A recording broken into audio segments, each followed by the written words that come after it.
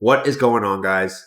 Welcome back to another video. This one is going to be super special. It is something that I have never done. All right, this is going to be a full 6-hour long free course that is going to tell you everything that you need to know in order to start and scale your coaching business all the way up to $100,000 a month. All right.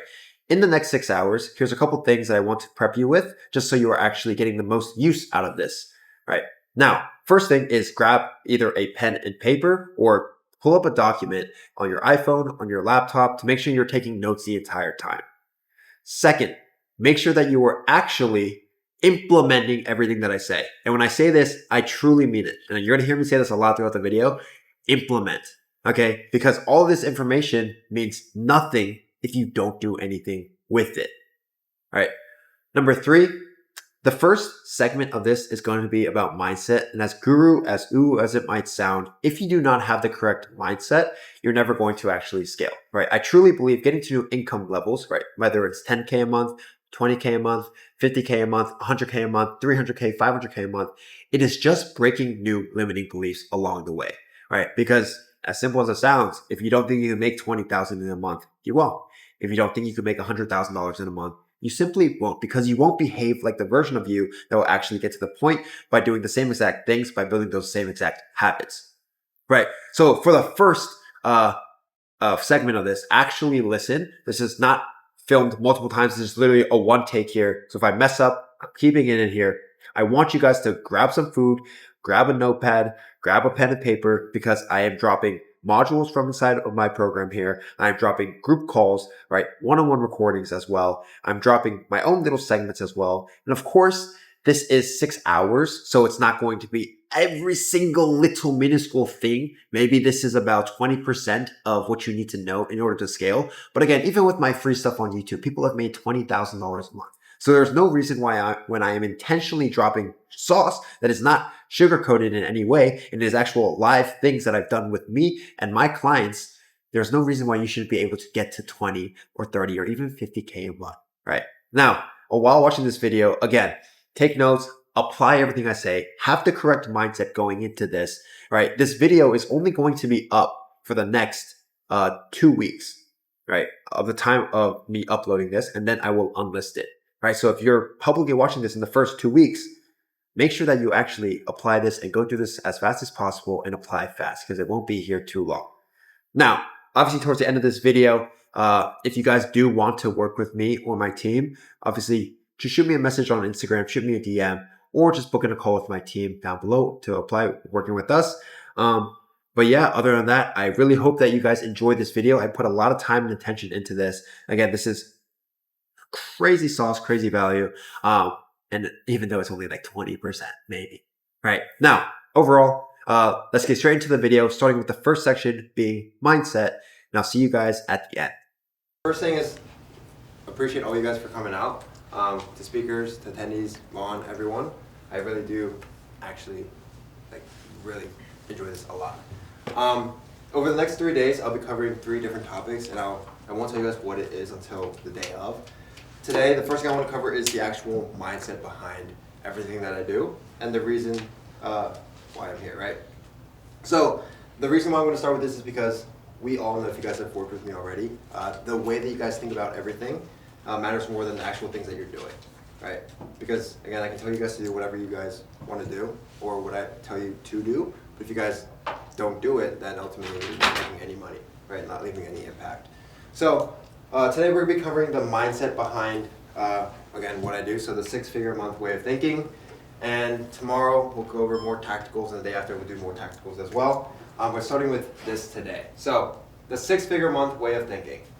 First thing I want you to do is take the next 3 minutes, just try to be as fast as you can, and write these all down. So first, list the 5 reasons why you want to make more money. So list 5 reasons or 5 things that you actually want. What do you get out of making more money? List 5 things fast. Then list 5 reasons why the situation right now that you're in sucks. Now, write down 5 things in your business you know you should be doing but you've put off. And then now write down 5 things in your personal life that you know you should be working on as well and you're not doing. Give you guys the next 3 minutes to write that. So with everything you wrote down, I want you guys in the next 20 minutes to every single thing I say, genuinely look down at that piece of paper or on your screen and look at everything that you wrote down. If you think you wrote down like a bullshit answer for one of them, you can always change it, right? But I want you, if it's a sheet of paper or if it's a doc, to either have it part of your wallpaper or have it a part as your lock screen, right? Have it a part, maybe just like in the back of your phone, right? Something, but I want you guys to actually remember everything you wrote down and just listen to everything I say and keep reminding yourself of why you wrote these things down, right? So, here are the main things, right? You already know what you should be doing, right? Most of you guys know, if I ask you guys, how can you guys add an extra 10, 20, 30, 50K a month into your business, you guys already know the answers, right?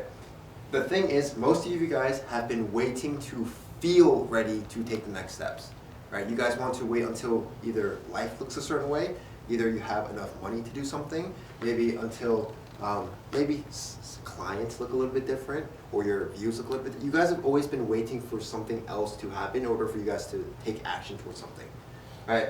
Now, most of you guys have also probably told people around you that you were going to go do something, right? Not go start a business, but go actually do this thing. Oh, I'm going to make this new funnel. Oh, I'm going to start posting this type of content. Oh, I'm going to do this objection handling on my sales calls. And in reality, how often do you do those things now, right? And if you've told people, have you already done them now? And the last thing, again, you guys have been busy every single day, right? I can't count how many guys I talk to that are working all day, every day, when in reality, you only need to be working like 3 hours a day. I was telling Ollie yesterday, I worked like 2-3 hours a day, right? My biggest month ever, I worked like 6 to 8 hours that entire month, right? I'm not saying that's completely normal, but again, it just goes to show that you don't need to work every single day, all day to make money, right? And again, in the past 3 months, has the number and your revenue for your business actually gone up drastically, right? Not an extra 10K a month, but an extra 40 or 60K, right? If the answer is no, right, this is probably why. So, nobody accidentally builds a business and makes this kind of money, right? You guys did not stumble across making an offer. You guys did not stumble across posting content. You guys did not stumble across closing 5, 10, 15K deals, right? It just doesn't happen on accident. Everything in your life is intentional. And your brain only has 3 jobs. 1 is to save energy, right? 2 is to avoid the unknown. And 3 is to protect your self-image, right? Now, making money is not something that your brain is wired to do, right? That's why most of the population just doesn't. So, my story about Bali about 1 year ago, right? Now, this is something I was talking about earlier with Tim as well. But in the past, I guess, 3 years of doing social media, I've had months where I've made a lot of money. I've had months where I was kind of figuring things out. I had months where I was trying to just figure out what content even is. I've had months where I've gone completely broke, right? And Bali, about a year ago, is a time where I went quite literally broke. And I was, quite literally stuck in Bali, right? Because I had no funds coming in. Now, the reason why I'm going to share this story is because a lot of you guys don't act until life makes you act, right? You guys wait until rent is due to make money. A lot of you guys don't wait until a girl texts you for you to respond to her, right? A lot of you guys will wait for life to look perfect or wait for life to actually punch you in the face before you act. And what does that cause you? Right? Stress, right? Sadness, loneliness, right? And this overwhelming feeling of, holy shit, is my life over, right? Now, this story from when I was in Bali a year ago, all right, keep in mind, I was in Bali, I had literally no money. There was a point in Bali where I had negative in my account, right? And this is a story I've never told on social media. I've said it to an extent, I said it was bad, but I never told the exact details, right? So I'm telling you guys here, negative dollars in my account, in Bali, right? Half my team gone, right? The rest leaving as well. And I'm figuring out what the fuck to do. Because my biggest month was $50,000 up to that point, but that month I was in a completely different time zone, right? I didn't have a team with me, right? I didn't feel good about anything that I was doing. My fulfillment wasn't the best thing in the world either, right? So now I was kind of just stuck there wondering and stressed out. Like, you can't be that stressed. Like, the level of stress that I was, you can't match it because I was stuck, right? No money, right? I have rent due the next month. I have cars to pay for, right? And I have to maintain my lifestyle on social media as well, right? Now, what happened the month right after I got back from Bali, if you guys know, is the first ever month where I hit and crossed 6 figures, right? The following month I hit $102,000. Why? Because life punched me so hard that I had no option but to react.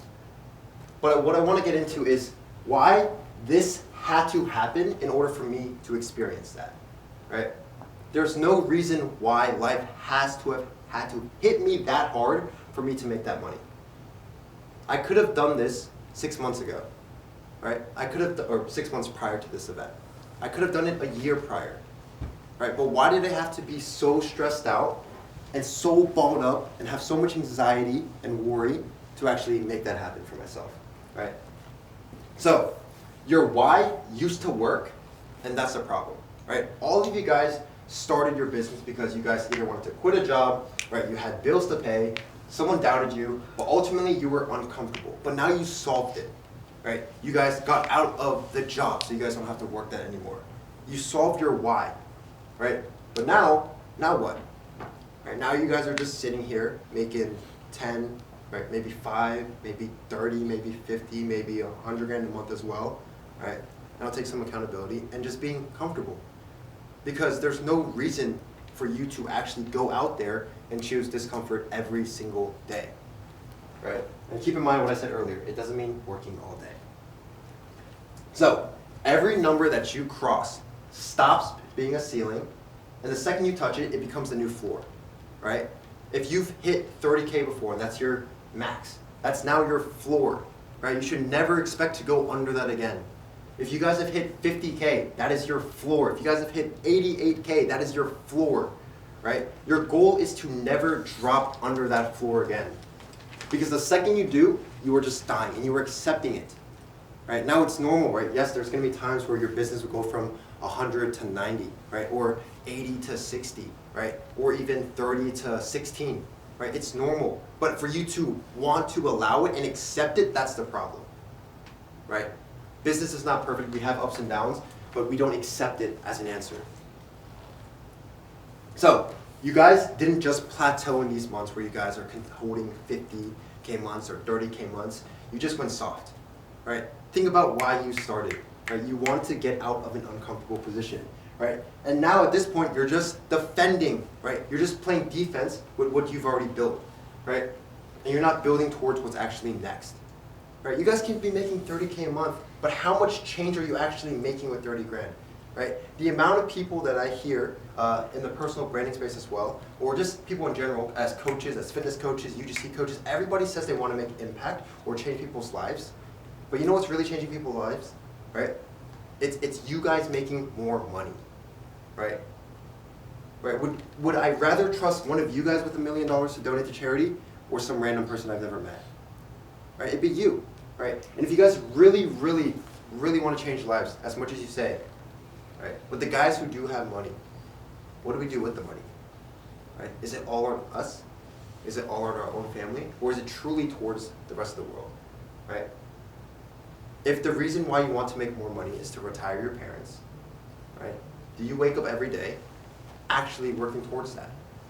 Right? Or do we just say it to tell ourselves, okay, right? And live in some sort of comfort.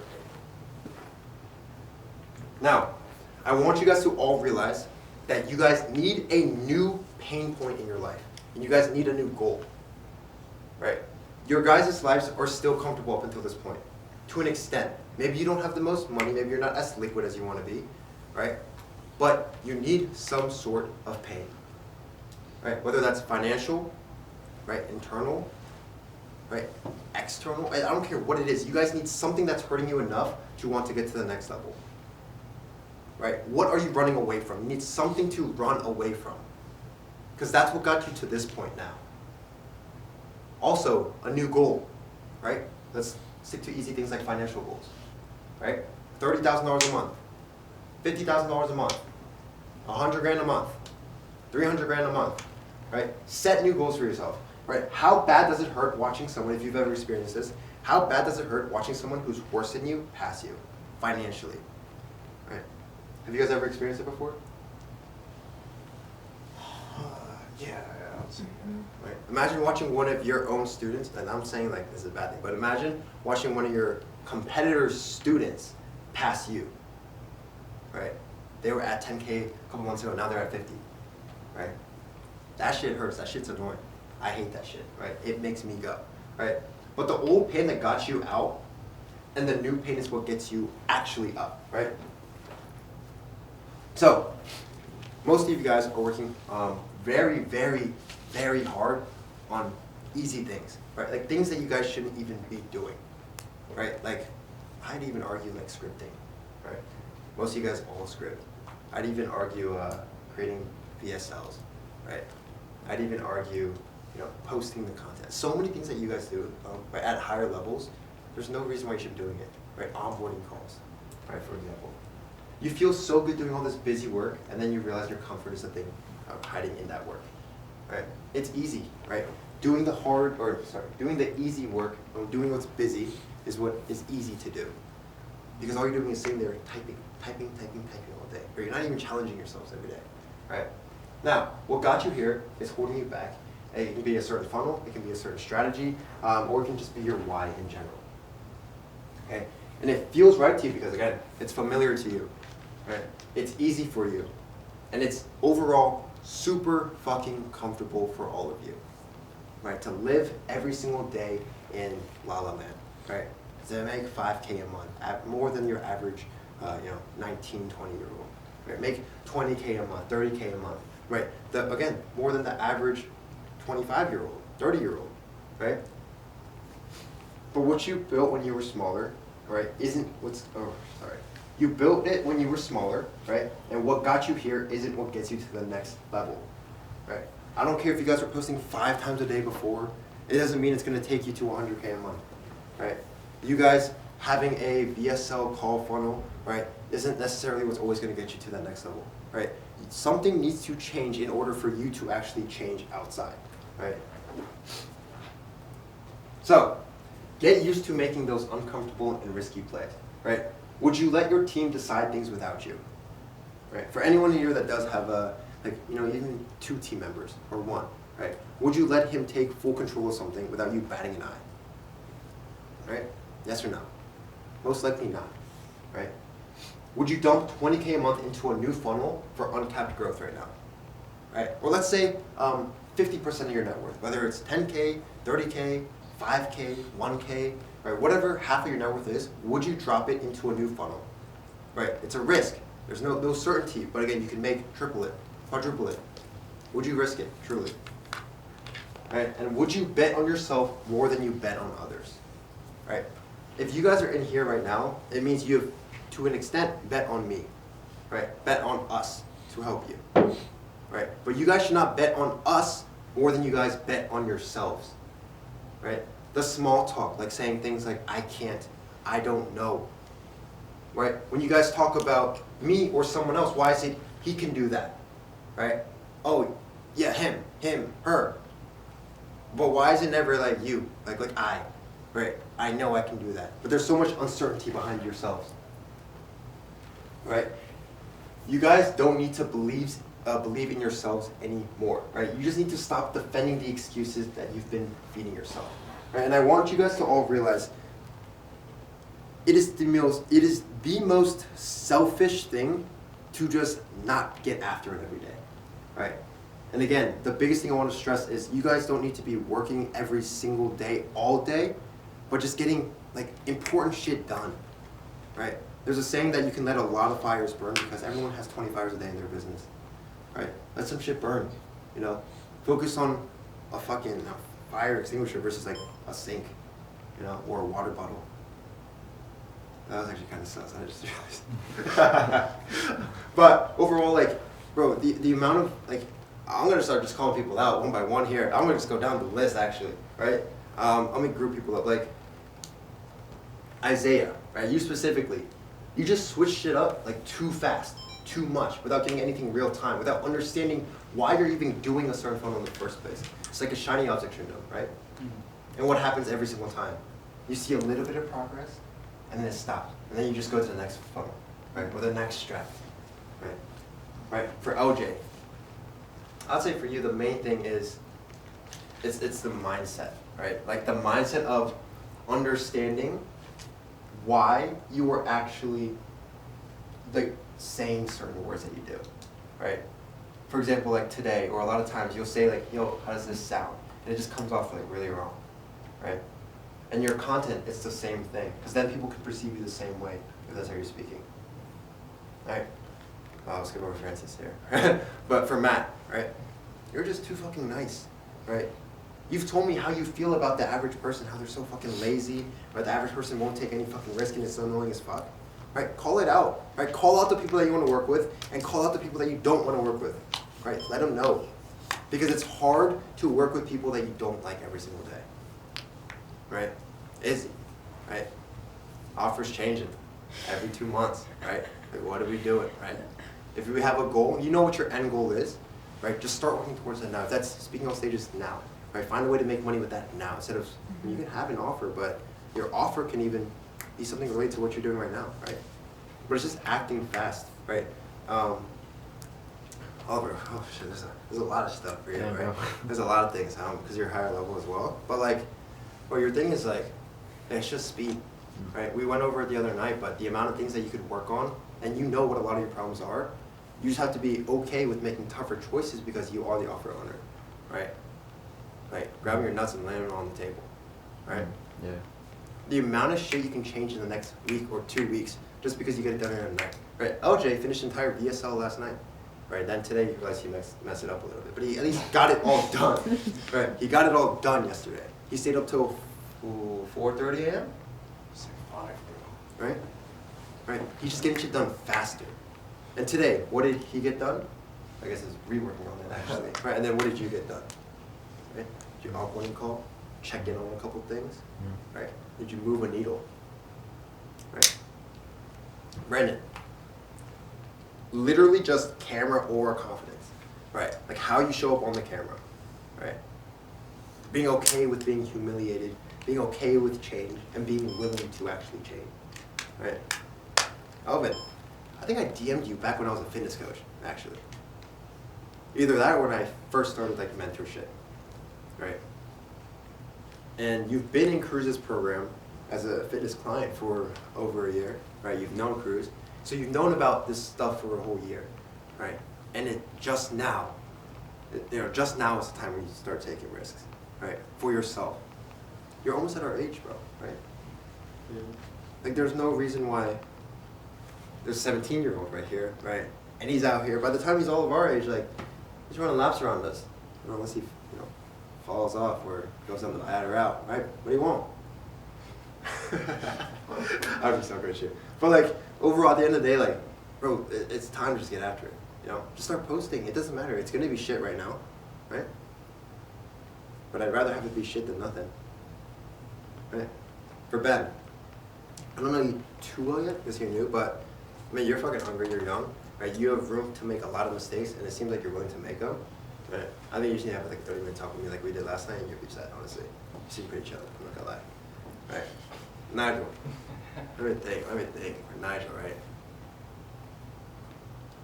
I think one thing you've been really good at now is just getting shit done fast, right? You've been really good at just getting shit done fast, but I think what you lack is, I think it's just like really going hard in learning the tacticals, if that makes sense, right? Like, I think the biggest thing you think of is like what we said on like the first slide is like the self-image, where you almost care too much about how people see you, and it stops you from putting out things that people need, right? Or things that your business needs, or things that your team needs. Right? Think about it, and now bring Francis in, right? Francis is probably making an extra 5 to 10K a month if we posted some content that wasn't as cool, but it was like more, or a higher chance of converting. Yeah. Right? Or like those YouTube videos, right? Those educational YouTube videos, right? Starting a second YouTube for it, right? But Francis could be making an extra 5 to 10 because of your actions, right? Because of your actions now, he's not making an extra 5 to 10. Yeah. Right? Overall, I'll say that for everyone. And Vaughn behind the camera, he's got to start an offer, right? But yeah, After that, right, these are all action steps that I told you guys to write down, right? And I want you to re-look down at your action steps after everything we just talked about, right? And look at, right, all the reasons why you want to make more money, right? And think about what it would feel like if you had that extra 100 grand in your bank account, the extra 300 grand in your bank account. How would that feel? What would you do with it? Right? List 5 reasons, or sorry, not list 5 reasons, but again, why does the situation you're in right now suck? Right? Can you guys hop on PJs whenever you want? I can't even do that yet. Right? Can you guys hop on yachts every single week? Can you guys buy your dream cars? Can you guys give your parents 10, 20K a month? Right? Can you guys literally do anything you want? Right? For me, that's why my life sucks right now. I can't do all that. Right? I can't go to Chanel and just buy 3 bags just for the sake of it. You know? Right? 5 things you know you should be doing in your business, but you've put it off. Right? Every single thing, like posting YouTube videos consistently. Right? Posting those reels. Right? Actually getting in the DMs, sending voice notes over text messages. Right? Getting on calls within the next hour because you know you can close a 5K pip now versus in 2 days when it's less warm. Right? Now, right, 5 things in your personal life that you guys should be working on. Whether it's working out consistently, going to the gym, eating healthy, right? Whether it's going on runs, right? Meditating, going to church, right? Whatever it is, those 5 things. If all of these don't happen, right, your life will stay exactly like this, right? And that fucking sucks. I don't want anyone to come back, 3 months from now, 6 months from now and tell me, yeah, Josh, I'm still here. No. The worst thing you guys can do is stay the same for the rest of your life. The best thing you guys can do is change.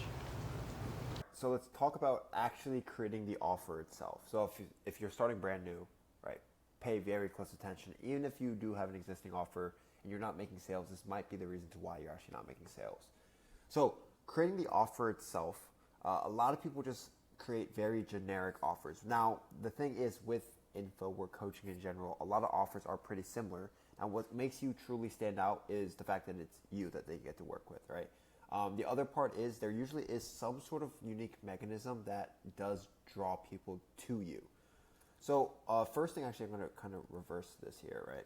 First thing that I want you guys to understand is that most of you guys have a content and market misalignment issue, right? Meaning what you're marketing doesn't actually align with what you're selling, meaning you're getting a lot of people getting to view your profiles or even visit your profiles or even getting followers, and these guys having to follow you for like some random reason not correlated to your offer whatsoever.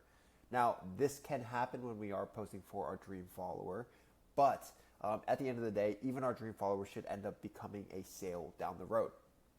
So most of the times when people have a content or market misalignment issue, usually it comes down to this, right? So let's say your offer is helping, let's say like very specifically like blue collar guys get in shape, right? That's an example. And I'll just throw another example. There's another example of like, let's say you help people throw frisbees further, right? And at the time you're watching this, I mean, David, our guy who helps literally people throw frisbees, we took him from 0 to already spent 12K the first month. So pretty sick, or yeah, 12K to the first month. So pretty sick stuff. And it's still like a make money offer, like help, let's say you do what I do, right? Help guys or help beginners start with coaching, right? So now when you have this as your offer itself, this is like who you're helping, right? So it's kind of has this, but this is who you're helping. Now in your marketing, right? Think about this. If your content is just posting random stuff or just posting random stuff to go viral, obviously it's not going to bring in people that you want to work with, right? Now, if you're a guy helping, blue collar guys get in shape, think about what these guys actually struggle with, right? Think about using your market research questions, right? What these guys actually struggle with, the limiting beliefs that these guys have, right? What true desires that they actually want in life besides getting in shape. Don't just think about the surface level answers. Think about why they actually would want to do the thing. And again, when you're posting content, most of the times people are posting content that has nothing to do with these guys whatsoever and their problems. Because even blue collar guys maybe want relationship help. But if you're posting stuff about getting a orange juice on the side of the street and it has nothing to do with anything whatsoever, why are we posting it? If it has something to do with, I don't know, even just like driving I don't know, I guess that relates to, right? But a lot of the times when you guys are posting content, it doesn't align with your offer.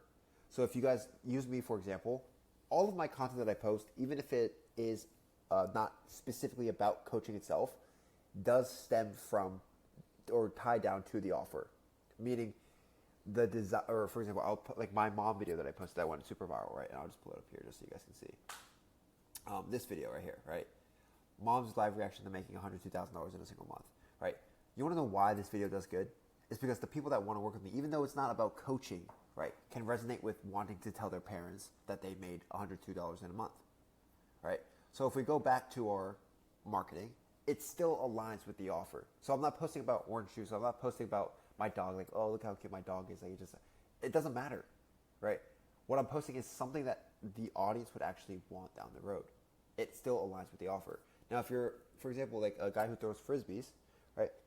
You posting stuff about soccer or golf or football has nothing to do with your offer, right? So if you're trying to post content, again, for this first lesson, make sure that the content that you're posting actually makes sense with what you're offering. Don't go into this route of like seeing what other people are doing, posting random things and just posting random things. That's not how content works. Sure, it can get you followers, but it's not going to make you any money. And now really think about who you're helping. This is part number 2, right? A lot of people have a very, very, very broad group of people that they help. The only reason why I am able to help beginners, intermediate, and advanced guys is because, again, I've been doing this for a while and people just know me as a guy who can help people make money now, right? But if you're starting off, or even if you're trying to create a very, very strong, or position yourself very well in the beginning, it's going to be helping a very specific group of people, right? Now, I don't mean you have to help like the 0.05% of the people on this planet, but again, I do not want to see I help busy men lose fat, right? I do not want to see this in anyone's bios. Something better would be, if you're Asian, right? I help Asian men lose fat, right? A little bit more specific because everybody's fucking busy, right? Everybody's busy. We don't need to have another coach that just helps busy people, right? Think about who you're actually trying to help.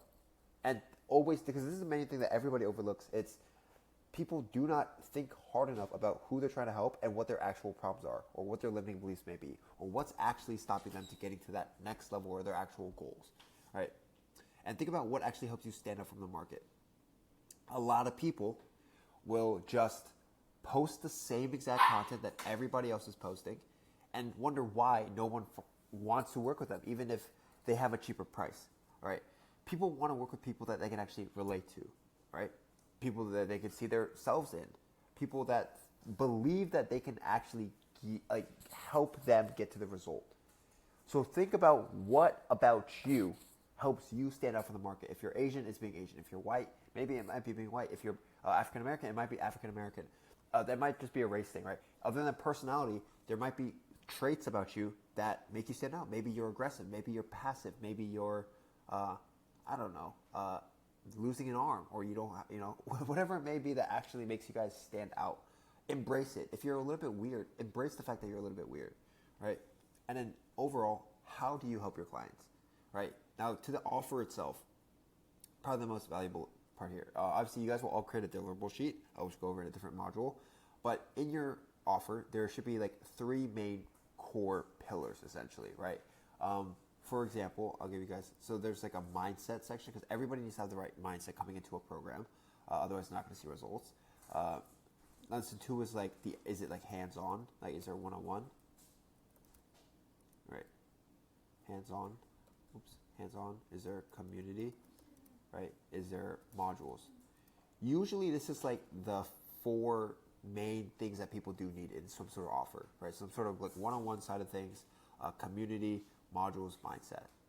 So obviously have modules set out for like mind. If you're doing modules, right, you're always going to need like mindset modules, right? Mindset modules. We'll do all of that here. Mindset modules. You're also going to need things like the actual, for example, for what I do, it's like content, sales, sales, fulfillment, right? Those are like the 3 pillars to coaching, right? So I'm going to have mindset, content, sales, fulfillment. If you're fitness, right, it might be mindset, right? It might be training, nutrition, and then it might be what we call like it might be a bonus, right? Bonus are just like extra things, or like what we have like SOP libraries. Like you might have like an SOP library as well, but like a bonus module section, right? Those are the 3 core pillars. No matter what it is that you do, there's always pillars to make.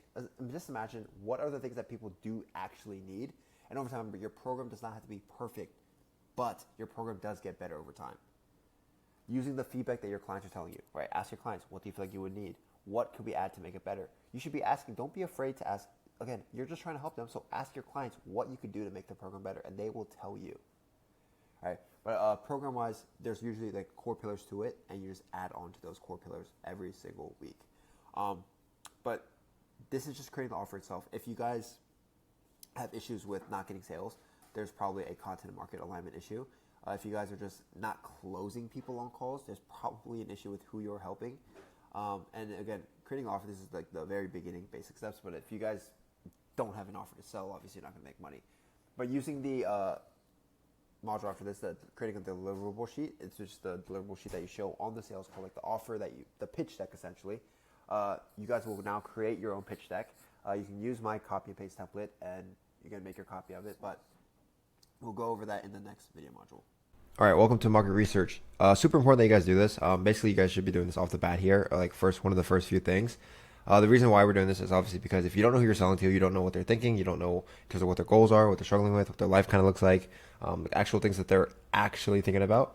When it comes to marketing, like creating content, when it comes to creating your offer, when it comes to talking your leads in the DMs, when it comes to the sales calls, you're also going to be very confused or very not feel like they're connected, or not feel like you guys are connected or a good fit. Also, again, from the consumer side, if it doesn't feel like they're understood, if they don't feel like they're understood, they're never going to buy from you. So super important that you guys do this. So I'll leave a copy of this down below so you guys can make a copy and then fill it out yourselves for your specific niches. But the goal of market research, obviously, understand exactly what product your ideal customers are looking for. If you haven't sold anything yet, again, if you haven't sold, you need to like genuinely perfect this part. So people you can ask, we'll talk about here. Again, book a free 20-minute call with your followers and offer something for free. You can give them like a freebie or something if they help on a free 20-minute call in exchange for answers to these questions. Basically, these questions right here. Right now, you want to ask these questions, and if you guys don't have followers, again, because sometimes people just don't want to hop on a call, and you don't want to hop on calls with people who like just don't have money or just would never invest in the first place. So sometimes even asking ChatGPT or AI is great for this if you don't have followers. You can ask family members that have jobs who you know would probably want to get in shape. You can ask them these questions. You can ask friends, coworkers, or anyone who has a job that you know would want to get in shape. Now these answers, try not to just get surface level answers. Always, always, always try to dig deeper and deeper and deeper. So it's pretty simply to put it, you just ask them these questions and then you get a deep answer. So again, for ChatGPT, if you guys are using AI, you guys don't have that many followers. Even me, like I'll probably use like AI from time to time, just even though I have followers. Try to ask the questions and AI will give you an answer, and ask it to go deeper and deeper and deeper and deeper until you get some really good deep answers from AI or the person themselves. Basically ask them what they're struggling with, where they want to be, right? A short story about themselves, what led them to where they are now, what major life events led them into this topic, right? Think about marketing, right? Think about all this in a marketing standpoint, right? What happened in their life to lead them into getting interest in this, right? What's preventing them from actually accomplishing their goals? What's preventing them from actually what they're thinking about in terms of or we're thinking about creating an exclusive community where people are just like again, X point or X pain with the desired result, right? What would you like in the community? Basically creating the best offer possible, right? What could we add to the community to make it extremely valuable? How much would you pay for a program like this? What would someone pay more for, right? A lot of people say like in person. What would make you want to pay more, right? And then you're just asking these questions essentially to create the best program and have the best marketing overall. Again, content becomes super easy when you know exactly what your consumer actually wants to hear, what they want, where they want to be, what they're struggling with, what they're thinking, what you know has led them to the point of getting interested in the X thing. But yeah, ask them these questions, fill this out, and get as many answers as you can. And you'll find a very similar theme going on with a lot of the answers that you get. But fill this out. If you guys are on the 101, obviously send this in your 101 channels. But yeah. When you guys, we're going to use Jack here as an example. When you guys are optimizing your profile, this is super, super important, obviously, just so you guys can make the most conversions. When you guys are doing outbounds, right, like reaching out to people, people are going to look at your page and make an assumption off of that, right? Anytime you DM anyone, most of the times, I would say 90% of the time, they're going to actually look at your profile. So it is important that your profile is actually optimized and people know exactly what it is that you do off of the first glance. So perceived value, it always needs to be nice. But let's get into the first part. Obviously, you guys use username. Obviously, you guys should ideally have like your first and last name in their username if possible. And if you guys can, I would always get the blue check. Even if you have 100 followers, even if you have 1,000 followers, it just helps with credibility. So get the blue check if possible. Next, you can have your name here. This is optional, where people have their names, and sometimes you'll see people have like online coach next to it. So again, this is optional. But I prefer just the name and no online coach, online fitness coach. I prefer this. You guys can do, for example, Jack Harford, and then people do like the line here and then online fitness coach.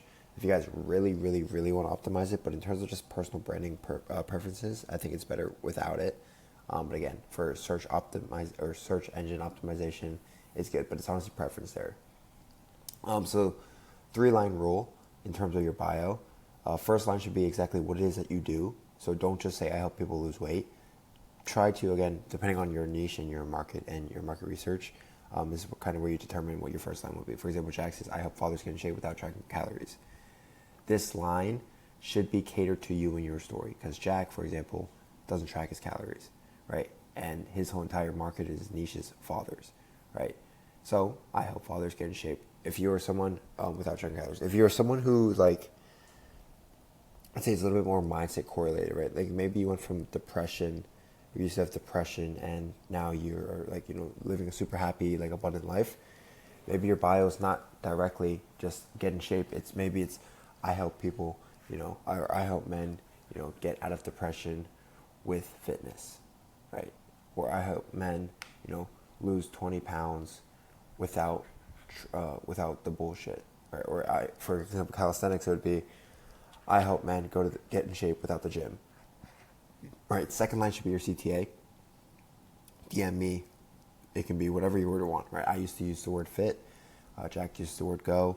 Some people use the word cut. Some people use the word abs, right? You can do whatever word you want. But DM me word for 101 fitness coaching. And then your last line, your third line should be strictly just basically something to push them to the VSL itself. So again, this is where the YouTube video would be, which is your VSL. So, for example, Jack says, get lean without tracking macros, or, learn my method below, or how to lose 30 pounds in the next 30 days. Or obviously that's an extreme example, but some sort of line to push them to the actual VSL. So that's the basic bio optimized. Next is stories. You guys need to realize if you guys have like, for example, if you're working with like brands or codes or anything like that, don't have it in the bio. If you just take it out, just have it as a story highlight instead. But I don't want you guys to have like 20 different story highlights. Have as few as possible and make sure that it will all push to your actual coaching. So if you have codes, you can have like one, for example, like Young LA, and then you have a code for that, you can have it there. Or if you guys have like supplement brands that you guys work with, just have it as a highlight, not in your bio. In terms of your story highlights, Jack doesn't have this, but you guys should have a my story highlight, which I'll show you mine. You guys should have client wins, testimonials. If you guys don't have these two, obviously because you guys are just starting out, just ignore it for now.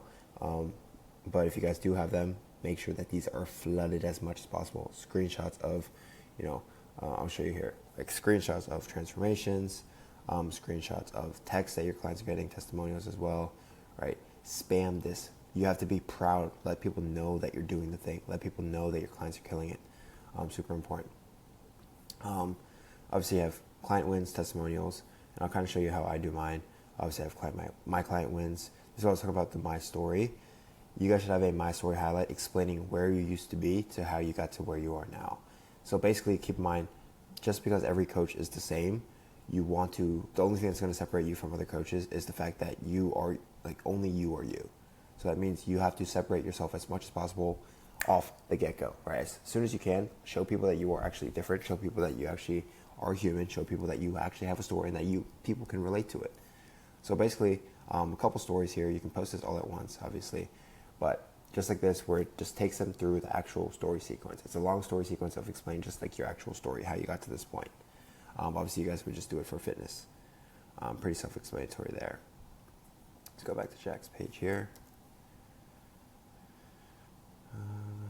Okay. And then now, super important, pin post. You guys need to make sure that you guys have pin post, and these again are like directing traffic to your actual coaching. So, profile optimization. I want to touch on this before we get into pin post.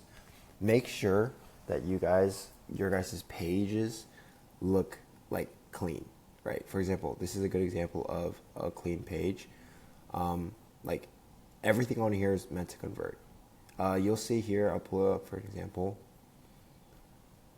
Something like this, right, doesn't need to be on the main page. Easiest way to shred out fat, because you're going to be posting, these are what we call like the filler videos. You guys should already know this. But these are like filler videos, super easy to make. Ooh, that's so loud. Super easy to make. But again, it's not going to convert a sale. You want your profile, like the main page, to be optimized to convert. And this is not optimized to convert, right? So this is just the Reels page where everything goes. As you can see here, all these are mainly talking heads, right? Self-doubt, handling objections, time's not stopping you, handling objections, right? Testimonials, right? This is for the people who live in stress, right? These things are going to actually convert a sale, right? So think about your page. When someone comes to your page, what do you actually want them to see off the bat, right? You go to my page, there's only certain things that I want them to see. I want them, again, my profile is also optimized. I want it to look nice. When they see certain reels, right, there's certain things that I want them to see, right? Everything else just goes in here, right? Everything else just goes in here because this one is not as optimized. It's just my reels that I post every day. So keep your page clean, right? Look professional. I'll show you guys some other examples as well. Right, this is another example, right? Clean page. Look how nice this looks. And if you go to his reels, let's see. I'll probably post everything else on here. Look how much more stuff is on here, right? But this stuff here, this is what he wants his audience to see. Like nice and clean, right? Let me show you guys some more examples. Right, nice and clean. All right, in this portion, we're going to be talking about funnels. Obviously, everything that we go over can be talked about in a lot more depth, but I'm going to kind of cover the surface level here, right? So there's multiple types of funnels you can run. For example, just this funnel that I run here is just a YouTube funnel, organic profile funnel, whatever you want to call it. We have VSL funnels, landing page opt-ins, challenge funnels, webinars. You have all these different funnels you can run. Me personally, I'm a fan of my profile funnel that I've been running here for the past, I guess, year and a half or 2 years now. And then also just a classic VSL opt-in page funnel as well. Those are my favorite two. So those are the two that I'll be covering in this video. Just because if you don't have a bunch of money to put into paid ads, or you have a smaller brand and you want to run Webbies, I don't really think it's the best for you at the moment. So again, this is going to be the best stuff for you, where it's more one-on-one and it's more human to human. So again, this funnel overall, I just have a link here that takes people to my actual YouTube page. If you click on this link, you see it takes them to my YouTube page. And from here, how the funnel essentially works is I grab everyone that watches my Instagram stuff and I want to push them to YouTube. Why? Because again, it takes about 7 hours of watch time for someone to fully convert into a quote unquote sale. Again, Reels only being 60 seconds long, or TikToks, it takes people around 3 to 6 months to actually buy something, because the life cycle is a lot longer, versus if you just shorten that time with people watching YouTube videos, where YouTube videos are 20 minutes, 30 minutes long, or an hour long. It shortens that gap and shortens that cycle. So again, we push everyone to YouTube, and then from here they consume all these videos. Again, these are organized. So again, we have like simple sales assets here, mindset videos as well to overcome limiting beliefs. Same thing with business limiting beliefs as well. VSLs here as well, testimonials here. We'll just have it. And overall, we just want to take them here because if they watch enough of this content, they'll be nurtured enough to actually convert into a sale. Pretty simple. And then on here, ideally, all of your YouTube videos should take them to one single video or landing page, and that should be your VSL video, or like an option to call and book in a link as well with you. Then we'll go into the actual landing page side of things. So if you want to go to landing pages as a separate funnel as well, you can have a link to this in your bio. Just make sure you're following Meta regulations for this. But yeah, overall, super simple stuff. Title, right, who it's for, VSL video playing. You can even have book a call option, opt-in below for like email, phone number, whatever you might want to do. And then very simple limiting beliefs or very common questions asked here. This is a rough draft of a VSL template that we have here. And again, who it's for, who it's not for. Down at the bottom having testimonials and results, just kind of chilling there, right? We got a bunch of results here. Guys going from 0 to 60K a month, 5 to 4. To 30K, 40K a month as well. Guys going from 20 to 50K a month with like literally 7,000 followers, all different types of testimonials. But yeah, we have everything there. And again, you can also set up down the road if you, I guess, have more money to spend on webinars or ads, you can start exploring funnels for those as well, like DM funnels and all that. But overall, this is a very, very quick video covering funnels, just because again, at the end of the day, you don't need that many. Okay, pin post wise, your own transformation, right? I'm assuming the client results as well, right? Your own transformation, write down exactly, like, make these impactful, make your pin posts impactful, make sure there's a story told or some sort of transformation. It should be like a before and after picture, right? You guys can have your clients before and after pictures or their testimonials as well, but also have like one, what we call like a my story highlight or my story reel, or like a micro VSL. Basically follow this structure that I followed here. Essentially a quick micro VSL. So your story summed up in about 60 seconds if possible, like a minute 30 seconds if possible, like max, maybe 2 minutes, right? But it's a pin post. Your pin post, again, on your profile should leave an impact, right? People should see it and it should do something for them. It should make them feel a certain type of way. It should make them want to do something, right? And those pin posts, remember, when you're doing outbound, it's super important because this is what they're going to see. So overall, that's the profile optimization. Hopefully that makes sense. If you guys have any questions, always feel free to ask in the community or just, obviously message me as well. But yeah. All right, so now that we covered the basics like offer, market research, your funnels, right? Which again, we could go a lot more in depth with, but again, these are the basics and it's really all you needed to really know, right? When it comes to creating your actual payment links, you can just look that up on Google. When it comes to creating your offer sheets, simply put it on a Google Doc, right? If you really want to. Now, when it comes to the next segment, we're going to be covering content. Now, all the things you watch here is going to be, again, group recordings, modules that I have as well, past resources that we've had that actually helped our clients scale their personal brands and actually create content that actually converts. Make sure that you pay attention to every single thing, and if you guys aren't taking notes, make sure to do so. Right? Everything that we talk about when it comes to short form, right, conversions, posting value content, all these different things about content that we go over are all valuable only when implementation with all these are involved, right? Because without any implementation, all this at the end of the day is just going to be theory for most of you guys. So as you're watching this next segment on content, make sure again that you're taking notes, and then as soon as you are done watching it, go apply. Right? Go apply this piece of content or the advice that you're getting from these resources and actually go out there and get it. Right? And you'll notice that you get more views, more conversions, more leads, more comments, more likes, more shares, more reposts, right? And overall, you're making more money. So if without further ado, let's get straight into the content segment. And if you guys have any questions, of course, always remember to reach out to me on Instagram, shoot me a DM, shoot me a question you guys have, and I'll see you guys soon. All right. So again, anyone watching back the recording, we're going over IG stories. So whatever you can post on your stories and how to actually articulate stories and, the reason behind them.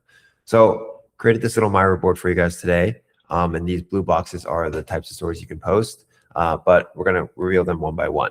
So if you need to take notes, feel free to take notes. Obviously, you can watch this recording back as well. But first thing we want to cover is what the actual point of IG stories are, right? Keep in mind, the reason why a lot of you guys don't know what to post on your stories are because you're thinking about your stories like you do with Instagram Reels, when in reality, They're really used for two different purposes. In my eyes, my reels are mainly used to bring in a new audience and somewhat nurture my current audience, right? My true nurturing is going to be done through my YouTube. So I don't use my Instagram reels to try to fully nurture or convert my audience. That's what my stories are going to be for, right? So the point of IG stories is to show behind the scenes and actually nurture. So if you think about you guys being a movie star, right? Or you think about a movie star in general, a lot of us really do wonder what our favorite celebrity is doing on a day-to-day basis, right? Think about, I was thinking like a World Cup's going on. So Lionel Messi, right? If anyone's a soccer fan, I'm sure you guys are wondering, what does Lionel's day-to-day look like, right? I want to know why Lionel decides to make decisions the way he does, right? I want to know what's going on inside of his brain. How did he become so successful in soccer, right? This is an example, but our stories are meant to be treated the same way, as if we are actually showing them the behind the scenes that people would want to see, right? So again, our reels are meant to bring in a new audience, pique interest so that they would actually want to watch our stories. Because at the end of the day, a lot of you guys don't see all of my reels. I'll post 2 to 3 times a day. You guys don't see all 2 or 3 of my reels every single day. But my stories, you guys see every single one. And I know because I see your names every single time, right? So again, the point of IG stories is, again, not to bring in a new audience, but to capture and nurture and show behind the scenes of the audience that you already have, right? So you're trying to get them truly bought into you.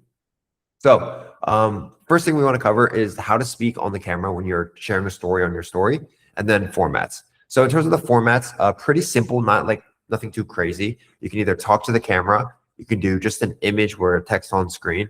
You guys can just do B-rolls, like for example, something like this, right? You guys have seen this a lot. Me record the group call and then be like, client, something, something, something, you know? But it's simple, like B-roll. If you guys are, sitting at the beach, B-roll of the beach with text on screen, right? Or you guys can just repost one of your reels on your story as well. I don't do this often. I'll do the very time to time, but sometimes I will.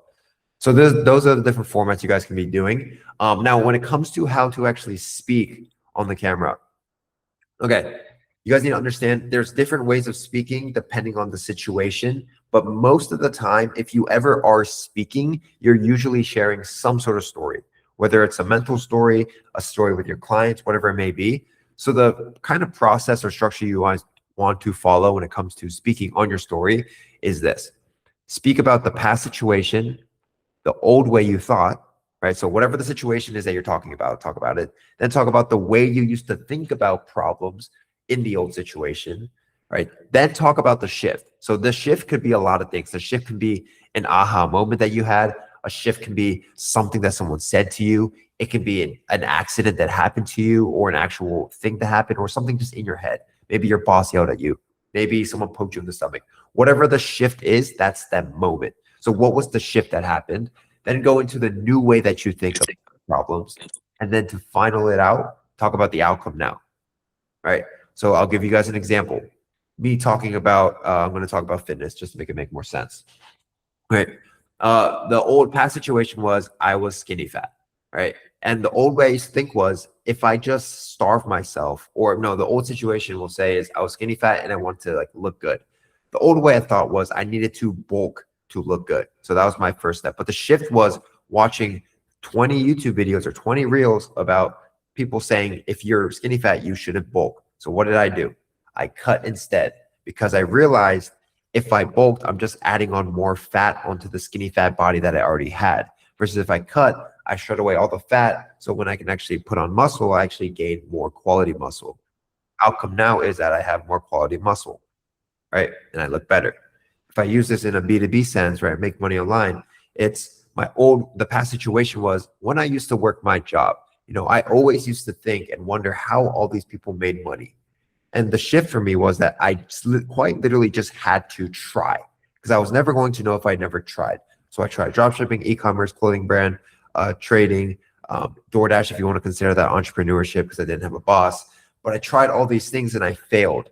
So the new way I had to go about it was, at least that I tried everything. I knew something would work if I just didn't give up. And the outcome now, obviously, me being here, right? So those are examples of like how you speak to the camera. And obviously the more you do it, the more it's sort of, easy in your mind and it becomes more of a flow over time. But the basis is you're sharing a story. You're sharing how you went from before in your head to after, right? Because that's what's going to truly get someone closer to a sale. Remember, again, wrapping back, our reels are to engage or not engage, bring in a new audience, right? Peak interest. What does this guy do? How is this guy this way? How does this guy make money? How does this guy look so good? How does this guy have such a good mindset? Our stories are to nurture that thought, right? Show people why our physique is so good, right? And we're going to show them and show people how we make money, right? Through these kind of story posts that I'm about to reveal one by one on these boxes. Now, we're going to go one by one. So if you have a question after a single box that I, unveil, feel free to, raise your hand and ask a question.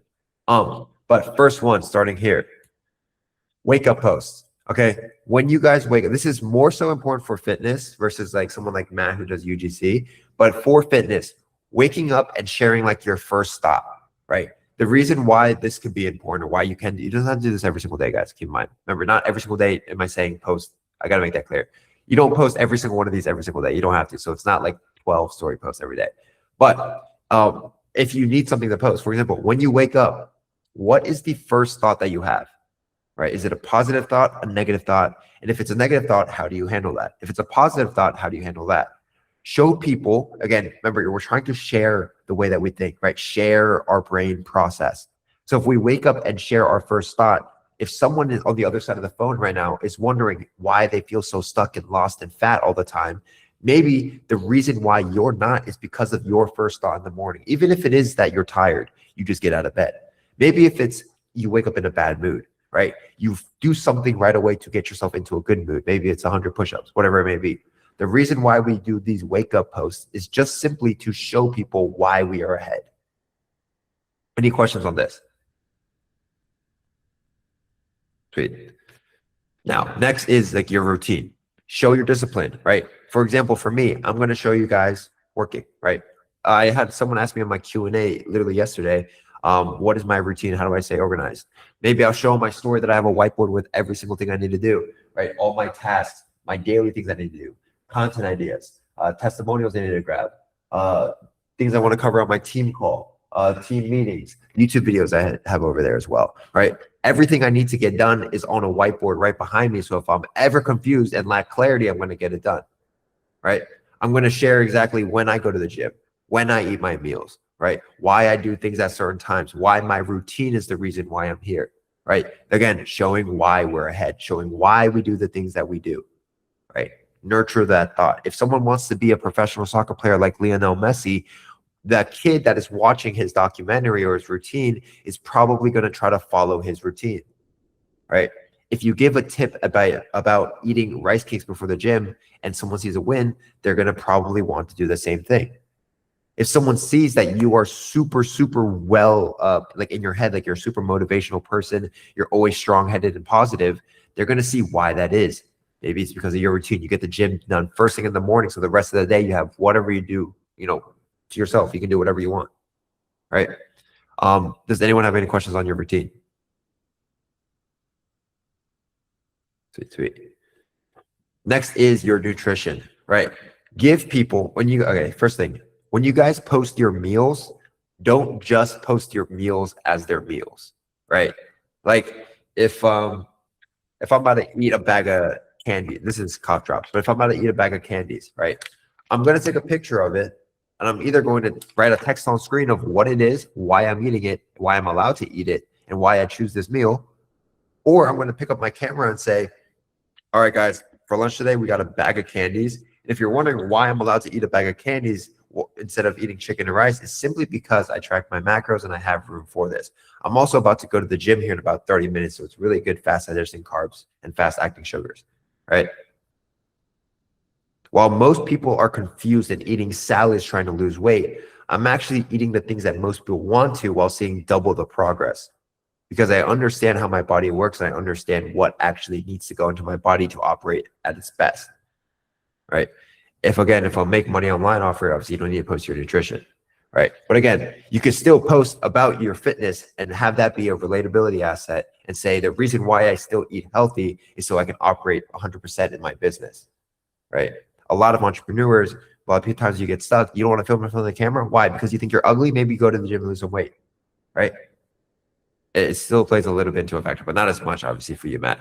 But again, you can also break limiting beliefs or myths about the foods that you're eating, right? If it is just rice and ground beef every single day and rice and chicken, show that, right? Then you're just showing discipline, right? You can completely flip the script and just tell everyone, everybody online tries to make fitness seem like it could be easy. When if you really want to see progress fast, you're just gonna have to suck it up and eat the same things every day, right? Because at the end of the day, once you get in shape, it's easier to maintain, right? But the battle to get there, the initial, physique that you want, it's going to be hard no matter what. So you have to stop listening to influencers online, right? Anyone have any questions on nutrition?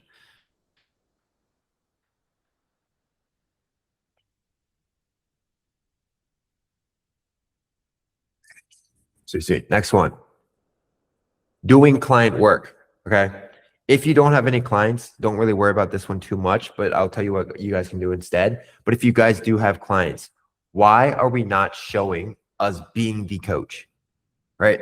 Think about it. If anyone is wondering about getting into your program, they probably have fears and questions, right? The only reason they have fears is because they have questions. Is it going to work? What does it really look like? Should I DM this guy his keyword? And if I don't, it's probably because I just don't know what I'm DMing him for. But in reality, if you just show on social media and your stories, the people that are watching you every single day, right, yourself actually being the coach, right, showing them what it's actually like to work with you, showing what you do for your clients. If you're a fitness coach, obviously, you can film a little, you guys see me do time-lapse videos sometimes on my stories. You guys can film a time-lapse video on your story, right? Spending 3 hours building client plans. Super excited to get these guys in shape, right? Adjusting training plans, making sure these guys all build the muscle the fastest they can, right? If we're UGC, for example, or any other niche, it's, again, making sure I'm taking client calls, right? You can even share clips of your client calls, mini wins, or just show them when you hold your clients accountable. Show your community as well, right? Think about it. I share my community, the wins, little insights of calls sometimes, right? I show myself building work or doing work or building Miro boards. I'll show all these things because I want to show people that I'm not just the influencer who just LARPs on social media, right? And if you ask yourselves, who would you rather buy from? The coach who's showing all the work that he's doing, or the coach who just posts their body or just posts the money that they're making? Clear answer to me is the coach that's showing actually them doing work, right? Doing the actual coaching, showing that they're not getting scammed, showing that the coach actually cares about their clients, showing that the clients are actually having a good time. Right. Show people what it's like when you hold your clients accountable. People want, especially in fitness, people want accountability. The only reason they're not in shape is because they can't hold themselves accountable. So show them how much you care about your clients and show them how much you hold them accountable. Everything makes sense on doing work? Go ahead. Andrew, go ahead. Can those go into like a story highlight? Like say I'm training my client and you want to show like the highlights. Can that go into the client story highlight? I would say show it in your client highlight if it's a win. Okay. But if it's just you building a meal plan, I wouldn't really consider it like a wins highlight. Because again, you can post that like every other day if you wanted to. All right, got it. Thanks. Donnie, go ahead. Is there a way for those without clients to post like an equivalent version of this that shows like, yo, I will be doing this for you? That's not just DM me the keyword for the system. Yeah. So if you don't have clients right now, one thing you guys can always do is like kind of like fake it and just like build out some sort of meal plan to say building meal plans. You don't have to say for clients. You just say building meal plans because you technically are. The second thing you can do is, for example, show you guys literally doing the work for content. Like working on this new YouTube video for you guys. This one's going to be super sick for anyone who is X situation. Right.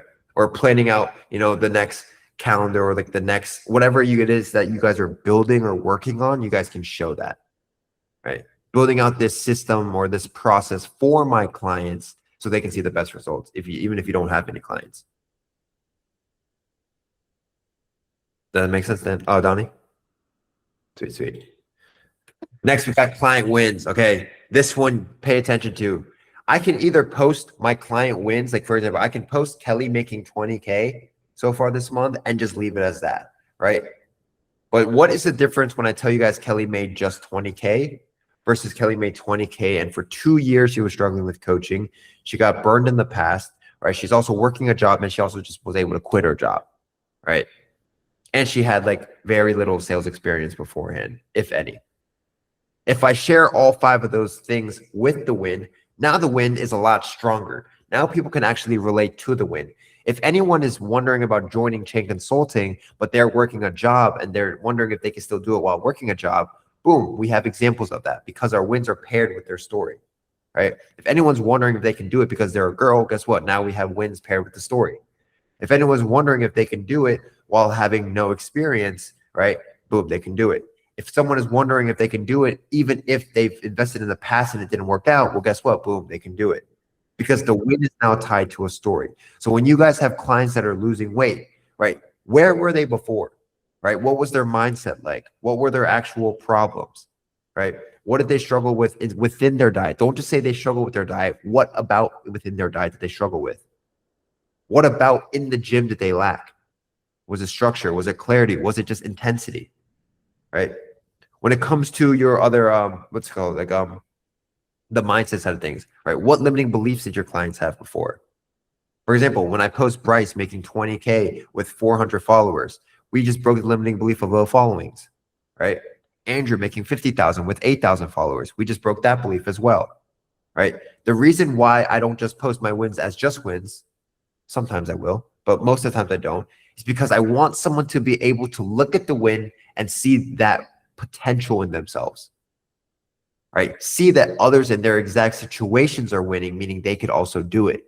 Because again, the only reason people don't buy realistically is just fear. Fear that they can't do it. Fear that they're going to be the one person that can't. They think they're the one person with all these crazy, unique situations or problems. That means they can't get the result. Right? Any questions on client wins? So you can post like testimonials, interviews, obviously their stories before and afters, and obviously like share the ultimate result. Any questions on client wins? Sweet, sweet. Next one is story sequences. We had a whole group call about story sequences itself, and we have like a whole doc and SOP laid out for it. So if you guys want to like watch the group call back about story sequences, watch it back. But realistically, again, on story sequence days, this is like the only story you want to be posting. So it's going to be like 3 stories that you post, like usually the win in the beginning to catch them, the middle, which is breaking the limiting belief, and then the CT at the end. But there's different types of story sequences you guys can post. Again, it's in the past group module or group call recording, so you guys can watch it back. But we have client transformations, personal story, problem solution sequences, authority/mastermind, and then lifestyle sequences as well. So there's 5 types of story sequences you guys can be posting. Again, if you guys don't know what I'm talking about right now, feel free to watch back the past group recording because we don't want to take the whole hour talking about just story sequences. Next one we're going to talk about though is your actual workouts. So this is, for example, just going to the gym and filming clips of your workout, right? If you're doing bicep curls, record some bicep curls, record some tricep extensions, record your entire workout if you want to. But the real purpose of this, again, is one, not only showing up every day on your story or showing up for yourself and showing up for your audience to show them that you actually are a leader, someone who does exactly what they say every day, but also to show why you do the things you do. Again, just like your nutrition, we don't just do bicep curls. Maybe you do them like this, standing up, arms straight down. Maybe you're someone who leans forward a little bit, but does it like this, right? Maybe you're someone who doesn't do hammer curls at all. Maybe you're someone who doesn't use cables and only uses dumbbells for biceps, right? Show and explain the reason to why you do the things that you do, again, within your training. Again, for Matt in UGC, right? Show why we post the content that we do, right? Give value. Show why you posted this reel. Show why you're actually editing right now. Show why, whatever you're doing, show it to them and explain why you're doing the things that you're doing. Again, all of this, the theme overall is explaining the way that we think, right? Showing people why we do the things that we do, right? Our beliefs, and we're getting into it as well, our beliefs, our values, right? Our decision-making, all of that. But again, also at the end of the workout, you can also just talk about takeaways. Yeah, today I realized while I was working out, my strength was a little bit weak, right? Weaker than it was last week. So what am I going to do to adjust? Yeah, I realized that my energy was a little bit lower, and that's probably due to a lack of X, right? Lack of carbs before, right? But again, give them takeaways from your workouts to show people that you're still an expert. It's like me making content and not talking about how 100K a month is the best. I'm going to talk about why I'm not at 200 yet, right? I'm going to talk about my on my YouTube videos or my own stories why I'm not, 100%. Like I never make myself to be a figured out 24-year-old or 23-year-old, right? I never talk about how my life is perfect. All right. There's still challenges that I battle up in here, and I still share those thoughts. Right. And that leads into my business. And I talk about how I can still improve my business. Right. So within your training, still show, right, takeaways and flaws that you have to show how you yourself can better. If you guys were in Jack's call yesterday, remember Jack content before to Jack's content now. One of the things that Jack was saying was that he progressively just shows up for his audience, and his audience can see the growth within him, right? A lot of my buyers have either watched a shit ton of YouTube videos where they can see that journey and see that growth in a short amount of time, or they've been following me for a long time where they could actually see my growth in real time, right? What kind of growth are you guys having, whether it's with your physique, your life, your mindset, income, right? So you guys are all okay. I'll see you, Kelly. Close them. But all of you guys have what's it called? Sorry, that's showing me real quick. All of you guys have some sort of growth that you guys should be documenting. If you guys aren't documenting, why do we have a personal brand in the first place? Right? The whole point of it is it to be personal, right? No one likes a story where someone just like was born rich. Right? Nobody cares about a guy who's just born rich. Everybody cares about the guy who went from homeless to rich. So again, on social media, no matter what, share the growth. Whatever is happening, if it's income, mindset, physique, right? Share the growth. Any questions on that aspect? No. Sweet. Next here, we have reflection. So this can be done in the beginning of the day again, end of the night, middle of the day, at any point of the day. But reflect on your day, reflect on your morning, reflect on your past self. What sort of realizations are you having in the sense of, okay, your actual mistakes, right? If you didn't get as much content as you want done today, even as a fitness coach, you can talk about it.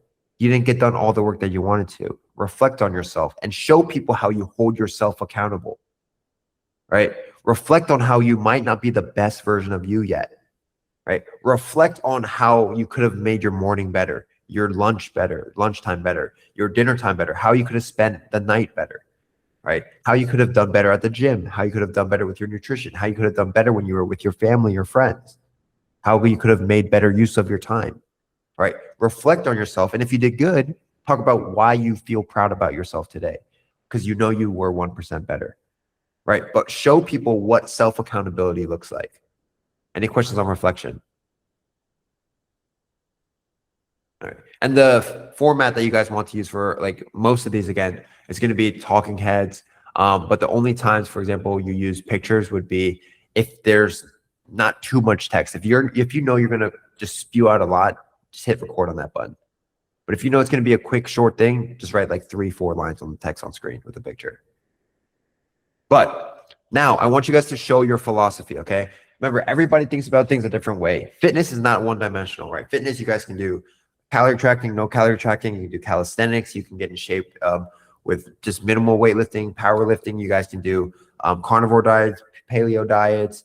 You guys can do like a whole grain diet, or I don't know, a vegetarian diet, whatever it may be. But keep in mind, everybody does something a little bit differently, right? Everybody also thinks a little bit differently. So again, we're showing our philosophy. We're showing people and telling people why we do the things that we do, right? Showing people why again, this could be like with decisions or like your motivations.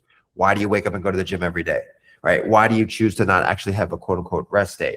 Why do you choose to eat steak instead of chicken? Why do you choose to not go out when you could go out once or twice a week and not damage your physique, right? But why do you still choose to lock yourself in your room? Why do you choose to go out once or twice a week, right? Show people, again, your philosophy behind your life, right? Because if people are going to buy into you, they want to know, again, the way that we think, right? What's going on up in here? Remember, the whole entire theme is brain. Next is your aha moment. So throughout the day, realizations that you guys are having. All right. So again, you guys can be doing anything. I just had a call with Donnie and we went over this. Donnie was watching a basketball game. He posted on his story just one story that day, and it was just him, a picture of the TV, him watching the basketball game. When in reality, what he could have done was while watching that basketball game, maybe he had 1, 2, 3, 4, or 5 thoughts that came up in his head. Like, wow, this guy sucks. Or wow, this guy's really good. Or wow, these guys are really in shape. The amount of things he could have talked about while watching that NBA game, and I'll give you guys some examples. You guys would be like, oh, maybe is that simple? It is that simple. For example, if he realizes that this guy that he's watching on TV sucks, he can talk about why most people are average, right? Why most people can't be consistent every day, right? If this guy's really good, he could talk about why this guy is really good and what he sees in himself, right? Again, this can be reflection, right? If he's watching a basketball game, he could talk about why NBA players look the way they do, right? Why they work out every day, but they don't look like aesthetic, right? Because they train differently. Why you shouldn't have an athlete's training system or training structure, right? What kind of nutrition, what kind of lifestyle do you think these guys have? What kind of mindset do you think these guys have to actually get to the NBA?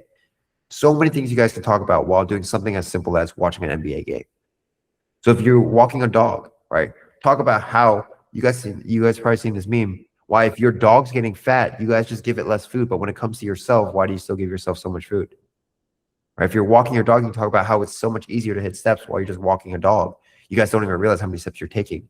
You guys just are taking $7,000 steps a day, or not dollar, 7,000. So he's saying dollars, 7,000 steps a day that you guys don't even realize because you guys are not tracking that. You guys only need 3,000 to hit that 10,000 mark, but you guys don't know because you're just not tracking.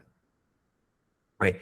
You guys are with your friends. You guys can talk about how you realize what matters most in life is your friends. So if you can make all your friends, the time with your friends, so if you can increase the lifespan of all your friends by getting them in shape, by holding them accountable, that's what matters the most.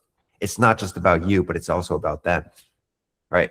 No matter what it is in your day-to-day, you can take a lesson or an aha moment or a realization out of any moment in your day, as long as you try to think what lesson you can pull from it.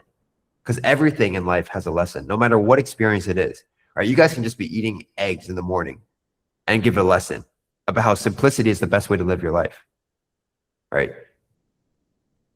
And it's something that made you, what did you do that made something click? Right? For example, today I realized that this water bottle has been on my desk for the past 3 weeks. I literally just realized that just now. Right? If I wanted to, I can make a story about how, literally having a dirty desk can be a cluttered mind, right? And the reason why I feel so overwhelmed or disorganized might just because there's a water bottle on my, there's a couple other things here too, but there's, a water bottle on my desk that shouldn't be there. Or why not just finish this off where there's this much left and go throw it away, all right?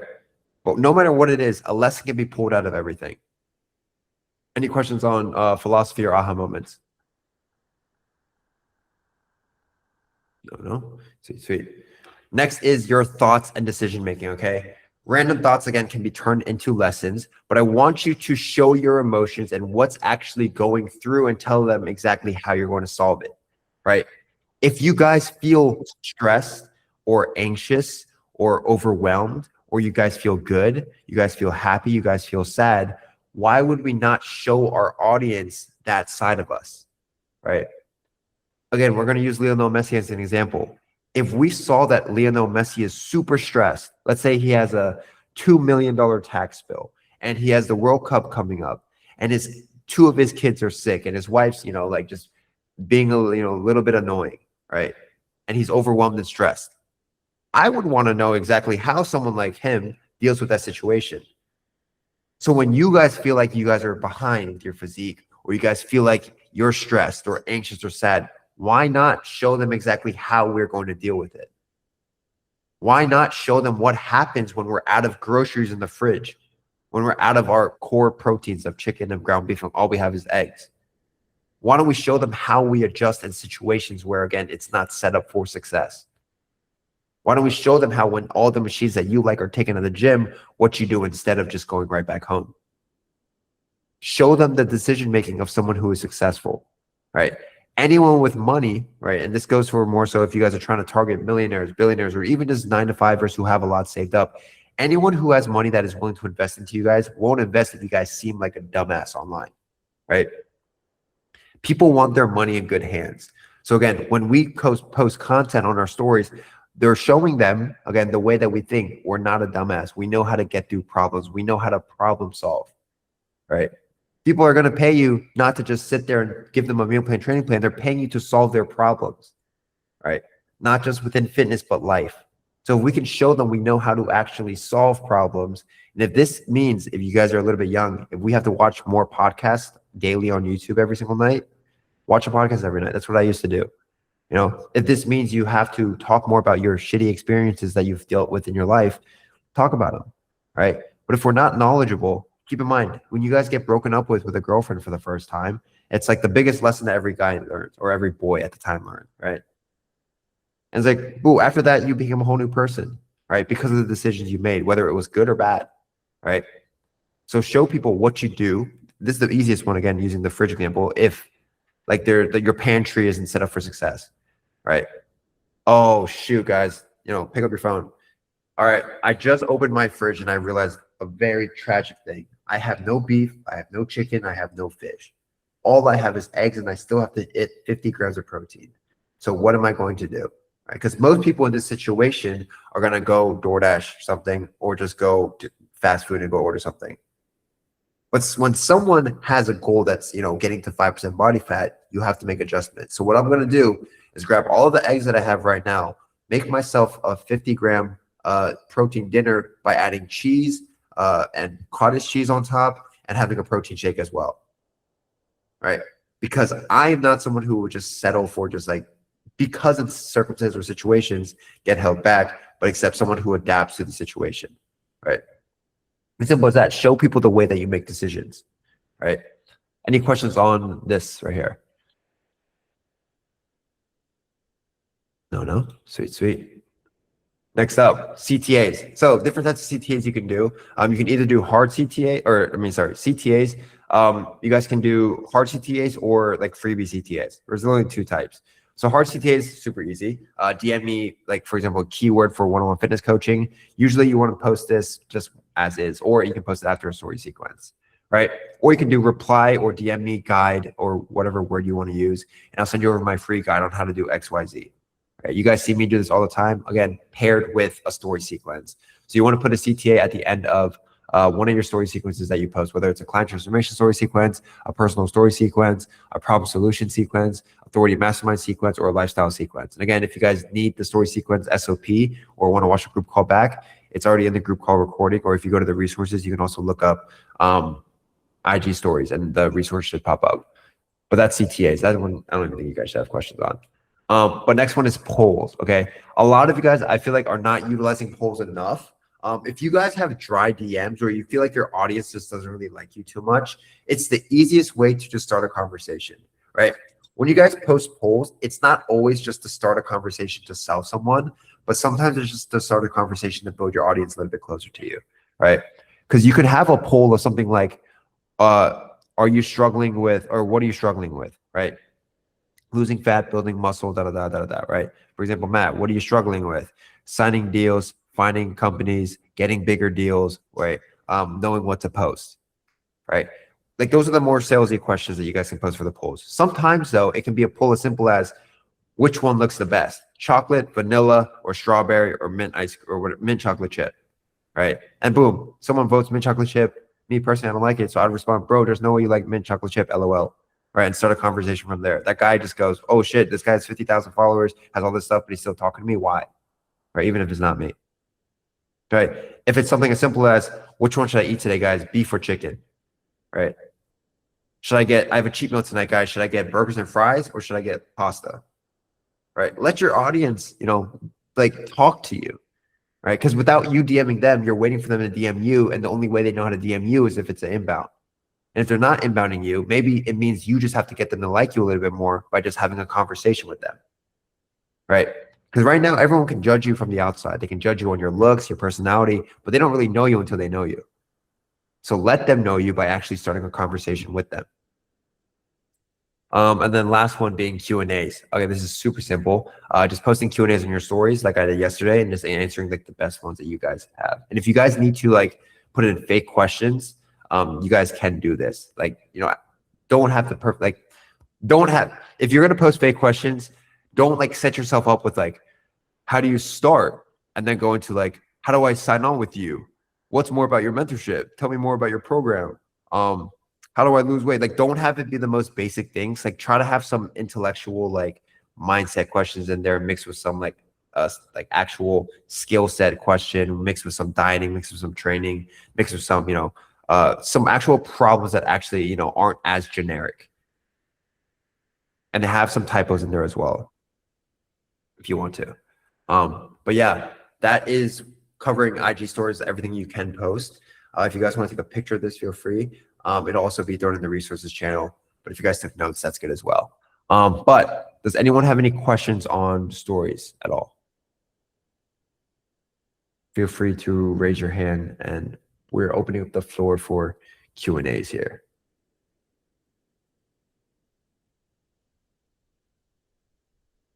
All right. Donnie, how was that? I know you were struggling with IG stories a little bit earlier today.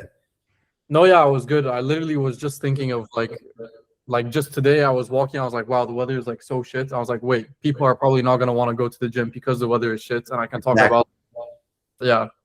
Like I'm trying to pick up these little thoughts that I have and actually will try and make a video out of them. So exactly. All right. That's like a perfect example, Donnie.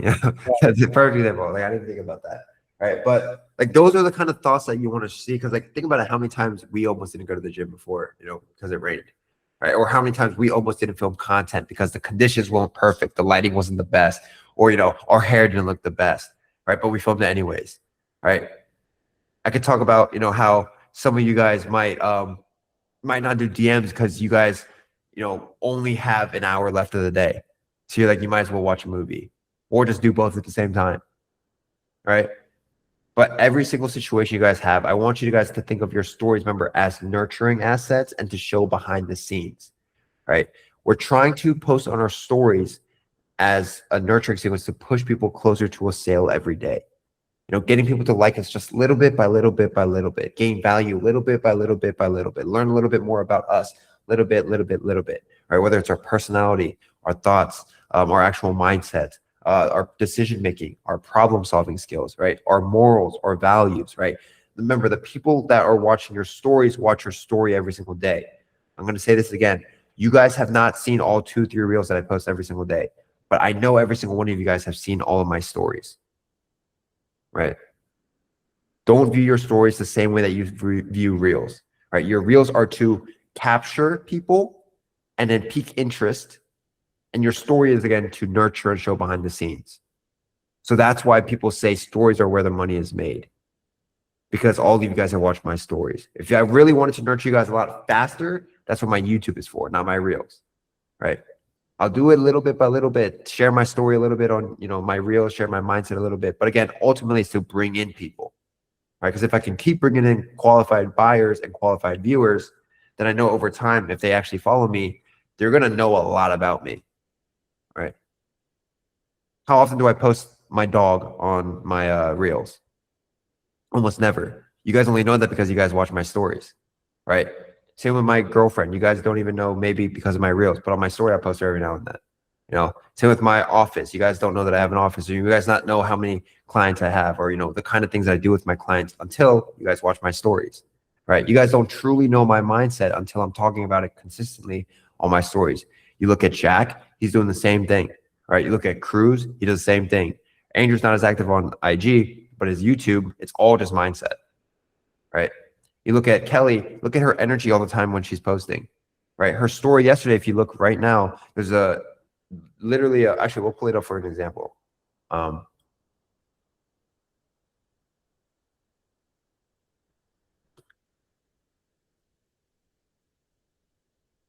Doing a little secret. My life just changed before my eyes Friday. And I want to tell you so badly what I did. Right. She's actually speaking to you, right? She's sharing her thoughts. She's sharing her growth. right? And as simple as it sounds, if you just go about your day, instead of just going about your day unintentionally and go about your day intentionally while having your phone on hand, right? And actually thinking for a second, wait, if I'm doing something, can I record content right now? It doesn't have to be the world's best piece of content. Remember, this is just our IG stories, right? This can be the rawest version of you, the realest, the truest version of you. And if you really like the topic that you post about, boom, we can turn it into a reel. But if your videos aren't perfect or you're stuttering or you mess up, it's fine. It's an IG story. It's not meant to be perfect, right? If I started following someone and all of their stories were like these perfect cinematic things, oh my goodness, I would hate watching the stories, right? If all Lionel Posey posts on his stories was just ads, right, I would hate it. But if I saw videos of him on a story talking about, I'm going to do English because I don't know how to speak Spanish, right? I'm going to say, guys, today, I had training, super hard day, came home, fed the kids, we were eating for dinner, right? It might have no value at all, but I'm going to be wanting to watch that a lot more than just Messi's highlights, right? And again, Kelly, what's her next story? Right? She's literally like screenshotting the actual followers, the engagement, and actually talking to the audience, right?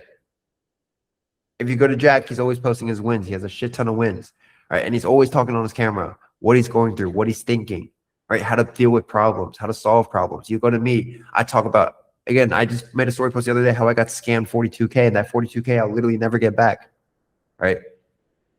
But again, on my story, I talk about a lot of things that are going on within me. And that same energy, the same passion you guys have, that same emotion should be drawn out onto your IG stories. Does that make sense for everybody?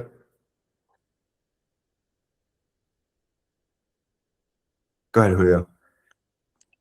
Yo, brother. So everything's been awesome so far. I do have a question when it comes down to, IG reels versus stories. There's times where I'm like, okay, I'm going to shoot a story or I'm going to shoot a reel. And then I like ask myself, like, low key, like this story would do very well as a reel.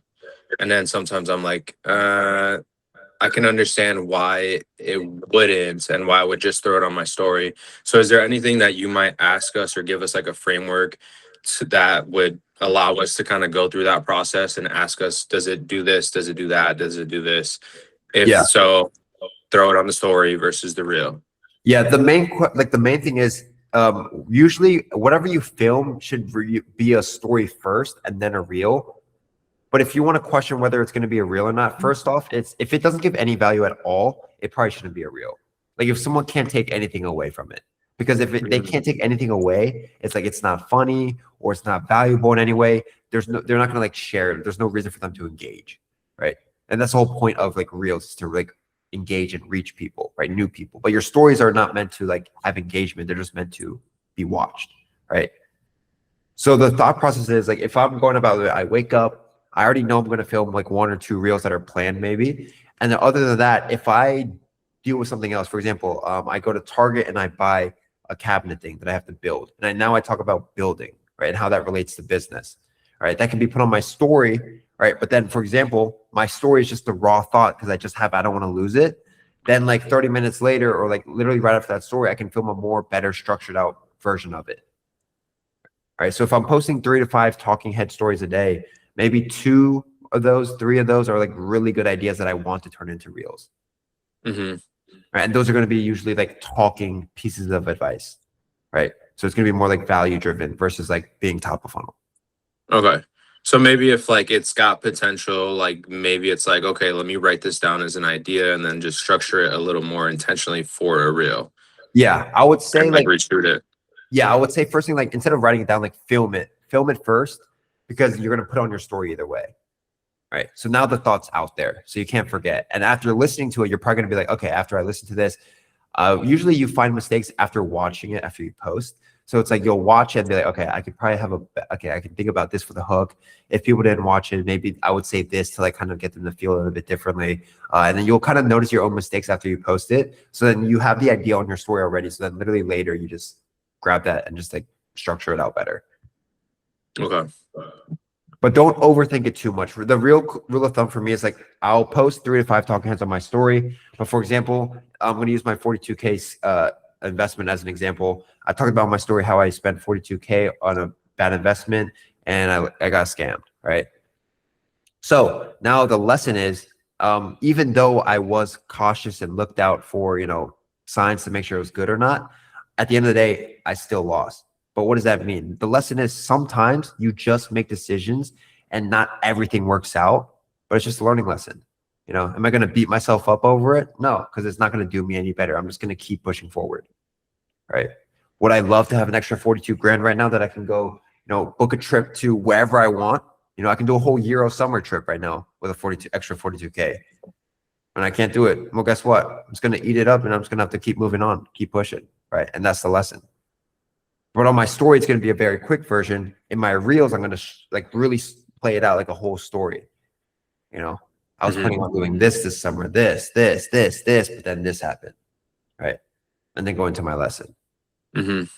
So today, I know a lot of you guys, and the main thing that I cover is short form all the time, but a lot of you guys have had some confusions. So we're going to go over short form very, very, very in depth here. Okay, so we're going to break it down to 2 steps. Step 1 and step 2. Step 1 is just understanding how to brand yourself, right? At the end of the day, all coaches, you guys heard me say this 1,000 times, are the exact same, right? Posting physique, lifting, whatever it may be. At the end of the day, you guys are always the exact same. So the only way to actually stand out is, again, being yourself or building an actual brand. So things you want to actually consider or ask yourself when it comes to actually building a brand. First thing is just internal, right? What personality do you have? What kind of beliefs, values, or stories do you have, right? This is stuff that you hear all the time. When it comes to more of the artistic side of things, it's visual design. So like editing style, maybe the way you present yourself, the angles that you have, the quality of your camera, or just like color grading. For example, my stuff now, you guys will see me. I'll use examples here. I use certain formats. I use Blackbar with this kind of editing style where it's like color grading and super clean text. Or I'll have a very raw video speaking directly to my ICP if I do this kind of video. Or I'll have what we call like my favorite, which is like the green screen method, right? And this is always like my bread and butter. Like it's my favorite thing to do. But those are like my 3 formats that I'm known for. So going back over to the Miro itself, what kind of visual designs do you guys use to actually, again, like set yourself apart? Brand outliers. So certain talents that you have. Maybe for me, like I speak other languages. So sometimes I show that in my content. Maybe sometimes I'll show that I even do calisthenics. But again, showing your talents, your languages, what makes you special at the end of the day, right? All of you guys, some of you guys like Louise speak a different language. Some of you guys might have like a weird talent or a weird trick with like something that you can do with your muscles. I don't know what it may be, but all you guys have something unique about you. And then vehicle. Obviously, for most of you guys here, it's fitness. I would say 99% of you guys being the vehicle to actually get to a certain place. So the problem is once you guys understand like how to brand yourself, which ideally just comes down to you being you and your quality not being shit on videos. That's the simplest way to put it. A lot of you guys post for your ICP, right? You guys see people post like, all right, if you're a 35-year-old dude who's struggling with XYZ, or if you're like, for example, someone who is powerlifting and you can't get to the next weight, right? Or the next 20 pounds or 30 pounds. A lot of you guys speak a little bit too directly to your ICP in the way that you guys are telling them that you guys are speaking to them, right? The difference is you don't want to tell your audience that you're speaking to them. You want to show that you're speaking to them, right? So this is where stories come in as well, right? Because if I were to tell you guys, if you're an online coach, blank, blank, blank, you guys will probably either scroll because you've heard it a million times, or maybe listen, but just be like, oh, he's just like everyone else. Versus if I just even start a video with, I was dealing with this situation, me, myself, right? So a lot of you guys post for your ICP, but you guys need to start posting for your dream follower. A dream follower, what it is just someone who is beyond the ICP. For example, for me, my ICP as coach is doing like, let's say 2 to 5K per month that it's Asian, right? Super, super specific. That's my ICP. My dream follower though, is just someone who's in shape. And that's super, super broad, but that's my dream follower. Your dream follower might not be someone who's ready to buy right now or this month or even next month, but it's someone who could be sold to down the road. All right. Some of you guys have been following me for a week. Some of you guys have been following me for a month. Some of you guys have been following me for an entire year, right? Your dream follower is just someone who is not ready to buy right now, but could buy in the future. So for fitness, the best way I can explain this, and the most common answer is your guys' ICP is whichever niche you guys are in. But your dream follower, most of the time, even if you guys are powerlifting, calisthenics, or fitness, the niche can, or the dream follower can be a man who's just lost, right? a man who just doesn't know himself, a man who is struggling with relationships, something super far detached from the thing itself. Because they might not be ready to buy right now, but with enough content and enough nurturing, essentially, you can get them prepped to buy a month or 2 months from now, right? Or a year from now, playing the long game. But when you guys are posting just for your ICP, organically, your reach is just killed, right? Because a lot of people off the bat, when they first see the video, it's not going to be for them. But if you have a very broad hook just for your dream follower, organically, you're allowing yourself to reach a bigger market. This is why you see me start a lot of my videos with just, if you're a guy who's in shape. I don't even say coaches. I just say if you're a guy who's in shape. But I still talk about coaching things. Because the hook can always be super broad, which we'll get into down in a little bit, right? But again, the meat can be super exact. As long as you grab them in the hook. So the reason why, again, we do this is because when you're posting for your dream or your ICP, the TAM, meaning the total addressable market, is super small, right? You can't reach a big market because, again, your content is so niche down. But the actual TAM, like the total addressable market, meaning, like, let's say in fitness, there's, let's say 1 billion people, right, in the total addressable market for fitness who need fitness coaches, who are not in shape. That's the total addressable market, right? But with the total addressable market for someone who's just, I don't know, like a guy who is 35-year-old blue collar worker is a lot smaller. So when we post for our dream follower, right, we still hit our ICP within the circle, no matter what. So instead of just posting for your ICP and keeping your content super niche down with super exact hooks, right, post for the dream follower. Because in the dream follower, the ICP will still be in there. Right. And this is why you see me posting consistently about guys who are just in shape instead of just saying coaches stuck at 2 to 5K per month. All right. So that's step one. Finding your dream follower. If you guys want to screen, I'll send this Miro board into the resources channel as well. But if you guys want to take a quick picture, feel free. But say, who are they? What's their story? What do they look like? What are they passionate about? What are their goals? What are their desires? What are their actual deepest fears? Right? What are their struggles? Again, this is aside from just fitness itself. Because the people you guys are trying to sell to all the time don't need to already be trying in the gym. They don't even need to know that gym is their solution. Some people might not even know that online fitness coaches are a thing yet. Right? So overall, relate to bigger and broader problems in your marketing. Now, asking your current and new clients the onboarding question. Easiest way to do this by getting exact data from them. This is why when all you guys join, you guys fill in an onboarding form. Same thing with you guys. Your clients should be filling the onboarding forms. All right. So what is, hold on, sorry, someone's requesting to join. So what is it about the content that pushed you to booking, right? What other than the value made you want to work with me? Why do you enjoy working with me? And what parts about me resonated with you the most? If you ask these questions, you see why, if you get it from people who have actually already paid you, why it's so much easier to get more people that have paid you or to pay you. All right. All content is just simple feedback data loops, right? You're just grabbing answers from people that have paid you to get more people that have to pay you, essentially. That's why you don't see my marketing shift too much. It's always like the similar things, but we're just getting better at posting the same things, right? So it's shifting a little bit. So if you guys, for example, like Isaiah, right? If all you guys are posting is just, or not, sorry, not Isaiah, sorry. But if all you're posting is just fitness stuff, you're digging yourself a hole. Because now you're only hitting a smaller TAM, a smaller addressable market. But if you guys branch out, like how Isaiah posts sometimes about fashion and clothing, right? You make your TAM a lot bigger. Because if you think about it, why do people even want to make money as a coach? It's not just for the sake of making money. It's for the sake that they can do other things with the money, like retire their parents, travel, have freedom. Same thing with getting in shape. People don't get in shape just for the sake of getting in shape. There's other problems that they want to solve aside from that, like relationships, fashion, right? Again, just fitting in clothes or just being respected. So in a broader scheme of things, when it comes to marketing, market about these outside problems, not just fitness, because you guys don't want to dig yourself into a hole. Right. So that's step one, right? Dream follower. Now we'll go into step two. This is where it gets real juicy. Oh, sorry. Okay. Okay. Step two. We'll break it down to 3 formats: understanding content, formatting it, and then examples and execution. Right. First, let's start with understanding content. Okay, let me scoot up here because I'm going to need to prep myself here. So we're going to break it down into 2 ways here. Let me grab my pen. There's storytelling and then messaging, right? Now, let's first start with storytelling.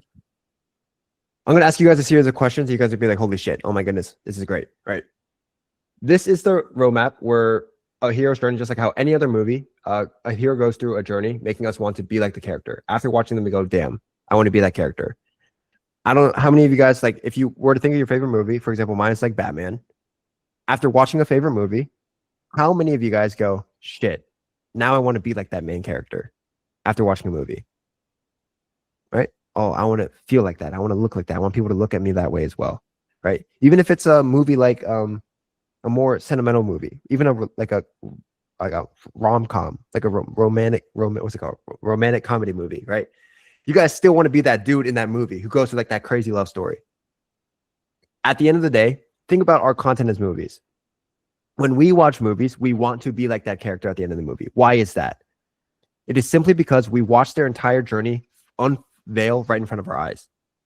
We watch what they started at, where they were actually what they had to go through, all the struggles that they had to go through, the challenges they had to face, and decisions they had to make.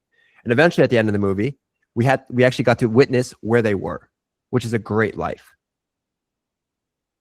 So now understanding that we want to be our characters because we watched their entire journey, why in our marketing are we not doing that?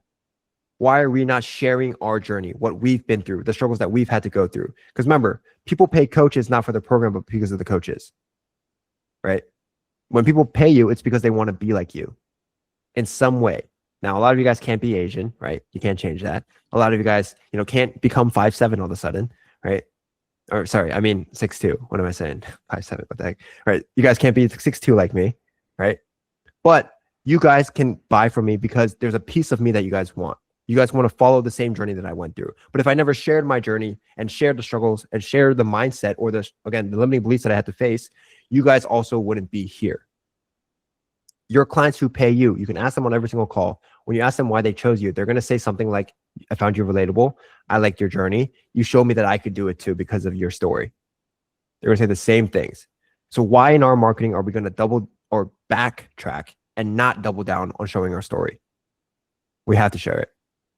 Because just like how in movies, again, they want to be like us. Right? So remember that. So overall, information doesn't get people to act. Right? I can teach all I want. But again, you guys aren't going to retain information until you feel something sting. Right? Think about relationships. If you guys have ever had a girlfriend and you yelled at her for the first time, hopefully you guys haven't, but if you did, right, and you got that reaction out of her, you know you're never making that mistake again. You're never yelling at your girlfriend again, right? If your parents tell you to do something over and over and over again, you're not going to do it until they punish you by whooping your ass, right? And now the lesson stung, so now it sticks with you because there's a feeling. Information doesn't sell, the feelings do. It's like me telling you guys to post Instagram stories just for the sake of posting Instagram stories. But if I told you, because I wasn't posting on Instagram stories or didn't take it seriously a year ago, I was losing out on thousands of dollars. And the reason I fixed it was because I did XYZ, right? Actually putting intention behind all my stories. Now you guys are probably going to learn from my own mistakes because it stung me to actually not make those mistakes. Information doesn't sell, feelings do. All right. So, oops. So overall, right, the hero's journey we already have a separate group call about this. So I'll kind of brief on this. If you guys haven't, watch back the group call about storytelling, but it breaks down into almost like this. 3 stages like here. 1, 2, 3, right? First stage, if you want to think about this, is the beginning of the reel, middle of the reel, the body, and then like the CT at the end. That's how you want to think about it. But in every story, the ordinary world is the relatable hook. So this doesn't have to be if you're a 30-year-old blue collar man. No, think dream follower, think broader, right? What is something that you can say that they can resonate with? And almost anyone can resonate with, right? Because we're optimizing for views and filtering them out via the body of our stories or the reels. This is why, again, you see me say, if you're in shape with almost every single one of my hooks. If you're in fitness, again, lots of things you guys can talk about are relationship problems. Relationships, right? You guys can talk about not feeling good, right? Or just do no feel good. right? It can be feeling lost. It can be stuck, right? It can even be financial issues. But this is what I kind of stay away from, because then you're going to attract people who are not financially qualified, right? But these are like 4 good examples of things you can talk about that are very broad, that don't relate to fitness itself, but you guys can make it about fitness. So again, there's a group call going over this, but beginning, middle, end, right? So beginning of a hero's journey, the body, and then the CTA. But overall, if you guys don't have the recording, I'll send it in the Discord after this, just so you guys don't have to backtrack and find it yourselves. But some things to think about, right? At every story, something needs to be at stake and something needs to matter, right? There needs to be a meaning to why all this is even happening in the first place. Like, why did you start going to the gym? What were your biggest aha moments in life? What were the biggest pivotal moments that you've had in your life? What are the trigger moments? Because most likely, these moments that caused you to take some sort of new trajectory with your life are going to be the same exact aha, trigger, or wake up moments for your leads or viewers to actually do the same thing that you did. But if we don't say what these moments with us were, they're never going to realize themselves. Right? So again, there needs to be some kind of transformation. You went from where to where. This doesn't mean you always have to talk about exactly how you went from completely lost to now you're in shape. Sometimes it could just be a small problem, like how you solved the relationship problem, right? Or how you solved a dieting problem. But some sort of transformation needs to happen in every single video, right? And maybe a new way of thinking or a belief shift. So breaking limiting beliefs. If you can break someone's limiting belief one time, you can break it over and over and over again. But all you need is to do it that one single time. It'll trust you forever. So at the end of the day, no stakes, there's no story. No transformation, there's no real impact. All right. I highly encourage every single one of you guys to look over this Miro board after I send it in, after this call, and study the shit out of this. Because if you create content, this is the storytelling. If you guys follow this exact framework, there's 1, no reason why you guys shouldn't be getting views, and 2, not even like doubling or tripling the income you guys currently make. Literally no reason. Right. But overall, extra notes that I've in here. Nobody cares about learning. Nobody wants to hear education anymore. They only learn, again, when a lesson actually stings bad enough. Right. And I want you guys to ask yourself this, right? This one's really good as well. Right. Always use what your clients are telling you as data, and what your viewers are saying to you, so you know what to post more of. All right. You guys don't always need to guess. If you guys already have clients, the best thing to do is ask your clients what they want to see. Ask your clients what they're struggling with. Ask your clients why they chose you. Simple data, but it's the people that have already paid you. There's no reason to ask. We got no Indians in here, but no, like, again, usually Indians are DQ if they live in India, right? Or like Asia, right? They're usually DQ. We don't need to ask them questions because they can't pay us. Who we want to be asking are the people that have already paid us. So I want to ask you guys, when we have relationship problems, who's the first person that we ask? Someone raise their hand. Or like advice for. What happened? Yeah, usually like friends, someone that's already in a relationship. Right? We ask our best friends. Now I want to ask you guys, why do we ask our best friend for relationship advice and not like a therapist who's been a therapist for the past 10 years? And this friend might not even have ever had a girlfriend, but why do we ask our friend? Go ahead. Hold on, to make sure this camera's on. You're good. Okay. I'm going to say it's because we know they're going to give us the answer that we want to hear 9 times out of 10. Right? Ideally, I'll kind of fix it there, right? The reason why we ask our best friends for advice, even if they don't have a girlfriend, and why we choose them over a therapist who has been a therapist for the past 10 years is basically the one and only reason, because we trust them more and they know more about us, right? Think about it. Why would we ask our friend who doesn't even have a girlfriend for relationship advice versus a therapist? Because we trust them more and they know more about us. We feel understood. So same thing with your guys' content now. People aren't going to choose you as a coach if, 1, they don't feel like they're understood, meaning you're not talking about their problems in your content, or if they can't trust you, right? Best friend, like I say all the time, creating social media content is just like creating a best friend online. Share your deepest problems because someone out there needs to hear that to actually trust you, feel related to you. So that's storytelling in a nutshell. Second is messaging. Our last group call was about messaging, but overall, I want you guys to think about what is the mission of your coaching business. Again, your guys' mission is not to just make money. There's a reason to why you're doing it more than just the money. If you want to help people actually impact their lives, state that. Tell people that's your mission, because you don't want to seem like a surface level coach. People want to be a part of something, right? I'm telling you guys, the end of this year, King is going to be insane. If you got any of you guys know Sue, I'm trying to beat him bad, right? And he knows it. I called him the other day, right? We're going neck and neck, but I need to start doing these masterminds. We're gonna have the sickest events. It's gonna be even better than Sue's stuff, because I'll go negative on my events just to make sure they're better. I'm gonna have the best camera team out there, the best food, the best experiences, because at the end of the day, I want to beat Sue. I want to have a better program than Sue, my old mentor. But there's a mission for my coaching business. I want to be known as the Asian who genuinely transformed the coaching industry. If you guys don't know, this is being recorded, so I don't know if I really should say, but Vincent Fisher, he's going broke, right? Vincent Fisher just got 2 of his cars repoed. He's going broke. There's another coach who's doing $1 million a month. He's also going broke. Why is that? Number 1, bad spending habits. But 2, their fulfillment was pretty dookie. All right. They had a bad name and a bad word of mouth. So the number 1 thing to focus on, other than your marketing and sales, obviously, but having good fulfillment, making sure that your clients get good results. Because all it takes is one person to tell someone else that you have a bad program, and all of a sudden you're known as someone who has a bad program forever. And they'll spread it to the next person. And that person will spread it to 2, and then 4, and then 6. Next thing you know, there's 100,000 people who know you for having a bad program. Right? That's why Vincent was making a lot of money, and now no one's going to buy. No one buys from him. He's making less than $100,000 a month. He was making $1 million a month. Right? But what is the actual goal with your business? Think about it. And then now, going into the strong enemy. I know we talked about this on the last group call, but if you guys haven't found your answer, focus on this right now.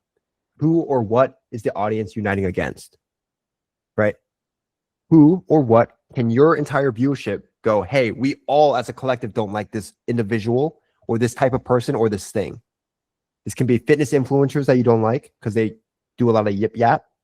This might be people who track calories. This might be carnivore people. This might be keto people. This might be seed oil people, right? It might be calisthenics guys. It might be powerlifting guys. It might be guys who lift weights. Who is the common enemy that you, your audience, can unite against? Right? So what is the old version and what is the new version of doing things? For example, the old way of doing things is tracking calories. This is just examples, keep in mind, unless you teach this, right? Tracking calories, going to the gym and lifting weights. This is like the old way. New way, not tracking calories, just doing calisthenics, right? The old way might be the Arnold method. The new way might be called the Fernandez method, right? There's always an old way of doing things and a new way, but you have to display this when you guys are talking about your common enemy. So who are you actually talking to? So what are their goals? Again, you're going to hear this a lot right here. You guys don't talk about this enough in your content, right? When you guys are creating content, you guys can feel free to freeball it like I do, but the only reason I freeball is because these things are always in the back of my head. If you watch every single one of my videos, I'm always talking about something in here, right? So if you guys need a script, don't fully script out a video, but just draw out some lines, right? But you guys need to make sure that you guys are talking about these things, talking about your actual story, how you got to this point. Think about the things we're actually saying on this group call, because a lot of you guys right now can be listening to this and it could be going out the other ear, right? But if you miss this, you're going to miss out on a lot of fucking money. And we do not want to miss out on money. I'll tell you that, right? So these are just some examples of subjects to talk about. People feel like they lost their edge, stagnant results despite effort, gaining fat, losing discipline, approaching their late 20s and 30s. Wanting alignment, right? Not being able to adapt to the lifestyle, fear, negative-based selling. You feel real honest, right? You don't overcomplicate fitness. These are reasons why people might choose you, right? Now, we've also talked about this before as well, right? A cold audience versus a warm audience. They're going to need 2 different things. A warm audience is already looking for a coach. A cold audience isn't. Cold audience usually is your dream follower. Your ICP is usually the warm audience, right? But we won't go into this one way too in depth here. But you guys can screenshot this, read this over. It's just certain things that they need, like a relatable story, empathy post, belief shifts, lifestyle, right? from a warm audience, someone who's already thinking about getting a coach, they're going to need client stories, proof, right? They're going to need coaching processes. How can you help me versus the other guy, right? Breaking limiting beliefs. I don't think I can do this because of X, Y, Z. Break that belief. And then storytelling again. Overall, you always need storytelling. So those are the two main things you want to think about. Key things I will talk about is like, again, remember the movie analogy, right? Why you guys want to be certain characters in movies. Always remember that. Think about why you ask your friends for relationship advice and not a therapist, right? And number three, remember this right here. Who or what is the audience uniting against? And all these other details are very important as well. But I'll send this over again in the Discord after so you guys can check it out. Next is actually formatting these videos. So once you have all these ideas that you have of like, okay, this is exactly how what I'm going to talk about, this subject, this feeling. Now, how do we format it? Viral content, super easy. Overall, when you guys are making videos, I want you guys to actually think, what is the intention or purpose of this video? The video is not a video just for the sake of being a video. The video is a video to do something. Is it going to move the audience forward? Is it going to break limiting belief? What is the video going to do? Right? What emotion are you actually making them feel? Would someone have a reason to comment, whether it's support, whether it's agreement, or if they disagree with you? You want one of these three, right? What limiting belief did you handle or break? And did you actually clearly state that point? Right? Did you clearly state that you actually broke this limiting belief? Right? And then about how do you post your story every day? Because this is the question that we'll go back to this in a second here. But going into actually formatting it. Viral content, usually meaning like non-talking head reels. You guys see it all the time. If you guys have seen Danny do this a lot, she went from like 0 to like 9,000 followers in like the past month. But she does a lot of like the 5 weird things. Have you guys seen that? No? I'll pull it up real quick. Like these kind of videos here. It's like 5 stupid things I did, or like 8 US foods, or like, you know, habits, or like 5 things, 8 things, 10 things, whatever it may be. But her views are nuts. 400,000, 700,000, 12,000, 22,000, 12,000, 40,000, like 50,000, 50,000, 144. Like her views are nuts, but this is her viral format, right? I have examples in here for you guys as well, so don't worry. I have examples of like viral videos and converting videos that you guys can check out after as well. But a viral video is pretty simply the dream follower. Make it super, super, super for the dream follower. Don't post a viral video for the sake that it can relate to anybody in the world, but at least have it relate to your dream follower. For example, I never post funny viral videos, but if I did, I would make it related to sales. Something only a coach can understand right now, right? For example, me when a client tells me they didn't think about it, or a lead tells me they didn't think about it, right? And some clip of me like throwing a fit or something. For you guys, it might be something like POV when a client doesn't fill in their check-in form, right? Or it might be POV when I have 20 grams of protein left to hit in the day. But your funny video has to actually relate to like some sort of struggle that your client is having. Otherwise, it's pointless and you're just going to get a bunch of like little kids, right? So again, for what reason would the dream follower like or drop a comment on the video? Again, these videos can be short, but they can also be lengthy to share a story. For example, you guys know Emily's videos that go viral, right? It's very short or it's very long, and it's a viral concept because she doesn't talk in them, but they get views, right? But all she's doing in these videos is sharing a story, right? I mean, not this one, that example. Extreme example, right? A long story that she's sharing. So this is a long video. It's like 60 seconds long or 30 seconds long, but she's sharing her story at the end of the day. Like all the support she gets, right? So for converting or conversion-based content for all you guys, this is super important. This is where you guys get the real bread and butter here. Talking head. A lot of you guys suck at talking to the camera, but it's okay, right? Because again, in the beginning, we're all going to suck. That's just how it is. But there's only one way to get better, and it's by actually studying what's working and what's not working. So posting the classic hook body CTA has changed last year, and it doesn't work anymore, right?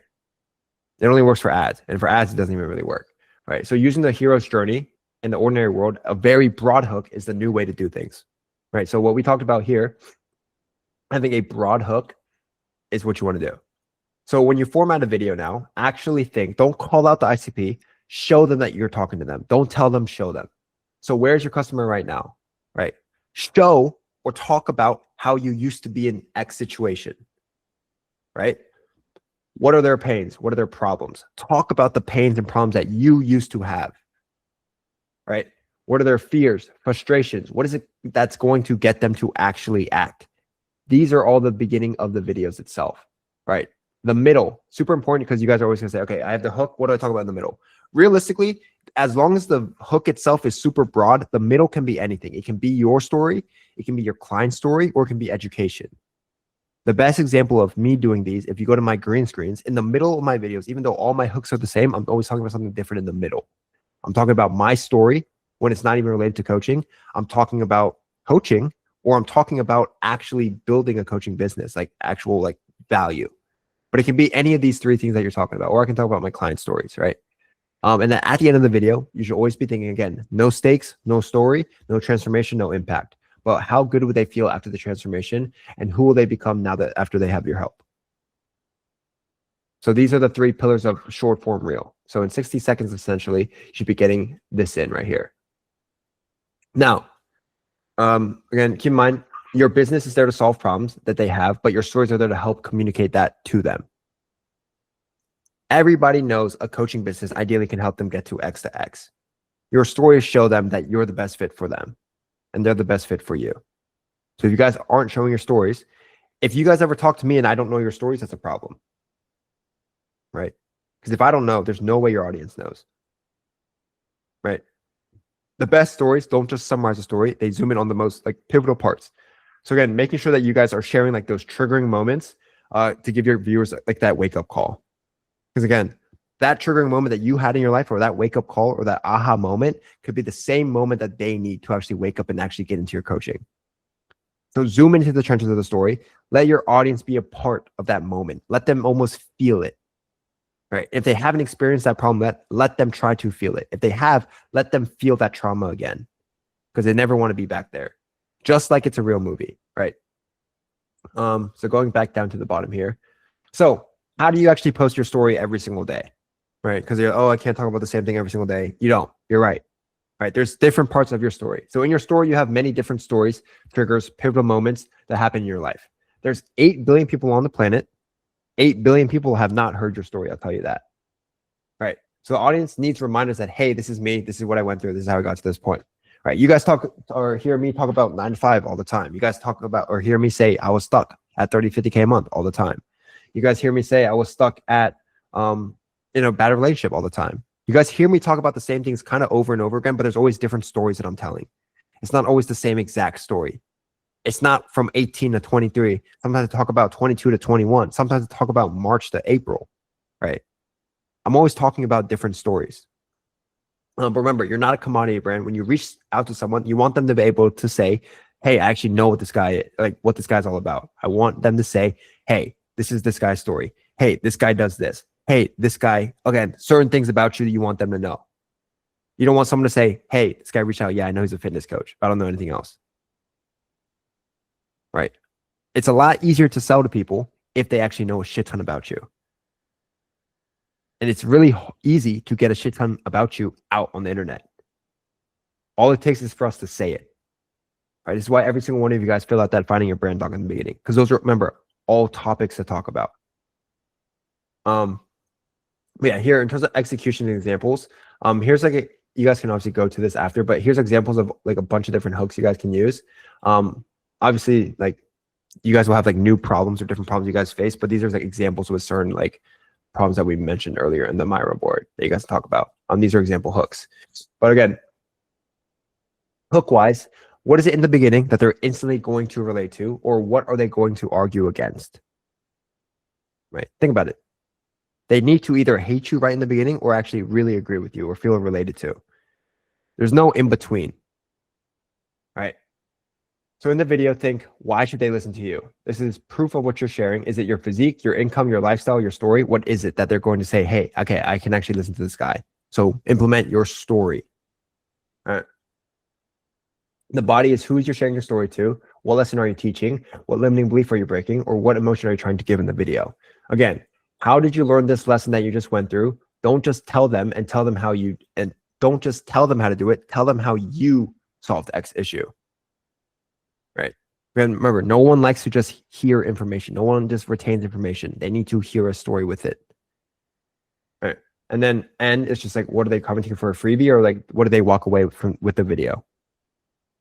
And then if you guys want to click on these links, obviously there's a bunch of examples there. But that's the presentation itself. Does anyone have any questions? We're free for Q&As. You have been missing out on thousands of dollars by not implementing these certain pieces of content or formats or ideas into your personal brand or your coaching business. Now, in this video, I'm going to be talking about how I've built one of the fastest calisthenics brands or personal brands in the past year, Hunter Stein. When he came to us, he had 2,000 followers. Fast forward to now, probably a little bit more, but he has 623K, and his coaching offer was at $0 a month because he didn't have it, and now at $50,000, pushing to $60,000 this month. So, if you guys don't know Hunter already, again, he is one of the biggest, fastest and biggest growing calisthenics athletes in the space right now. Same with his coaching business as well.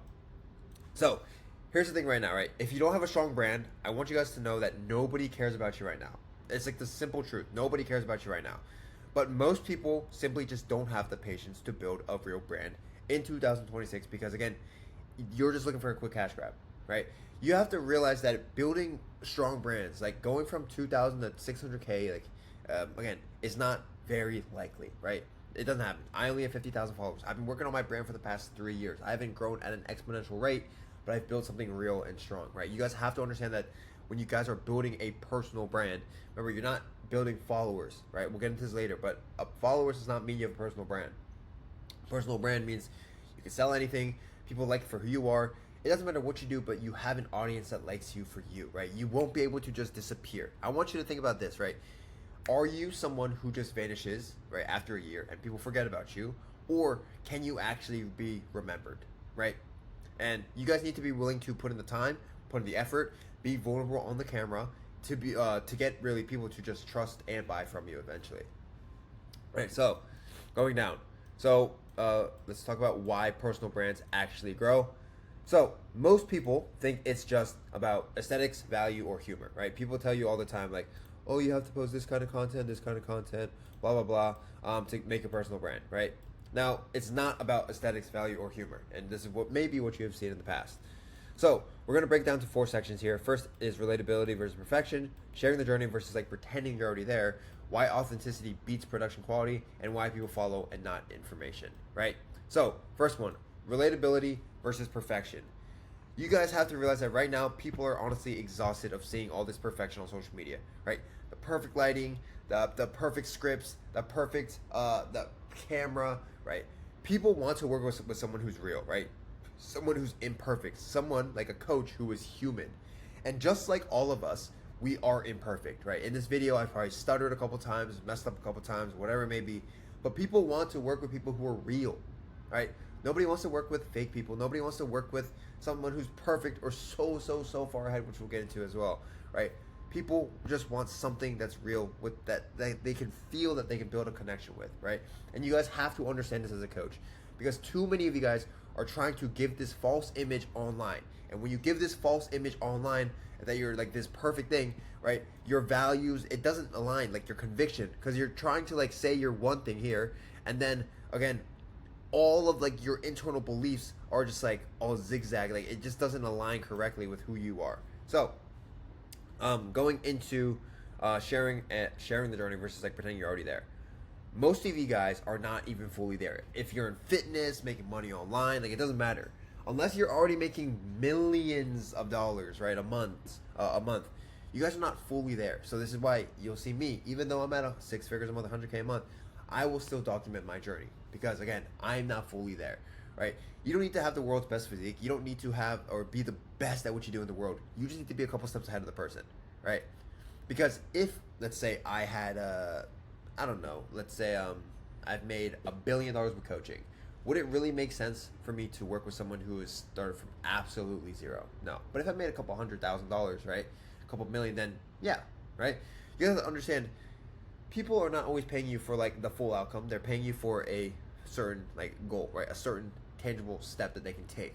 And sometimes working with someone who's a little bit closer to your situation might be better for you, right? And I mean this in the sense of, if someone wants to lose 20 pounds, do they really need to work with someone who, again, like only helps people lose like 100 pounds, right? Like, no, like they can work with someone who has lost 20 pounds as well, right? Or 30 pounds. Again, Hunter has a clear side of this. He makes it very clear in all of his videos. I don't think it shows, but Hunter makes it very clear that he's not the best at what he does in the world, right? He's new to calisthenics. He's only been doing it for 2 years. But again, he's progressed a lot faster than most people, right? And that's why people like him, right? People like him because, again, he's not bragging that he's the best, but it shows that he's passionate about his content and the sport itself. And you'll also realize that, again, he in itself makes it very clear, again, that he is not the best, right? So, why authenticity beats production quality? So, obviously, nice videos look nice, but at the end of the day, that's not what gets people to buy from you, right? Like, what gets people to buy from you is when the videos have some sort of substance, some sort of feeling, some sort of conviction that makes the video go from, again, good to great, right? So while you could be taking 30 minutes right here to edit a video, someone else is focused 15 minutes beforehand brainstorming how, again, a video with only 5,000 views can bring in 1 to 2 new high-paying clients. Because I don't care if I get 50,000 views, right, per video. Oh, excuse my handwriting, right? If, again, this is only going to bring me in, like, let's just say like 1,000 followers, right? And then maybe one of them, maybe let's just say 3 of them buy for like $1,000, right? Meaning it's only 1,000 or 3K, right? That's how much I make. Let me change this size here. Oh. Right? Because I would rather have 10,000 views just from, again, 3 videos, like let's say 3.3K views each, right? But know that the video was so good with what was the substance in it, right? The feeling that it gave off, the conviction that, again, 3 people would pay me 3K, right? And again, making 9K total from that, right? And that's still a pretty small number. So you go from 3K to 9K, right? Just because your videos are more targeted, right? Next, why people follow people, not information. Again, information is everywhere, right? It's free, whether it's coaches giving it out for free on their social media accounts or it's just ChatGPT, right? The information is free everywhere. People are paying you for the implementation, right? Again, I'll tell you this story right now, or this example. If you were struggling with, let's say, content, right? You're struggling with content, you're like, oh, like I've been posting for months, right? I've been posting 3 times a day. I've been posting value, personal brand content, lifestyle, right? Showing my conviction, coaching, is like doing all these things. And I haven't made any sales, right? I haven't gotten any views, any leads at all, right? I'm just so stuck, right? More videos on the information is going to help you. Maybe working with someone who actually has dealt with that struggle, right? Who has known what it's like to fail all these times or like try, again, makes it click for you, right? Like you have to realize that people are paying you because you've had experiences that are where they are right now, right? People are paying you to solve their problems, not with information, but from your experience. And that's why in our content, we tell it in a storytelling format, right? Sharing or coming from our experiences. But again, they don't want to pay for the information unless they know, again, you as the person has been in their shoes, right? So use the information in your way to solve their problems. So there's really a couple types of content you can be posting. These, again, all do intertwine with each other like this, cross, zigzag, whatever you want to, they all do intertwine with each other. There's not one right thing to do, but again, these all go together.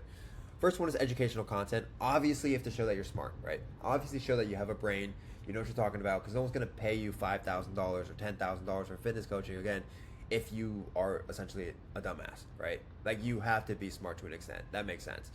Storytelling content, super important. Oop, I spelled it wrong here. But with storytelling, like we were just talking about, you guys don't just tell a story just for the sake of telling a story. You guys are telling a story in the sense that you guys are giving some sort of value, some sort of lesson, right? Something tangible for them to be like, oh, this guy gets me. That's why I want to work with him, right? Polarizing content. This is, again, you just being on the other side of the spectrum, right? There's this one book, I forget the name of it, but it's banned in a couple countries for a good reason. But in the book, the main thing that people talk about is in order to cultivate an entire audience, you need to be super polarizing in the sense where, again, there needs to be a group of people that love you and a group of people that hate you, right?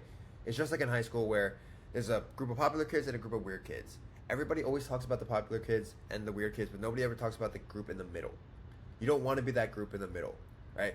So with your content, you want to be polarizing. A big thing trending right now is like the pep talks, right? Or not pep talks, the peptides, right? With the, you know, the peps right now.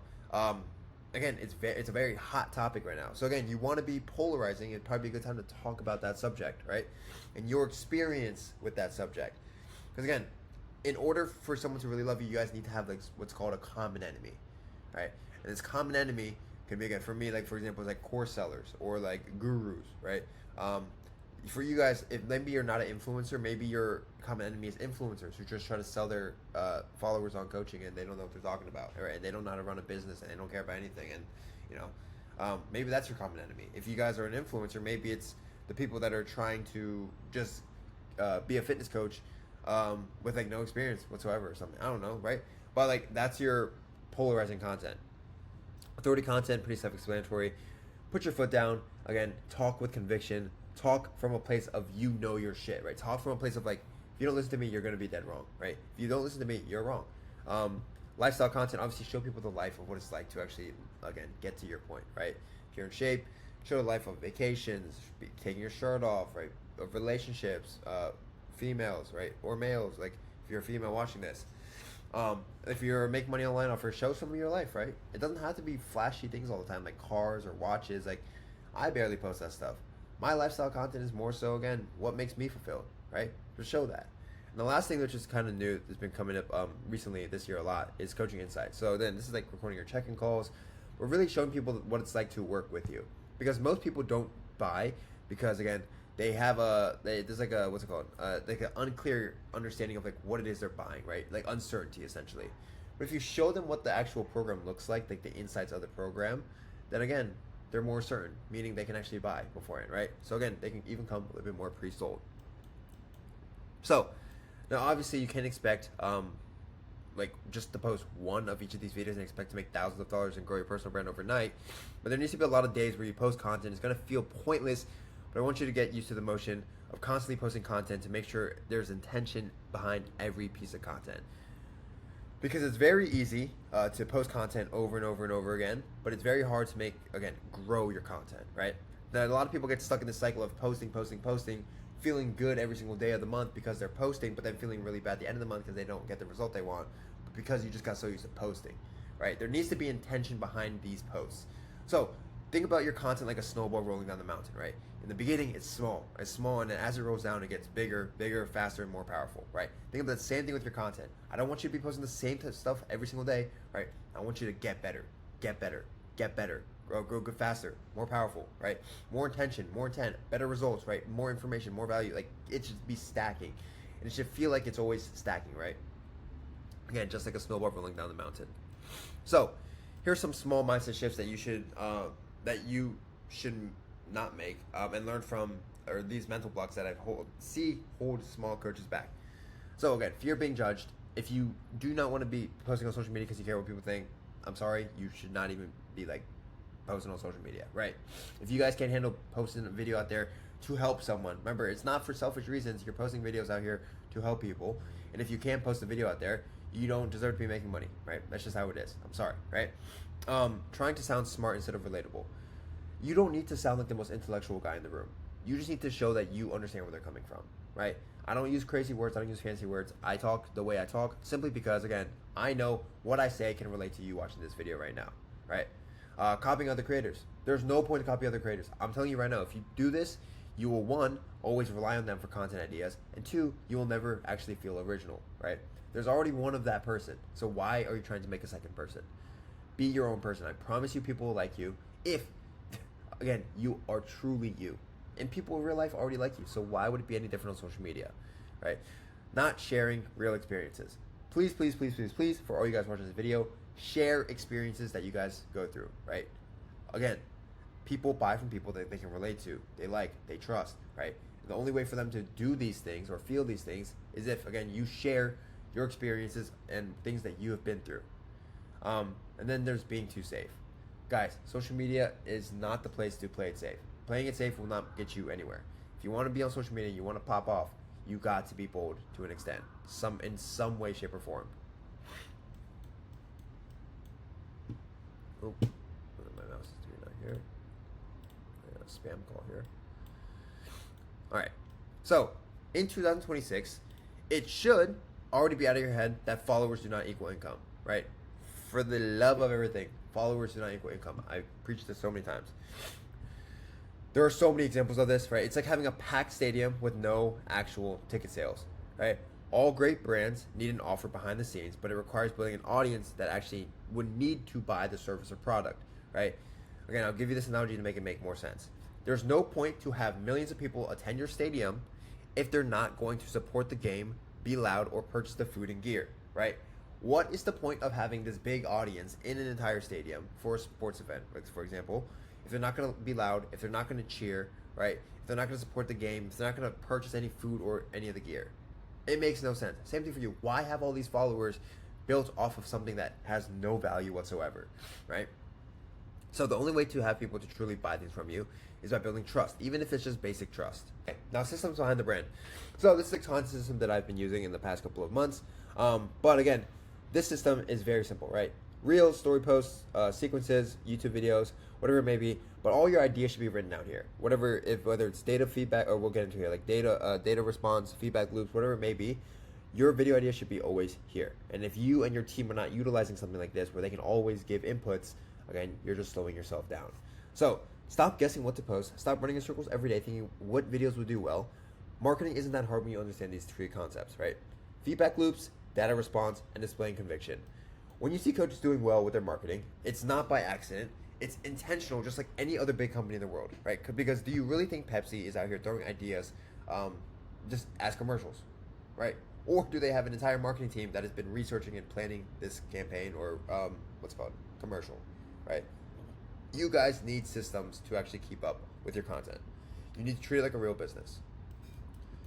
So, in the past 3 years of being an online coach, here are the biggest mistakes that I made along the way, right? Number one, chasing trends, trying to be someone else, right? We've all been there, especially if you've been posting for a while now. We've all tried to be like that one dude, right? We've all tried to be like him or him or him, right? At the end of the day, I'm telling you, it gets boring, it gets old, and eventually you just lose yourself.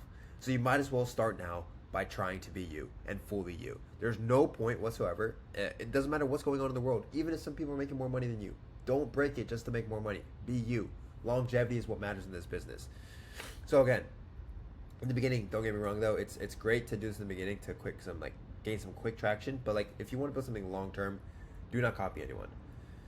Overthinking content creation. Again, there's a difference between overthinking and overplanning, right? Most of you guys are just overthinking, right? You guys could be overplanning though. So the problem is that you're overthinking aspects of your vanity metrics, like will this get views, likes, or follows?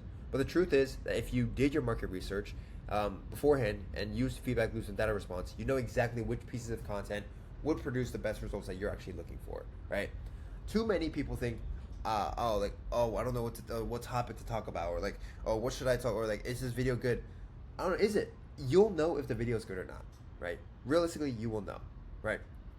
And if you think that, if you're thinking of like a topic, or like, oh, I don't know what to post, yes, you do, right? In the most serious scenario, if your family was in danger and you had to think of 3 ideas really fast, you would, right? And overall, you're just too comfortable. And 3, don't get burnt out.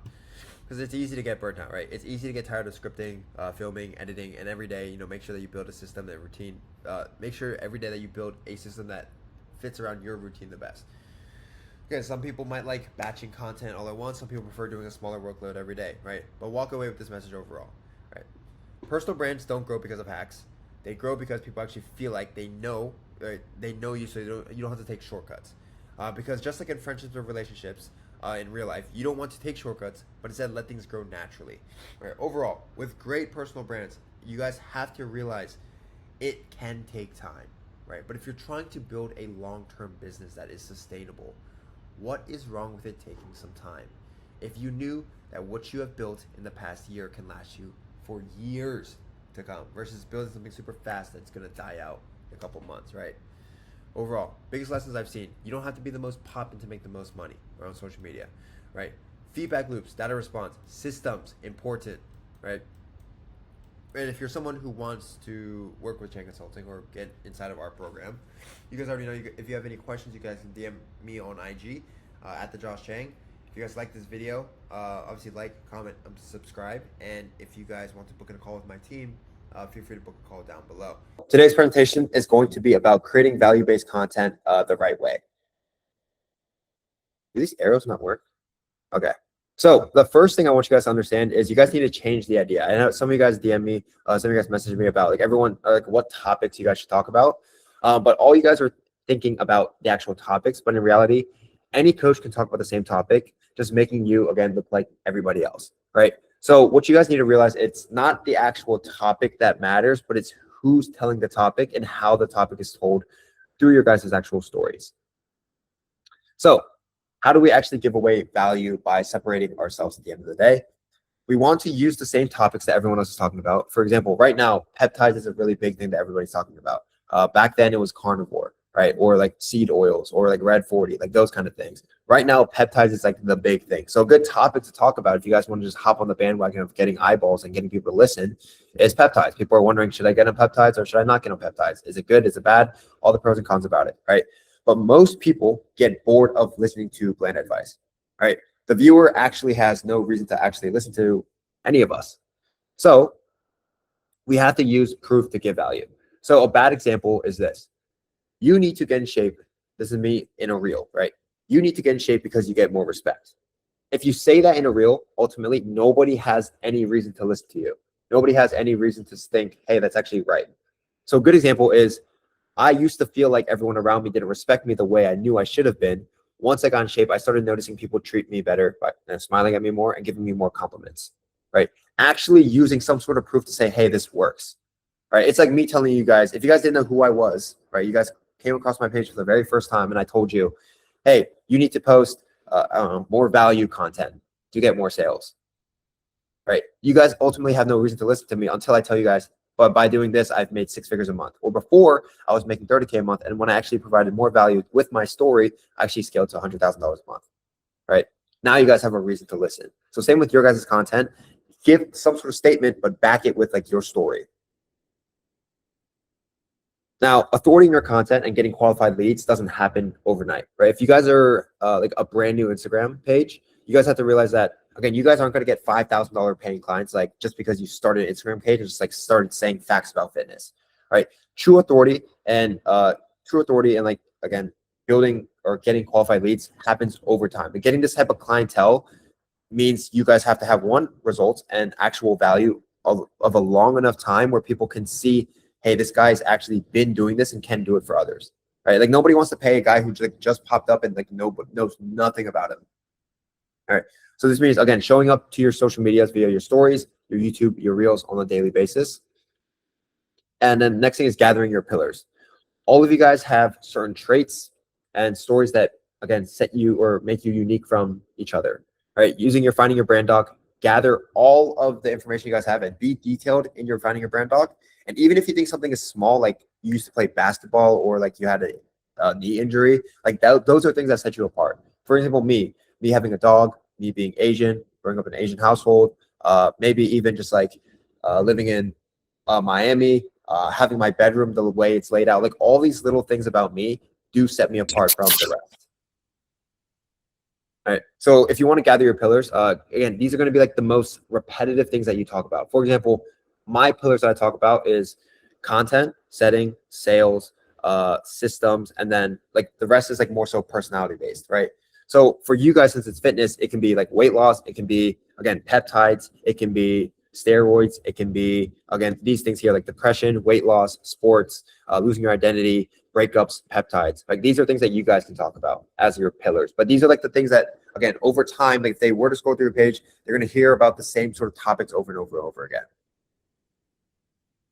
So execution, if you're posting 2 times a day, you can follow this plan. 1 reel a day being top of funnel, 1 reel a day being middle of funnel. Out of these 2, one of them has to be about your actual pillar. So even if it's top of funnel, it can be a quick like 6-second, 10-second video about peptides, right? Like 5 things you didn't know about peptides. Read the caption below, right? Or like before and after picture or video with like peptides, right? Or if the before and after picture or videos about depression, or value-based video about depression. But notice how, like, again, one of these videos still have to be about your pillars every day.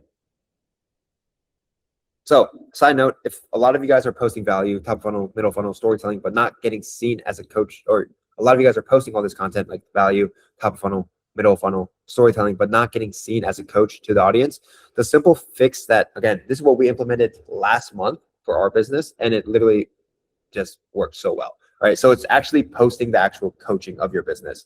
So examples of coaching content is, again, checking calls with your clients. This can be in Reels, YouTube, or your stories. Building plans for your clients, like typing meal plans or training plans, like a time-lapse video. This can be on your story as well. Interviews with your clients can be Reels or YouTubes, but this just gives people like that feeling of, okay, this is what it's like to actually work with him. Because most of you guys are posting content right now, like your physique, value, motivation, whatever it may be, but people forget the fact that you're still a coach at the end of the day, right? And if someone wants to DM you, they're going to DM you because they want to be a part of something.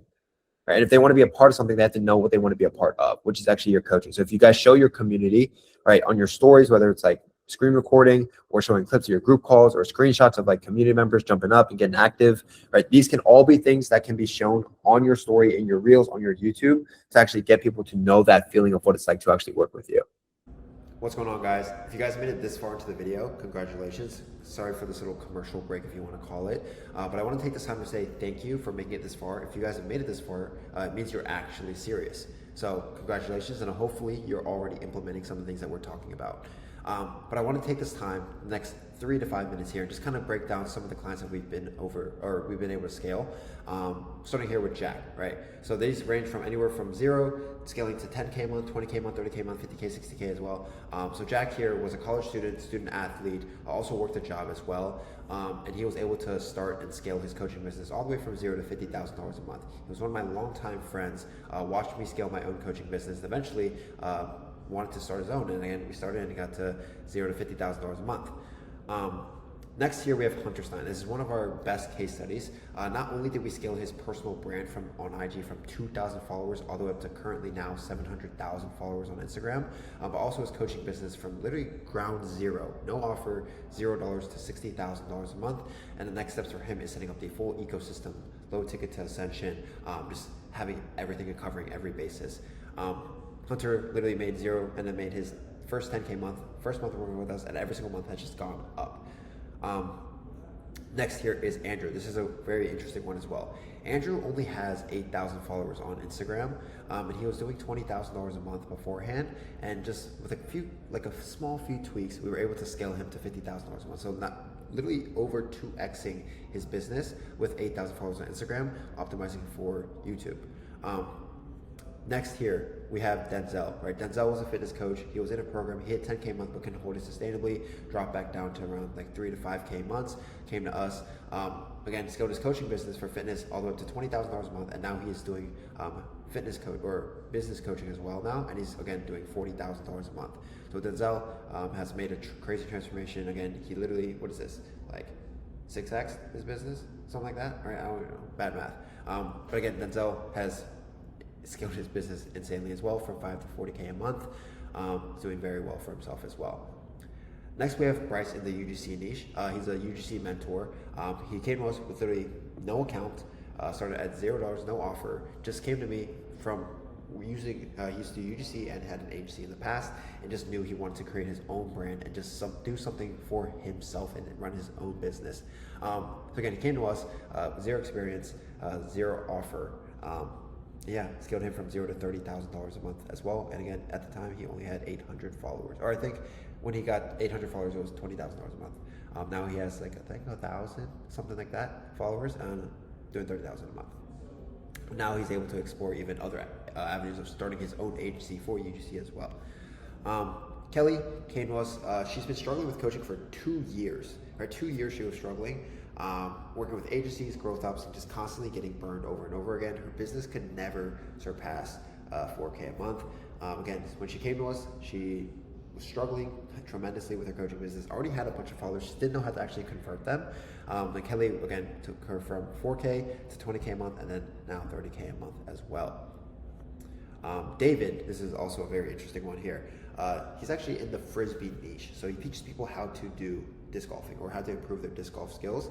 When David came to us, we weren't actually really sure if we could scale him, but we took a shot at it, put a bet on ourselves, and overall he had no offer. So he started from $0, no coaching offer whatsoever, and scaled him up to 10K his first month, 50K his second month ever since then.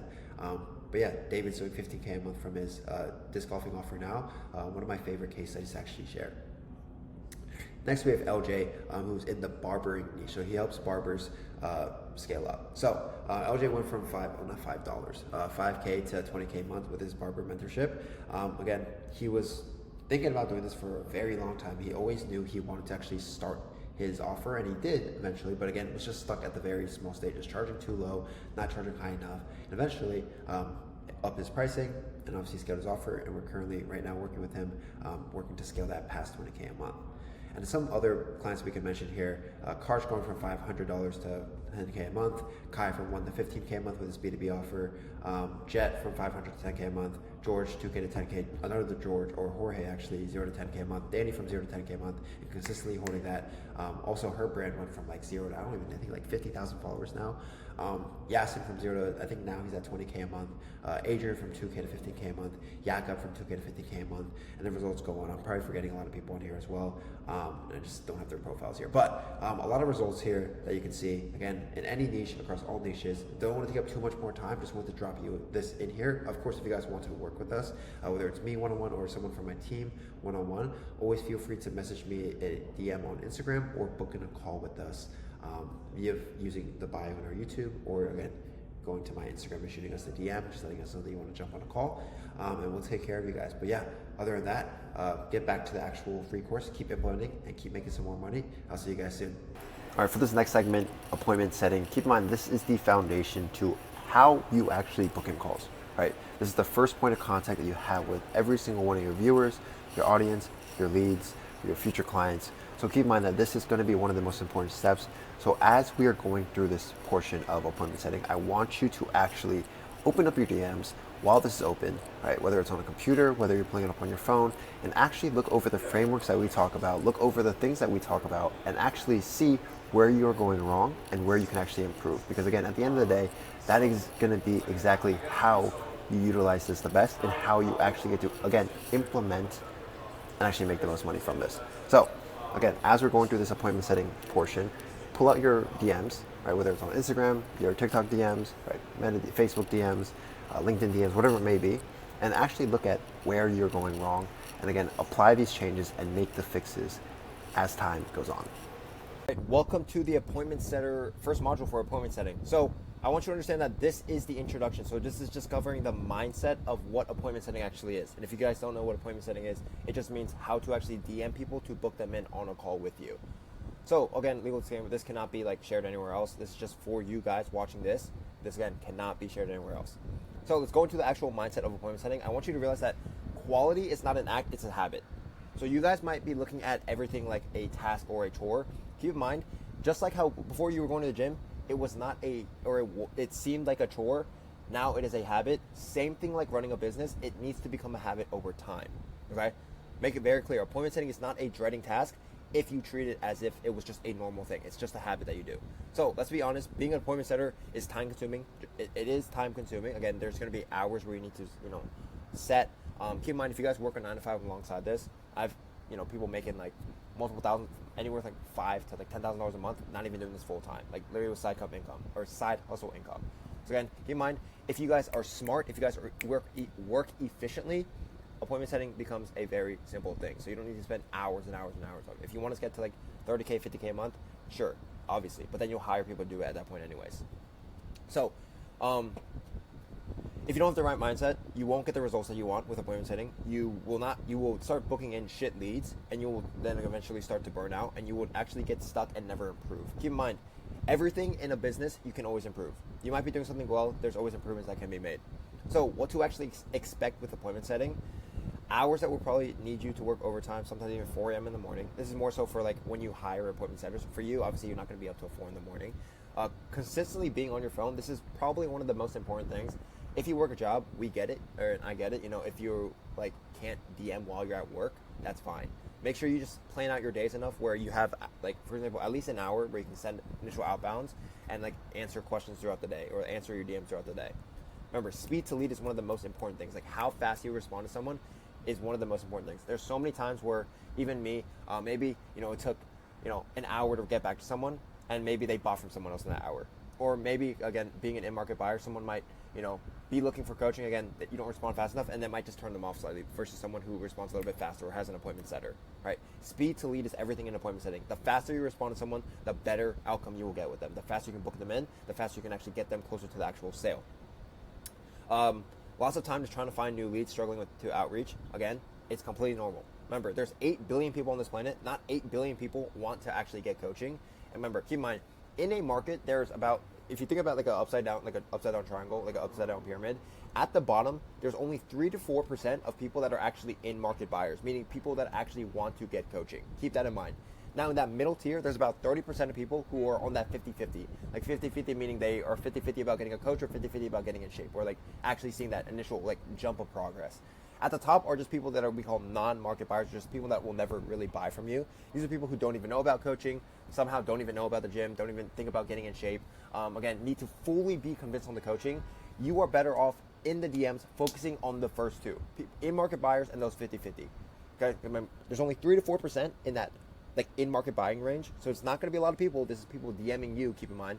That 50-50, you'll have to outbound. But again, 60% of sales for all coaching businesses are made from outbounds, right? I've made probably last month alone, like $70,000 to $75,000 just from outbounds, and like $25K-ish from like inbounds, people coming in. Even the best coaching businesses in the world, you'll realize they don't have crazy amounts of inbound coming in. So again, there's going to be lots of times being spent in the DMs. It's going to be like the main needle mover of your business or making money. Getting pissed off because leads will waste your time after hours of conversation. They tell you they don't have the money or already has another mentor or coach. Again, it is completely normal. Do not crash out. Do not get upset. It is a completely normal thing. That's just what happens, right? But at the end of the day, our goal is to help people. So it shouldn't piss us off. And keep in mind, money should never be like the main driver for why you're doing this. Remember, at the end of the day, we are trying to help people. We are trying to change lives, right? When we have our heart with, when we have good intentions with everything that we're trying to do, naturally we will make more money. That's what happens, right? God will give us, or if we actually have again, true intention to what we're doing, the results will always come. There's no way you put in X amount of inputs and never get results. That's not a real thing. Quitting is the only way that you don't actually get the results that you want. So I get it, you might be doing this as a side hustle, full-time job, or you're just taking that first step into the online space. But as soon as money is the main driving factor, you'll never be consistent. You'll never actually stay consistent. As a setter or as a business owner that is setting, you have to understand that it's never always going to be a good day. Entrepreneurship is a whole lot of ups and downs. Accept that, right? Accept that there's ups and downs. Some days you make $10,000. Some days you make $1,000. Some days you make $5,000.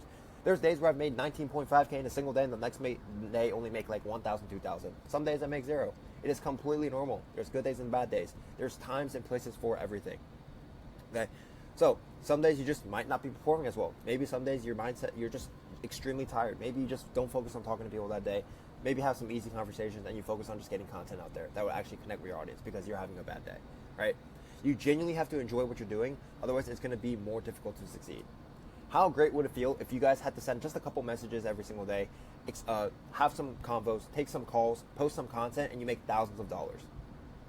That's a great life to have. But again, if it was easy, everybody would do it. Making money with online coaching is very simple. It's not easy, but it is very simple, right? And that's our job here.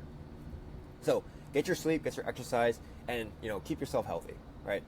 The worst thing you can do as an entrepreneur is just destroy your health away. I might be running a six-figure a month coaching business right now, but for me, right, my health is always going to be my number one, right? That's the number one thing. You mentally be happy, be fit, just make sure you enjoy your life. Don't throw away your health. You guys are fitness coaches at the end of the day, right? So when it's literally your performance and volume on texting on your phone and laptop that determines the success that you're getting, you have to prioritize how you eat, how active you are, how much you genuinely, how much sleep you're getting. Think about this as an investment to perform better. The better you feel, the better you will do. Like, I'll tell you right now, when I was the fattest in my life, I did not enjoy doing the business. Right now, I feel like I look pretty good, right? I've maintained my health, maintained my physique. I feel like an absolute machine when I do work, right? Now, confidence. Believe in yourself. Stay assertive in the DMs. Remember that you're acting as if you have a setter, right? And if you're watching this and you're a setter of the owner offer, or if you're watching this and you are the business owner, you are the offer owner, right? Don't be too nice or you'll lose the respect that you have from leads, but be nice enough where you never, you just don't ever want to be needy, because again, nobody wants to work with a needy coach, right? You won't need to be like abundant. You need to be confident in your offer. You need to be confident in yourself. The way that I speak even right now, you're probably like, wow, this guy has so much energy. This is me 24/7, right? As a successful entrepreneur, you need to realize, again, you are the business right now, especially in the beginning phases. So you need to, again, lead your team and you need to lead your own business. So now some concepts we want to cover. Again, we'll go into details on other modules. So keep in mind, number one, you are not the prize, or you're the prize, not the pitch, right? So you're not chasing people to get them on a call. That is not your goal. Your goal is to help them. You're qualifying them to see if they're even a good fit for your program. There's no reason to hop on a call if someone is from, if you're from like India, or they're from like, a very DQ country, right? There's no reason why you should waste hours and hours of them, or of the time in the DMs, waste another hour on a call if you know they're not a good fit, right?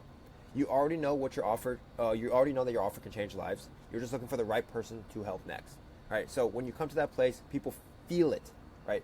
When you are talking to someone, you'll notice this over time as you appointment set more and more and more, but you will realize that when you're speaking to a certain type of person, you know they need your help, right? Like your job as a coach is to not let them not get the help, because that is a disservice, right? You're in here trying to help as many people as possible. If they're DQ, you can help them with a YouTube video. It doesn't mean you have to text them 24/7, right? You still have a life. You still have a life to live, right? So stop sounding like a salesperson and start selling someone who actually knows and like wants to help them, all right? Understand, in the DMs, the second they smell sales, they are turned off.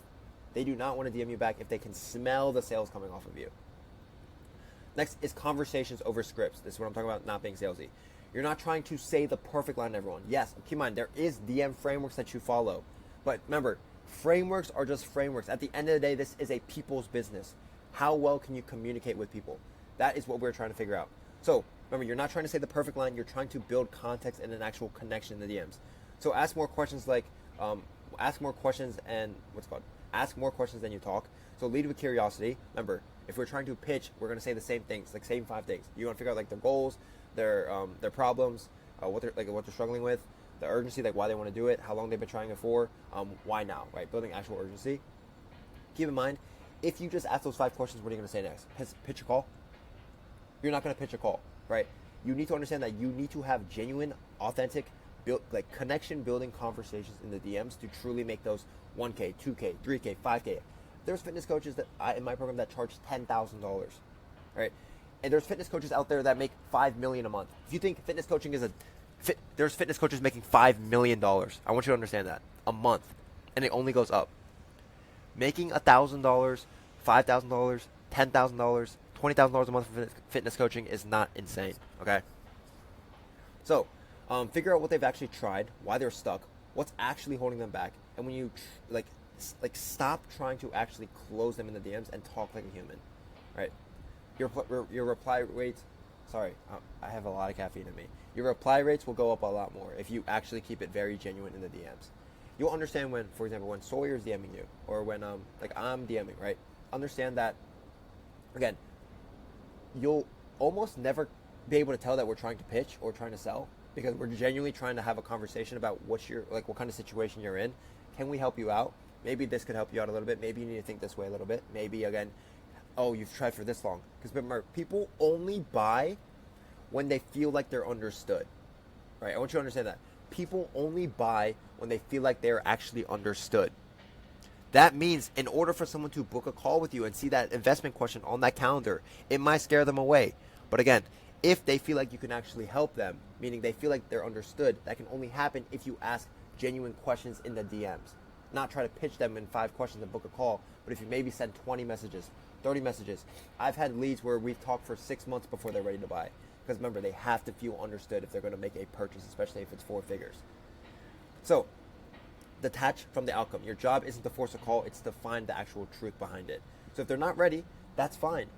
Keep in mind, again, I told you, there's people that were not ready at the time to buy. They're ready 6 months from now. They're ready 3 months from now. They're ready a month from now. Your job as the coach is to make them realize, okay, if they're not ready, it's because of a reason that, again, is logistical, that maybe you can solve, or is it like a fear objection where maybe you can also solve? But again, sometimes people just mentally are just not ready there to make the change. Your job is to get them the 2.0 version of them, but if they're not willing to accept that, if they're not willing to be open to that, it's just not the right time for them. It's okay. They might be ready in a month. They might be ready in 2 months. And again, you'd rather not burn a lead and have them ready in 2 months. Okay. So you'll book way more calls if you're not like clinging to every single reply. People can tell you're just trying to hit a quota versus trying to help them. Keep in mind, if you're just pitching after 5 messages, depending on the situation again, right? If you're just pitching, it's not really the best, unless it's triage calls. We'll get into that as well down the future, right? But again, you just want to understand that, again, nobody wants to like be sold. People hate being sold to. People love to buy though, right? People hate being sold to, but they like to buy. They can only buy if they feel like they're understood. And again, if you present the actual solution, and you can only present the solution if you understand what their problems are, right? Not just fat loss or not just I don't know what to eat.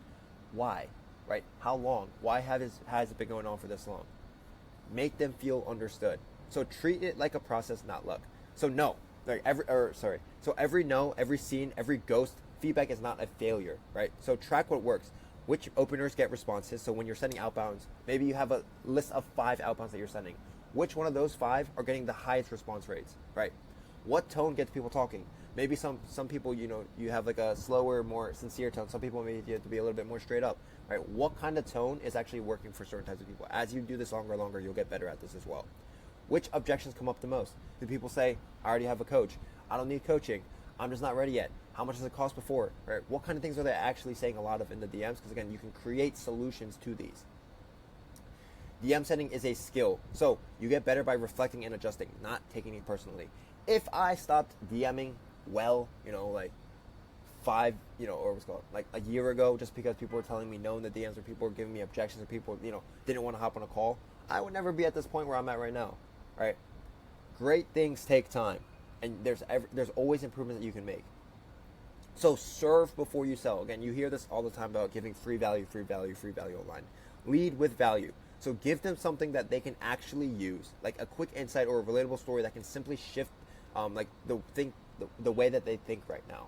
So again, if someone is in the DMs and like they're struggling with fat loss, obviously, have you tried tracking your calories? Have you tried tracking your macros? Yes. No. Right? How come? How's it gone? Like, how's it worked? Did it work for you? Did it not work for you? What have you noticed was the problem? Try this instead, right? Remember, don't tell them try this instead. Tell them why certain things are important, right? When you give free value, lead with value, I want you to understand that you don't always have to tell people exactly what to do. Sometimes all you need to do is tell people why something is more important than something else, right? For example, I could tell you, you need to post 3 times a day versus 1 time a day, right? You might be asking, why is that? If you look at the numbers, right, 3 times a day, if you get an average of 1,000 views in the span of a month, right? I'm not doing math real quick, but that's like, 1 post a day with average of 1,000 views in a month. In 30 days is like 30,000 views. 3,000 views. But if you post 3 times a day, you literally 3x the amount of views, giving you 3x more of the chances of getting an actual sale because you're speaking to one more person, right? So explain the whys of something is important, not the what is actually important. They'll think you're a lot smarter for that. So think coach, not closer. You're not a telemarketer. You're a coach having a conversation in the DMs, right? If someone didn't want the help, or if someone wasn't interested in whatsoever, they wouldn't be talking to you in the first place. Sure, again, there's going to be times where people talk to you for a little bit and then find out they're broke or they're not interested. That's completely fine. That's normal, right? But you need to approach every chat as if you're diagnosing a client's training plateau, like you're trying to understand before you prescribe something, right? As a doctor, you're not going to just say, oh, you have heart problems? Here, have this medication. Oh, here's this pill. Oh, you feel this? All right, here. Right? Ask them what they're actually struggling with or what their situation looks like so you can actually present a probable solution to them. So that's how you build trust, and that's what will actually fill your calendar. But obviously, we didn't go crazy in depth. It's just like the mindset you should have with appointment setting. Again, keep in mind, we'll go back to the top real quick. Remember, it's going to be a little bit stressful. It's going to be annoying at times. Again, it's just a part of the process. Nothing great happens very easily, right? Let's talk about the psychological analysis of leads itself. So again, Again, this is only for you guys. This cannot be shared anywhere else. So, psychological analysis. Understand there are different types of leads. Keep in mind, when you are DMing people, no matter what, you are talking to people. So this means, again, using our, I don't know if you guys can hear that, sorry. There's a 3%, 3 to 4% of in-market buyers at times. There's people, again, 30% being in that 50-50. We have to understand that we are also talking to different types of people, even if they are on the 50-50. There's people with, again, that are warm, egos, people who need, a little bit more pick-me kind of situation, people with big walls put up in the front. I can't lie, if you're DMing me, I'm the type of person to have a big wall up front, right? I get pitched all the time, so again, I'm going to have a big wall. But again, now you have to understand how I think. You also have to, again, keep in mind, understand how everyone that you're talking to thinks. So always get a gauge. Again, this is always use your basic social skills here, right? It's not like overcomplicated rocket science, but just understand when you're talking to people in real life, you talk to you. Okay, this guy seems like he has a big ego. This guy seems like he's a know-it-all. This guy seems like he just wants some attention. This guy seems like he just wants someone who cares for him. When you guys are talking to the opposite gender as well, you guys will kind of pick up on these things. This is basically the same exact thing. Now let's talk about it in this sense. All right, so let's get into the types of leads. First, you have warm. This is your favorite. This is my favorite type of person. Someone who is warm, ready to buy, that kind of situation. So these are probably the best types of leads that you can have in the DMs. These leads are most likely going to close in the calls. Just because, again, they're warm. They've watched your content. They've seen a lot of stuff around it. They're in-market buyers. This is amazing. We love these people, right? With these types of leads, often inbound, if you're, lucky, and outbound that has been following your page for a while, they know what you do. They already have the urgency and just needed that extra little push to get them on the call to close. So keep in mind, for example, a lot of people, like, you not getting inbounds is not the worst thing in the world. Like, even I know a lot of people that make a lot of money, they do not get a lot of inbounds. Even for me, I probably get maybe 1 or 2 a day, 1 every other day. I know people making $200K a month where they get like 1 or 2 a day. Again, 1 every other day. It's sometimes people understand that people don't want to be like that. They don't want to be the in-market buyer, right? But sometimes when you've been following someone for so long and they finally reach out to you, sometimes like, oh wait, okay, hold on. I've been watching, I've been being nurtured. I might actually want to buy this thing. Actually, I was looking, I was a little bit afraid. I didn't want to seem like the person who just comes on the call and just buys, right? But again, sometimes all they need is a little push, a little message from you. So you should be careful, not by sounding too salesy and outbounds, remember, and make sure that the conversation is natural, always, even if it's a warm lead. Only if it's like a direct inbound where they go, boom, keyword, straight to the point. You can tell they're a straight shooter, book them in on a call, close. Sometimes even DM close, but again, that's a little bit advanced. So especially when booking in the call, you don't need to build on pain too much because these conversations are most likely short. There's a lot of calls that I take. My sales calls can run an hour long. Sometimes they're, again, if it's some sort of issue, logistical, again, they can be an hour 30. But there's a lot of calls where I take where, again, it'll be like 15 minutes long, 30 minutes long, just because, again, they're warm. They already have the correct mindset going into it. You can tell, you just pick up on their energy that the guys are just ready to get a coach, ready to make a change. They've watched all your content. They don't need to hear your entire sales pitch. These guys are just warm. You'll get a feeling for it. Okay, don't pitch too early. You'll know they're energetic. They're speaking. They're sharing the story. I've been seeing your content for a long time. I'm just ready to do it. The only reason is it fear that that's holding you back? No, right? I just know I want to make it work. I just know I need that person guiding me. All right, sweet. Let's run it. Okay, those are very warm leads. These are the best types of leads you can have. Next is egos / like know-it-alls. These are, you got to deal with them at some point in the DMs. Again, so these leads have high egos and they think they know everything. These are people telling you like, oh yeah, I'm already on good track, or yeah, I'm just gonna track my calories again, or like this is people for me like tell me, yeah, I'm already making 5K a month, yeah, I'm making 10K a month, right? For me, all I have to do is say, that's it, 10K a month, that's it, right? That's all you're making, right? 5K a month, that's it, right? With that audience, that's all you're making, right? You often get those guys that think they know exactly what they're doing, even though they aren't reaching their goals, right? These guys start conversations slowly, often outbounds. Try to build as much rapport as you can.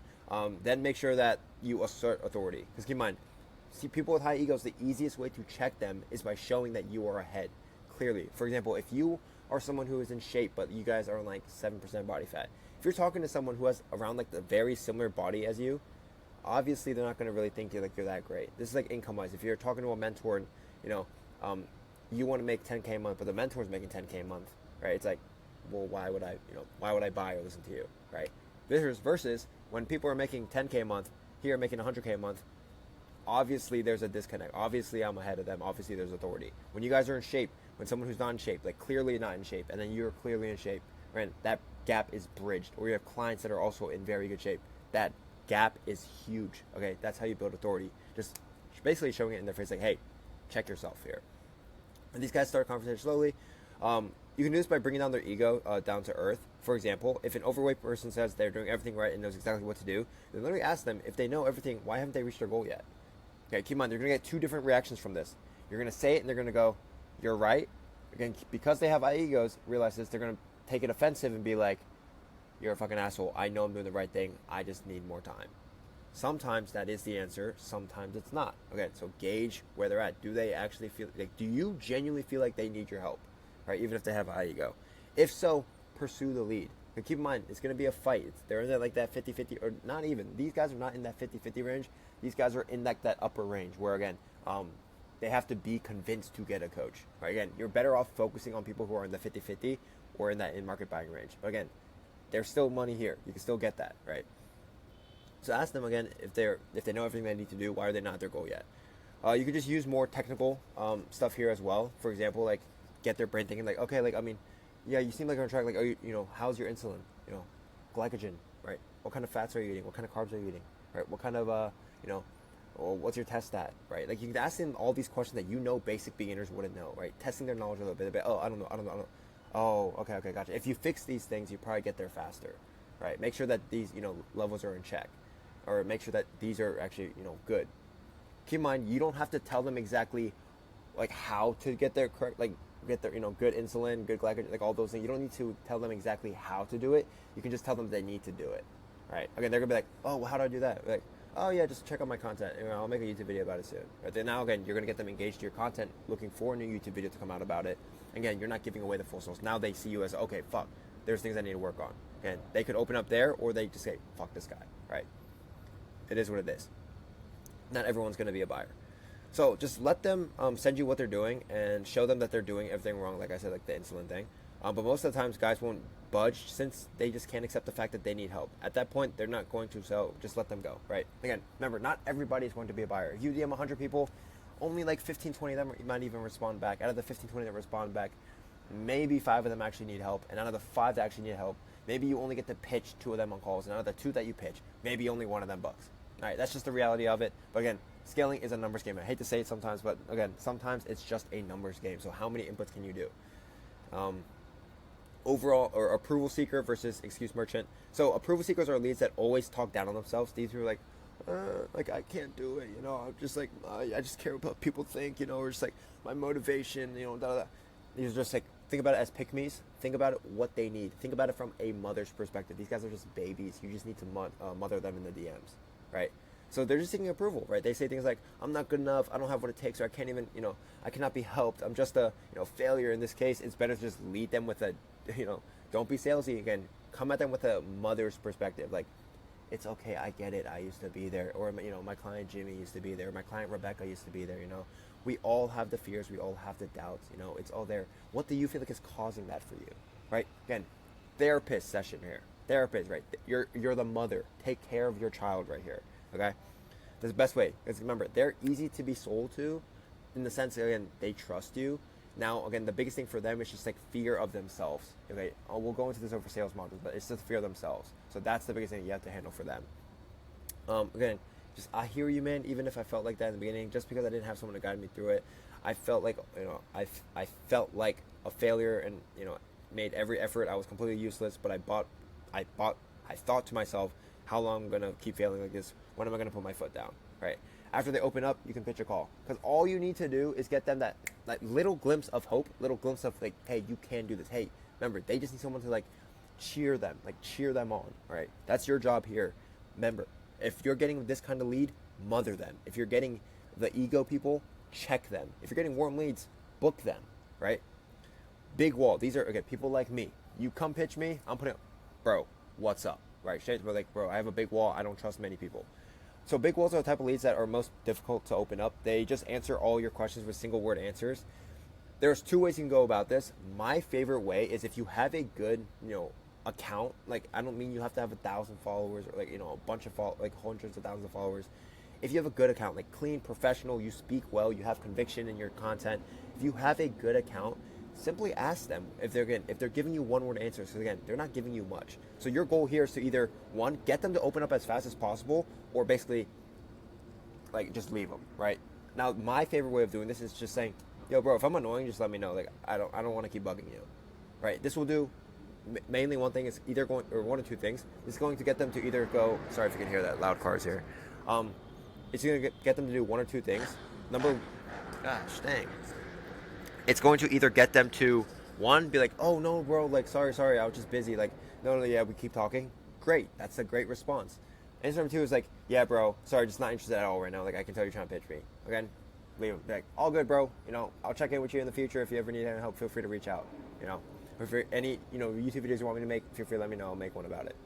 All right, those are the two scenarios. But ideally, you want to get that. Oh, sorry, yeah, no, sorry, bro, I just been busy, or just like sorry. Like, yeah, okay, remember, bro, just let me know if I'm annoying you. Just let me know. I don't want to keep bugging you. All right. So, with knowledge authority during the rapport building stage, make sure not to ask long questions. Oh, keep in mind, in DMs overall, remember this. Do not send big chunks of paragraphs. I'll show you, for example. Don't send a paragraph like this in the DMs. Send like chunks, like little chunks. For example, you could have 5 sentences that you say in a single paragraph. Break that up into chunks, like separate lines. People don't like to read big paragraphs. There's only certain situations where you can send a big paragraph, but overall, most of the times you just want to send like little chunks, little lines, right? Make it easier for them to digest. And again, you feel like you can say, okay, again, analogy with dating, right? You're not going to text a girl big paragraphs when you just meet them with questions. What are your goals? Do you feel like it? Right? You're going to ask them little by little, right? Chunks by chunks. Get little pieces of information that you need, right, to understand the situation. So try not to ask long questions. Keep it nice and short. Make sure Make sure you ask open-ended questions. Most of the time, answering a few questions and asking probing questions like, what would blank outcome do for you, or what would your dream be? These big walls would open up, and the conversation will continue from there. So keep it as natural as possible, even when pitching a call. An example would be, let me explain it to you and give you some tips over a call in the next few days, or it'd be hard to explain over text. Let's go on a call, talk about it.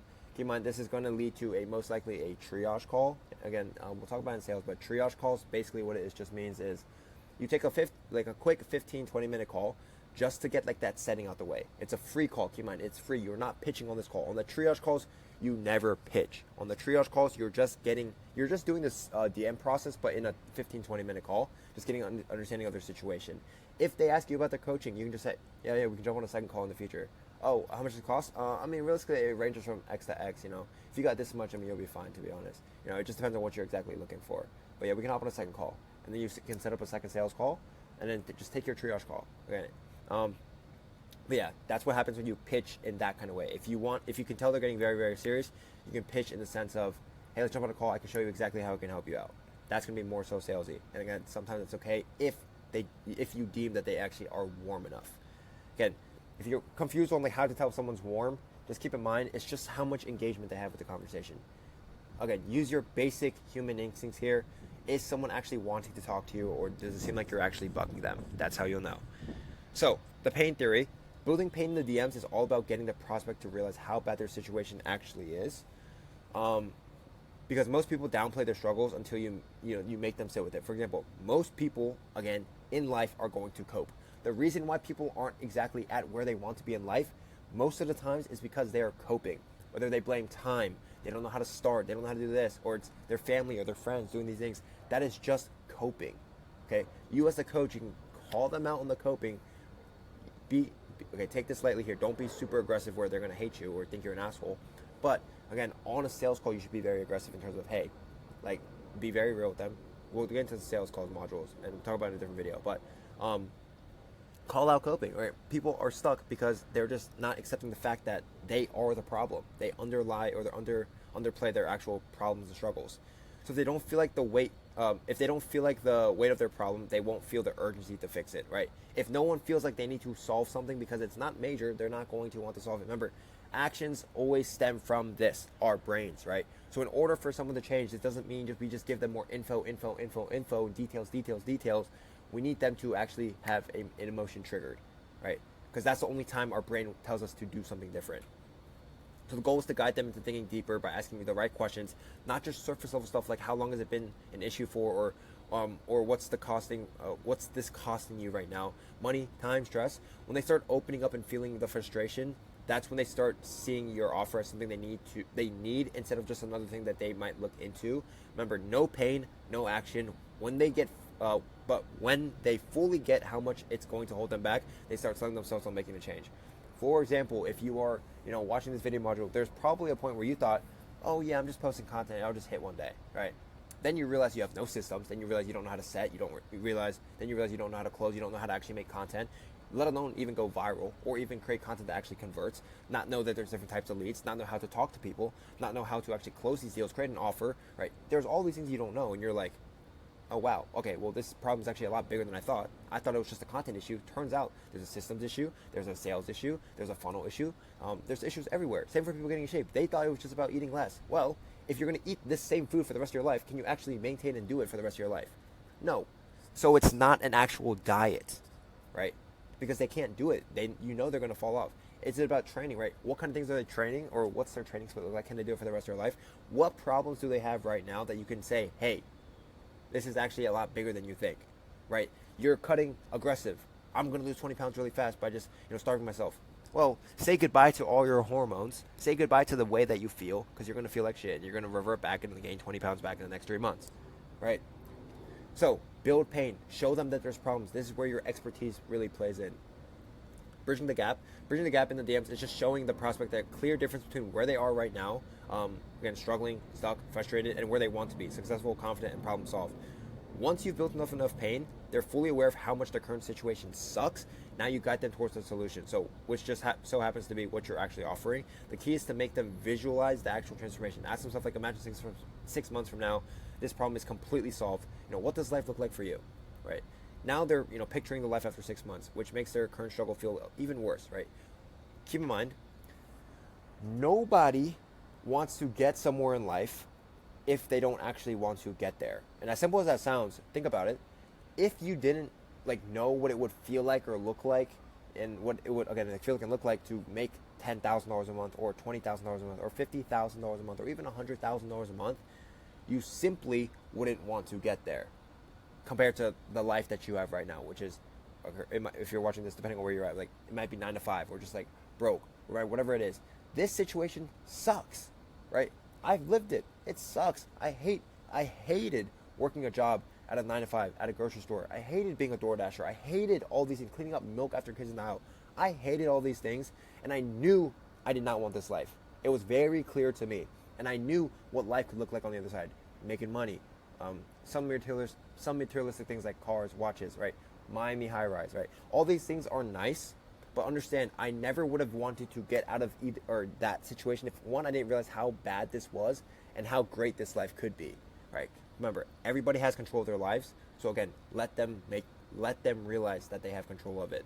So bridge that gap. Show them what life could look like on the other side, which makes their current struggle feel worse. That's when you step in and say, that's exactly what we help people do. Here's how. You can show VSLs, you can show breakdown videos on your YouTube, info vids, Miro boards, slides, whatever style you want. You can do motivational, right? The stronger the contrast is between their pain and their desired outcome, the more obvious it becomes that they need to take action now and not later. Remember, the best time to start was yesterday. The next best time to start is today. Remember, all of this is about speed to lead. The faster you talk to someone, the more responsive you are, the better chances it is that you actually get a response and actually close a deal. All right. Keep in mind, if, for example, if you get a DM from someone, and again, remember, there's different types of leads. If I get a DM from someone who is a warm lead, I'm fast with it. I don't even care about my booking calendar. If I can take the call in the next hour, I will tell that person, yo, are you free in the next hour? Speed to lead. Make them watch all my post-booking assets. All right. Speed to lead. These are warm. You don't have to do much. You can get them closed. Don't let that feeling of excitement go away. Get them when they feel excited. This is the best time, because this is when fear and that life-changing moment, this is when they clash together. But when they're super excited, the excitement pushes over the fear, right? That's when people make the jump, because fear is the number one thing that holds most people back in life.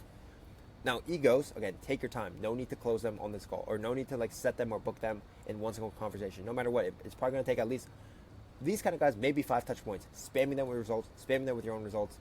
All right. Approval seekers, again, you guys can also probably get this person booked in on the same day, depending on the situation, depending on how fast they respond. But again, these guys, baby them. Remember, you are their mothers. Baby them. The mothers give their sons and babies a lot of attention. Deal with big walls, right? Don't be pushy with them. These guys have big walls up. Again, just show your authority. Show hey, you're not eager. You don't need their money. You don't need to help them, right? If they want to help, you're here. But again, you're not forcing them to do anything, right? They're okay. I'll give you some psychology or like some insights on like my business. Why most people choose me is because, one, I'm not pushy, I'm not salesy. I just show results, and I just show my own results as well, my client results and my results. Again, people just choose to want to work with me because, again, I'm never salesy. You'll see a lot of my stuff, it's super, quote unquote, what people say, like authentic and genuine. Because I realistically could give a fuck less about someone's money, and I just know if you want to make a change, that's what I'm here for. But I'm not here to help people that don't want to be helped. I'm here to help people who want to actually get help, right? Okay, so when you come off as, quote unquote, what we call abundant, right? People look at you a little bit differently. People don't look at you as a course seller or a guru. People look at you as, hey, this guy genuinely just like is changing some lives. But yeah, today we're going to be going over DM setting, right here. Because the past 2 weeks, even the past 3, a very common thing between a lot of you guys is the DM setting. I'll zoom in. Don't worry, guys. Don't worry. But in terms of DM setting, we've already talked about in 2 of our group calls the common mistakes of, again, you guys majority just taking surface level answers as answers, right? And that was like the main problem. So when they told you their goals, you guys just let it by. And then when they told you their problems, you also just let it by without showing how much of an expert you guys actually are. So today's setting framework, this is sort of a similar framework to what Juna uses, my setter, but I'll be telling you guys what he does. Basically going into 4 areas here, or just understanding, like, again, the setter framework, which is, remember, there's unaware people, there's problem aware people, there's solution aware people, and then there's the most aware people, right? So I'll give you guys an example of like what each of these type of people are. So first one is unaware. This is someone who is not in the greatest shape, but they don't realize that they have a problem, right? This means they don't want to get in shape. They don't realize that being out of shape is a problem, right? Problem aware is someone that knows that they're overweight, and again, they know it's a problem, right? So they're probably looking for the help, right? Same with solution aware. Solution aware means they know what the solution is, which is leaning out, right? Or like losing the weight, or this might be gaining muscle, whatever their actual goal is. So they're aware of the solution. And then there's the most aware. This is a daily someone who just like is aware of everything. They know coaches, they know where they want to be, they know their goals, and they're aware of like sales, like they're just aware across the entire board, right? So 2 things to remember: use this 4 message structure, 3 message structure: acknowledge, relate, questioning, and then do not hunt for bookings. Understand the lead first. Don't skip any steps, but don't overstick to the framework. Okay. So this is the framework here. So keep in mind, this is just a framework. If you guys follow this word for word or idea for idea, you guys will just sound like a robot ultimately. DM setting ultimately comes down to how human and how connected can you sound, right? How much can you acknowledge, relate, and question them, right? So again, stick to the framework, or understand the lead first. Don't skip any steps, but do not overstick to the framework, meaning do not just copy and paste the framework into your DMs. At the end of the day, it is a framework, right? If you guys get lost, it's used to re-guide yourself into a conversation, right? So we'll start with, okay, there's 1, 2, 3, 4, 5, 6, 7, 8, 9, 10 sections here. So start number 1. So the outreach / follow-up. All right, this is probably where most of you guys have the most questions as well. So this is going to help you guys out. So if you're not paying attention, pay the fuck attention to this part right here. So the outbound should always be 1, hyper-specific, meaning you use their names, or you go to their profile and call out something from their profile. Maybe they have a nice beach photo in their profile. Maybe they have a nice profile photo. Be hyper-specific in the actual outbound message. Second is, again, report-based.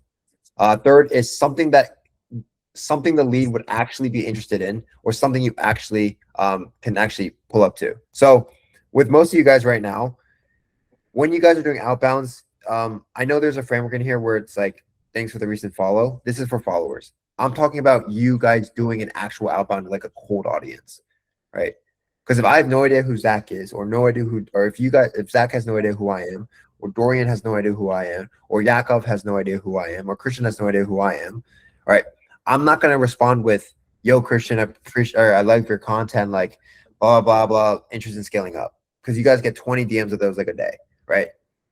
I'm going to try my best to say, yo, Christian, I really like that mole on the right side of your face and that beach photo on your profile, right? It's just super hyper specific, right? But keep on, your guys' audience doesn't get DMs from like growth operators, setters, and closers, and like editors all the time. So then you guys don't have to be as specific as that. You guys can just say, yo, Bob, like amazing view and like your stories, or not story sequence, your what's it called, highlights, right? Where is this from, by the way? So have a clear idea or path and to transition into the actual fitness aspect of the conversation, right? If you guys are talking about, this is the easiest one ever, right? Easiest thing ever to do. Location. Yo, this is awesome. Where is this? Yo, where's this restaurant? Blah, blah, blah. Whatever, anything location related is the easiest thing in the world, because the easiest way to relate it is back to, one, do they have any restaurants with like good like protein meals, right? Or like good healthy meals in the area as well? Right? Or do you know about any gyms, nice gyms in the area as well? They'll say, yeah, this gym or this restaurant. Oh, sweet. How long have you been going there? Oh, I've been going to this gym for like 3 years now. Oh, sweet. 3 years. Like, you must be killing it. Like, what are your goals for, I guess that you've been working on for the past 3 years? Super easy transition, right? Same with restaurant. Any high protein meals there or in the area, or any good healthy restaurants? Yeah, I like this place, this place, this place. Oh, sweet. Yeah. Do you also know about any gyms in the area? I'm thinking about taking a trip out there pretty soon. You don't have to be, right? We can just say that. Oh, yeah, I recommend this gym. Again, same thing, right? Oh, how long have you been going there for? Oh, 3 years. I don't know. Oh, like, what are your goals been in the past 3 years? Right? Super easy transition. Even if it's about a dog, right? Oh, yeah, I go on runs with my dog all the time. I used to take him on walks, but I go on runs now. You guys can transition any conversation into fitness as long as you think a little bit, right?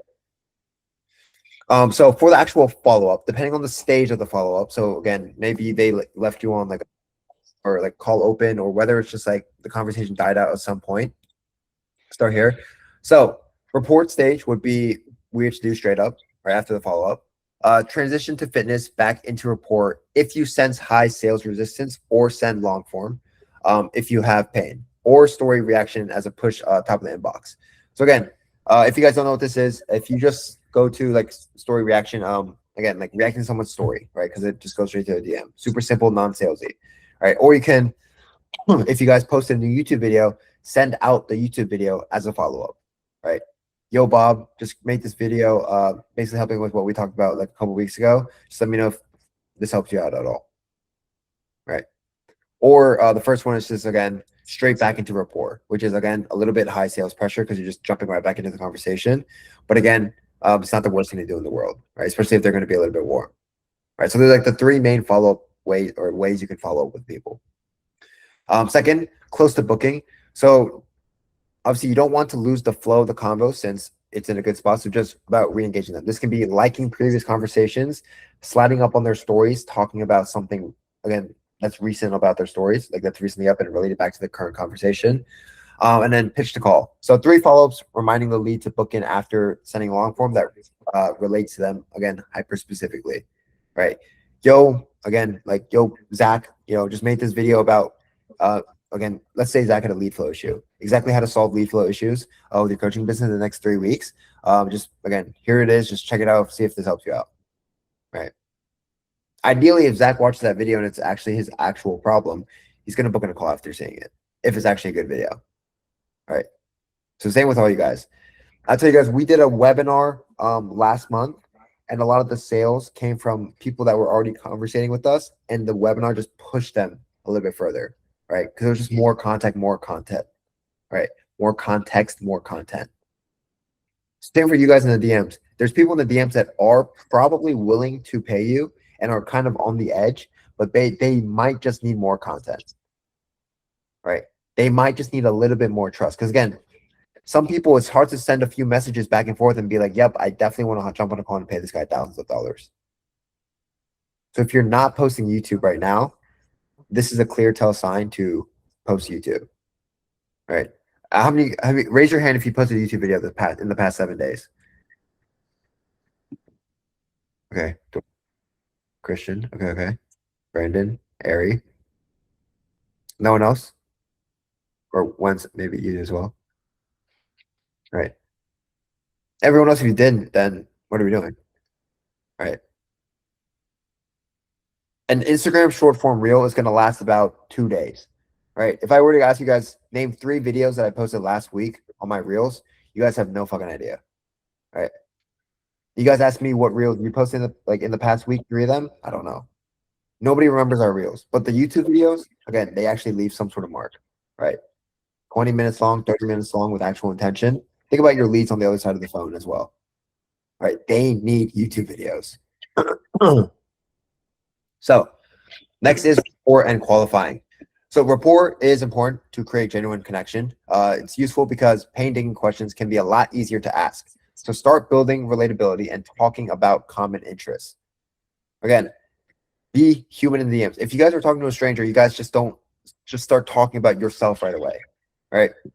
With any good relationship, there's some sort of common interest, whether it's about liking tea, cookies, basketball, soccer, dogs, cats, I don't care what it is, but there needs to be some sort of relatability, right? But you guys need to come at them in the sense of, hey, I'm not trying to sell you. I'm just trying to become your friend, right? If it's an outbound, again, you guys have to be natural and non-salesy, right? Stick away from fitness right now. So talk about hobbies or common interests. List here all of the leads interested that you can talk about. You can try to figure out like what their profession is and again, what level of income they have here, right? You guys talk about, I'm from Louisiana. I used to be a doctor. I mean, I see look for your profile. Are you a doctor as well? Right. Or you can just ask them what they do for work. Oh, sure, you're a construction worker. I did construction working for I don't know, like 4 years ago. Right. It's very easy to find out what people's income is. You can ask people what they do for work before it even gets to the sales pitch. Because there's nothing you're trying to sell in the beginning. You're trying to get to know them, right? So again, where are you based at? Oh, I've never been, but again, got some friends over there. How's it like right now? Right. I'm from Minnesota. How's the weather over there? Right. I have a couple of buddies over there. If you have a client in this part of the world, make sure to mention them. If they're a good testimonial, it allows you to hold frame early in the combo. So what do you do for work over there? Right. Just ask them. Ask them what do they do for work. So far, is anyone confused on the first 2 sections here? No? Okay, sweet. Next is transitioning into fitness. So again, there's a soft transition, a hard transition, and then a lead self-discovery. So what brought you to my page? What made you follow? What made you reach out to me? Are you currently working on yourself or planning to start? Right. The best transitions are when the lead automatically starts talking about fitness. Right. It just makes your life a lot easier. Right. It's possible when you actually build enough rapport plus trust. Think about it. You guys would not talk to me if you guys didn't trust me enough to talk about business. Right. You guys wouldn't talk to another mentor if you guys didn't trust them to talk about business. Same way a lead won't trust you, right? Not just because of your physique, if you don't have enough, again, rapport and trust. Right. Think about it from a common sense standpoint. All of us want to sell. All of us have decent physiques, right? But in order for us to listen or someone else to listen to us, it's not just about our physique. Just because they see our page doesn't mean they're going to buy from us, but it comes from showing them, hey, I actually do want to help you out, right? So soft transitions, again, extremely useful. How have you been able to balance work life for uni while working out, right? How have you been hitting your step count with those long hours? How does your day look like? Then ask, how does working out fit into that? Again, if they're already mentioning working out, have you been bulking or cutting? What's their goal? Right? Very, very simple questions, but these are still not salesy because you're not trying to get something out of them right here. You're just asking them questions about their situation because you're still just trying to help. Right? So far, makes sense? Okay, I see Zach nodding yes. Okay, good. Next is the actual tangible goal. This is where, again, a lot of you guys in the past week have just been messing up. It's more so this part, but we'll start here. Again, finding tangible goal. What made you interested in fitness? What got you started in working out? How long have you been doing it for? I haven't started. How long have you been thinking about starting? What's your goal? Is it bulking or cutting? Right? Get a tangible goal, right? So an actual goal. Don't just say, I want to cut, I want to bulk. Get I want to lose 20 pounds. I want to lose 30 pounds. I want to lose 40 pounds, right? I want to get rid of my acne. I want to feel better about my life again, with all these answers that I give you, you're going to dig a little bit deeper with all of it. But you need an actual tangible goal. If you guys, again, think about it, what would Josh say? If you guys told me in the DMs and I asked you what your goal was and you said I want to make more money, how would I respond? How much fucking money? All right. I'm not going to just let you guys say I want to make more money. Well, how much fucking money do you want to make? What am I working with here? Right. So actual tangible goals. So next is the North Star and intangible goal. So the North Star, the North Star is extremely important because it's how they discover, the North Star is extremely important to discover with the leads, builds intention and gets mini commitment into them joining the call, right? Does anyone not know what a North Star is? Raise their hands. Okay. North Star essentially is like the deeper why, right? So like what's going to keep them pushing, like think about things on a compass. It's just shoot. The North Star is just like the end goal, like the true end goal. If they keep pushing essentially north, following the stars, like where do they go? Who's requesting right now? Okay, where are we?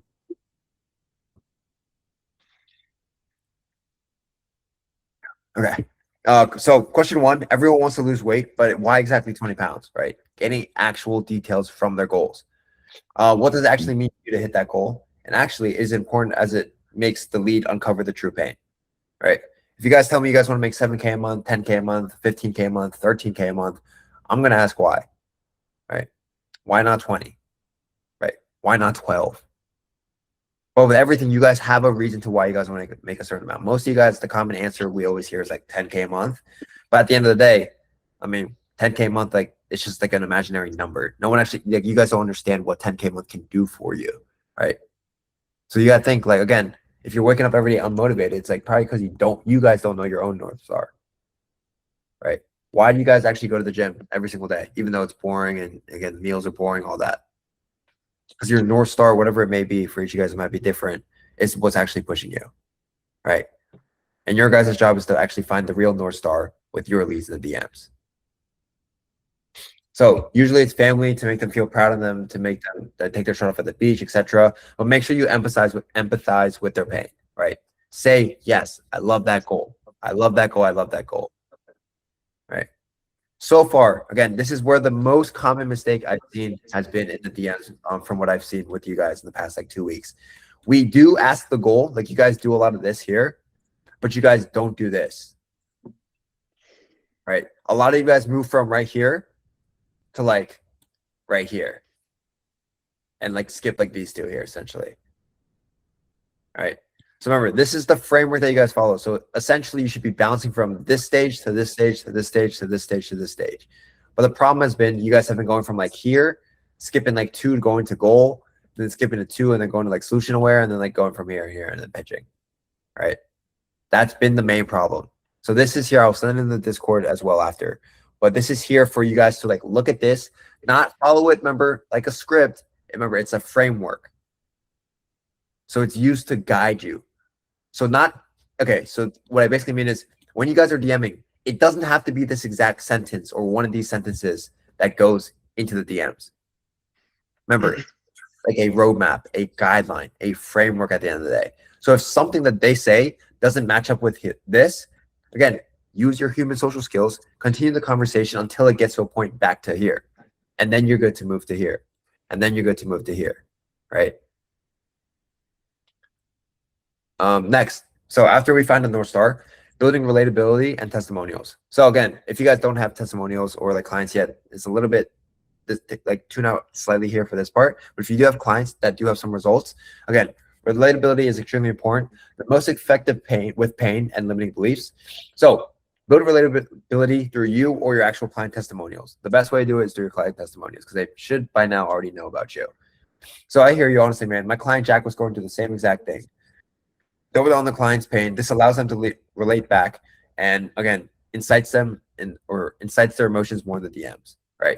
Because if you had a client named Jimmy who was depressed for the past 20 years and all of a sudden in 3 months he got a 6-pack and all of a sudden turned his life around, and now you have someone leads in the DMs with the same exact problem. You're telling them, one, like you did it. Yeah, you did it because like you have good genetics, whatever. But then your client Jimmy did it, right? Who was struggling with depression for 20 years. One, that's a lot more frame, and two, that's a lot more leverage. All right. Because it's showcasing someone else's results aside from your own. Because they already know about you. So we can only force the lead to open up so much on their own. So with, again, client testimonials and additional pain points, the leads start to see themselves in the client's shoes, right? Think about you guys joining before Chain Consulting, right? How many of my clients did you know of, right? How many of them did you see yourselves in their shoes? Not even just mine, but their shoes. Maybe it's low following. Maybe it's closing high ticket deals. Maybe it's similar physiques, right? Maybe it's a similar mindset or an area of location where you live, right? To some extent, the lead in your DMs can relate to someone, whether it's you or one of your clients. So your job is to, again, don't hide your clients, showcase them consistently, right, on your stories, but showcase them in the DMs as well. Because there's some guys that don't even know that I work with Hunter, right? Even though he's like the top guy. Some people don't know that. We have to send them in the DMs.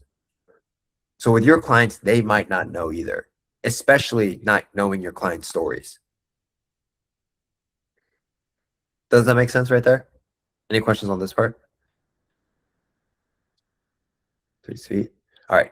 Next is solution aware and then info drop. So again, this is where you show your expertise and again, basically show some authority here, but then show that the client testimonial or yourself was able to get past that pain point. So I doubted my training plan. I had to lose 30 pounds in a few months. Then question, again, to get any limiting beliefs or objections from him right there and then. So what's been holding you back from doing the same? Right, this is where you usually get like their problem or like the pain point here. All right, again, remember, going back up here, acknowledge, relate, question. It's okay if we, again, kind of attack our leads in the DMs a little bit. Not grill them, but question what they're currently doing. Because remember, you guys are the experts in the field. So if someone is doing something completely wrong in your belief system, it is okay to tell them that you think it is wrong. Because clearly you're at a certain point and they are at wherever they are at, right? Do not be afraid to put your foot down. Because at the end of the day, they don't know what they're doing. Otherwise, they'd be in shape. So limiting beliefs and objections. Limiting beliefs and objections. So the lead will usually then tell you it's a matter of time or give you another objection, right? Oh, it's just time. Oh, it's just like my consistency, like whatever. It's just time before I get the result. Not having enough time is perfect, as the leads need to be focused on doing, not having to think about what they have to be doing to get to their goal, right? So utilize the testimonials or another break, or again, use another testimonial or break the limiting belief or shift it. So again, when people tell you things like time, keep in mind how much time, you guys can figure out pretty easily, do they actually have, right? From what they do for work, right? How long they work for, what other things do they do, and then tell them, well, realistically, everyone has a time, right? You can send a voice message. Literally, I would pick up my phone and again, I got you, Jim. You know, at the end of the day, like we know we always have time, right? And I ask you, man, like what's actually holding you back? You know, I know you got extra 5 hours a day. If we wanted to go to the gym, even if it was an hour, we'd go, right? It's not actually time, man. Like, what is it? Send a voice message so you get your tonality across the right way. Right, because they're going to open up.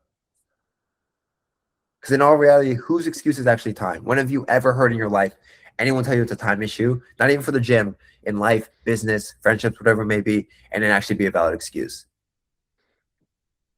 It has never been about time. So it is okay to call them out in the DMs. Okay. So if the lead tells you that they don't have the right framework to get in their goals, we move on to the next stage to show what the lead show the lead what your testimonies did, but not how to do it, right? So, for example, oh yeah, we dialed in Zach's content framework and sales process, and you got to like $30 million a month, right? I just told him what he did, but we didn't explain how to do it at all. Oh yeah, we just dialed in my client's physique and mindset, you know, and we dialed in his training, nutrition, and his mindset, you know, using the ABC method, right? And he got to like X result in this much time frame. Right. So this is where you pitch. So when the lead actually shows active interest, meaning he's asking you questions about you or your program, this is how you know he's now interested. Okay. So when they start asking you questions, or you feel like they're invested enough and you've got a solid grasp on their dream, pain, plus their problem, solution aware. keep this in mind. If you don't feel like this, you guys will kind of know. You'll get a feeling. If you don't feel like you know their goal well enough, you know their pain point well enough, and you make sure that they know that they have a problem, they are aware that there's a solution, do not pitch if you don't have these 4 things. All right. So always pitch in that way to get the most value on the call. So I'll tell you what, I got a couple of time slots in the next couple of days. Let's get on a call and I'll show you how I got Jack to lose 30 pounds so he could make his daughter proud of him, even with a tight schedule, using the right workout framework, right? And how I can do the same for you as well. Obviously, this would be changed depending on like your client's names, results, whatever it may be, but your pitch should sound something like this. Don't say like, what's like a common way? Someone was doing it. There's a one way you guys are saying it was like really bad, but I think most of you guys are saying it like this way, similar to this at least. Next is post booking. Again, keep in mind when someone books in a call, they are not closed as a client. Okay, you guys need to remember this. Once they are booked in, it's actually more important to start DMing them even more now. Do not stop DMing them because you booked them in. They're not done. Because this is when they're deciding if they're actually going to show up on the call. Right? And I don't want any of you guys to get like blue balled at the end of the day with a sales call. It's the worst feeling in the world. So post pitch and post booking. So get a mini commitment. Do not send the calendar until the lead says yes. Okay? Let me repeat that because I've seen so many guys do this. Do not send the calendar to book in a call with you until the lead says yes. I am down to jump on a call. All right? So pre-handle their objections. So again, they're going to say things like, is this call free? Yes, the call is free, but I will be showing you my program and how it could easily be a good fit for you. Again, if it's a perfect fit, we can move forward, but there's no pressure or no, again, there's no forcing to make a commitment on the call. Right? You can say that. So once they're booked in, acknowledge the booking and show them enthusiasm looking forward to seeing you on the call. And then reconfirm their budget. Again, just checking in. Saw you put that 1 to 2.5K. Is that right?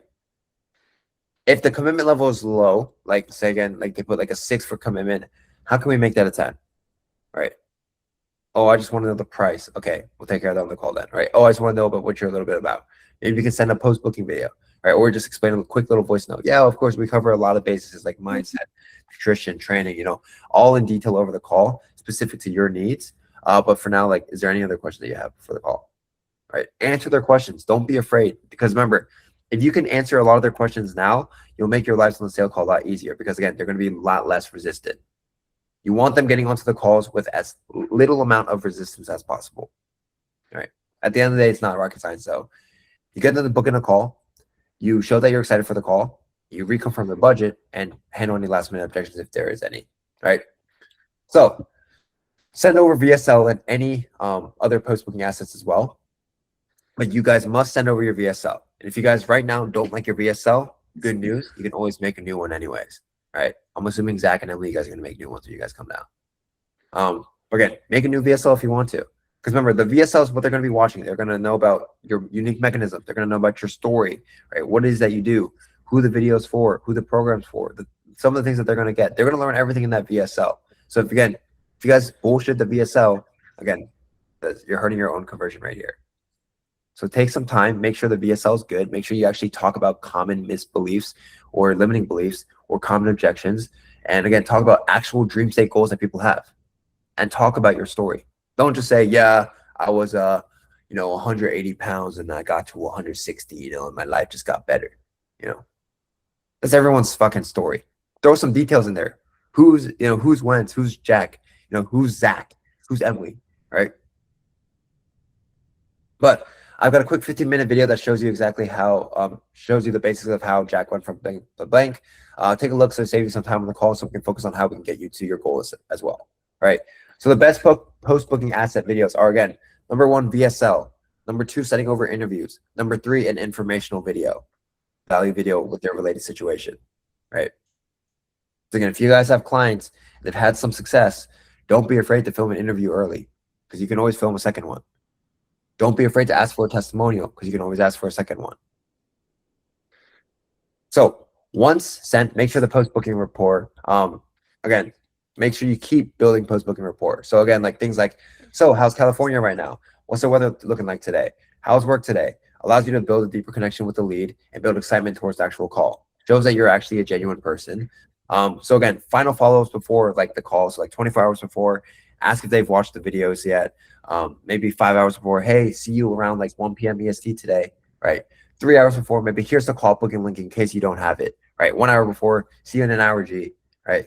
Time of the call, yo, I'm in the meeting, right? 5 minutes later, yo, see you're not in here yet. Like, are you having issues joining the call, right? 6 minutes later, shoot him a ring, call him, right?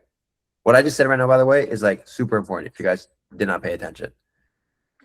Like that's exactly when I was setting on my own, exactly how I did it, right?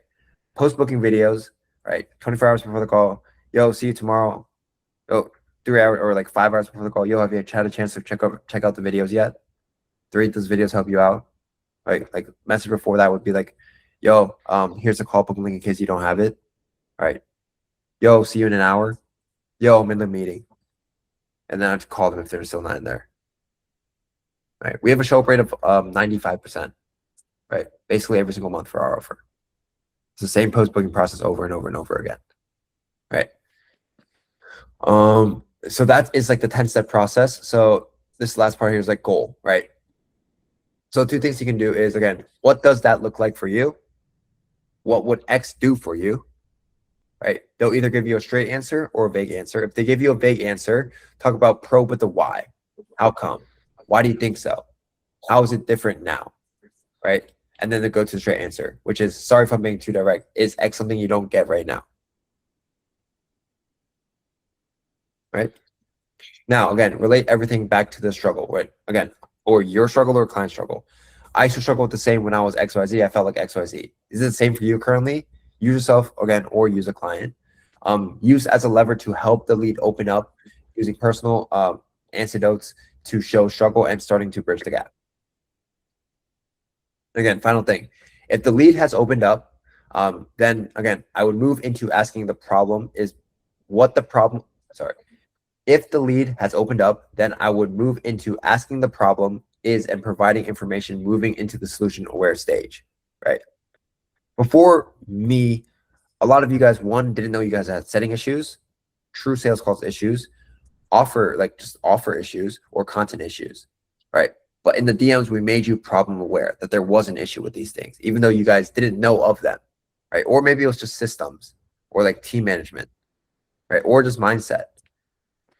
Same with your guys. It's not just nutrition. It's not just training plans. If they ever tell you in the DMs right now that the only reason why they're not at their physique that they want to be at is because of their training split, you know they're retarded, right?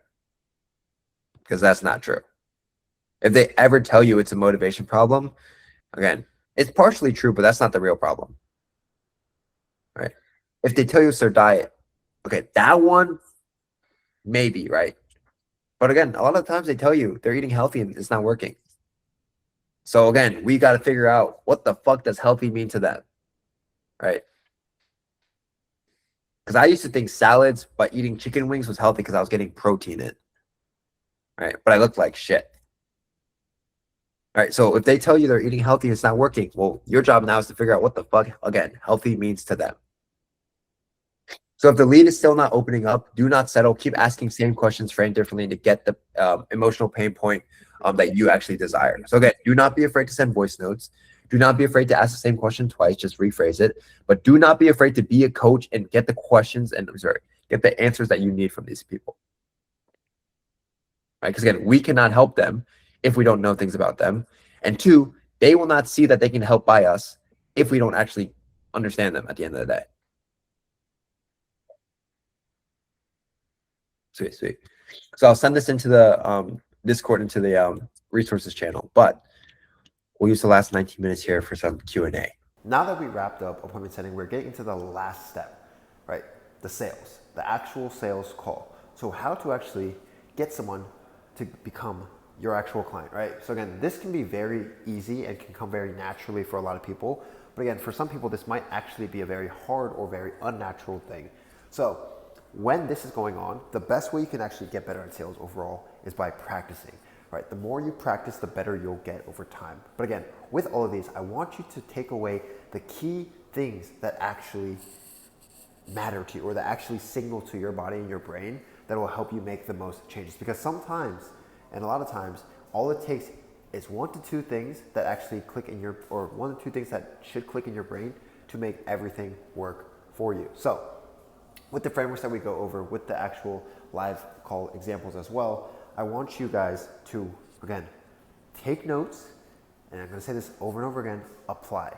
And the best way you're gonna get good at this is by getting your actual reps in, whether it's real people, whether it's friends, whether it's other coaches in a community that you're in right now, like ours, and just practice your calls over and over and over again. Practice objections, practice the mindset, the framing, the type of leads that you're gonna have, and get the practice down and take, again, notes and apply.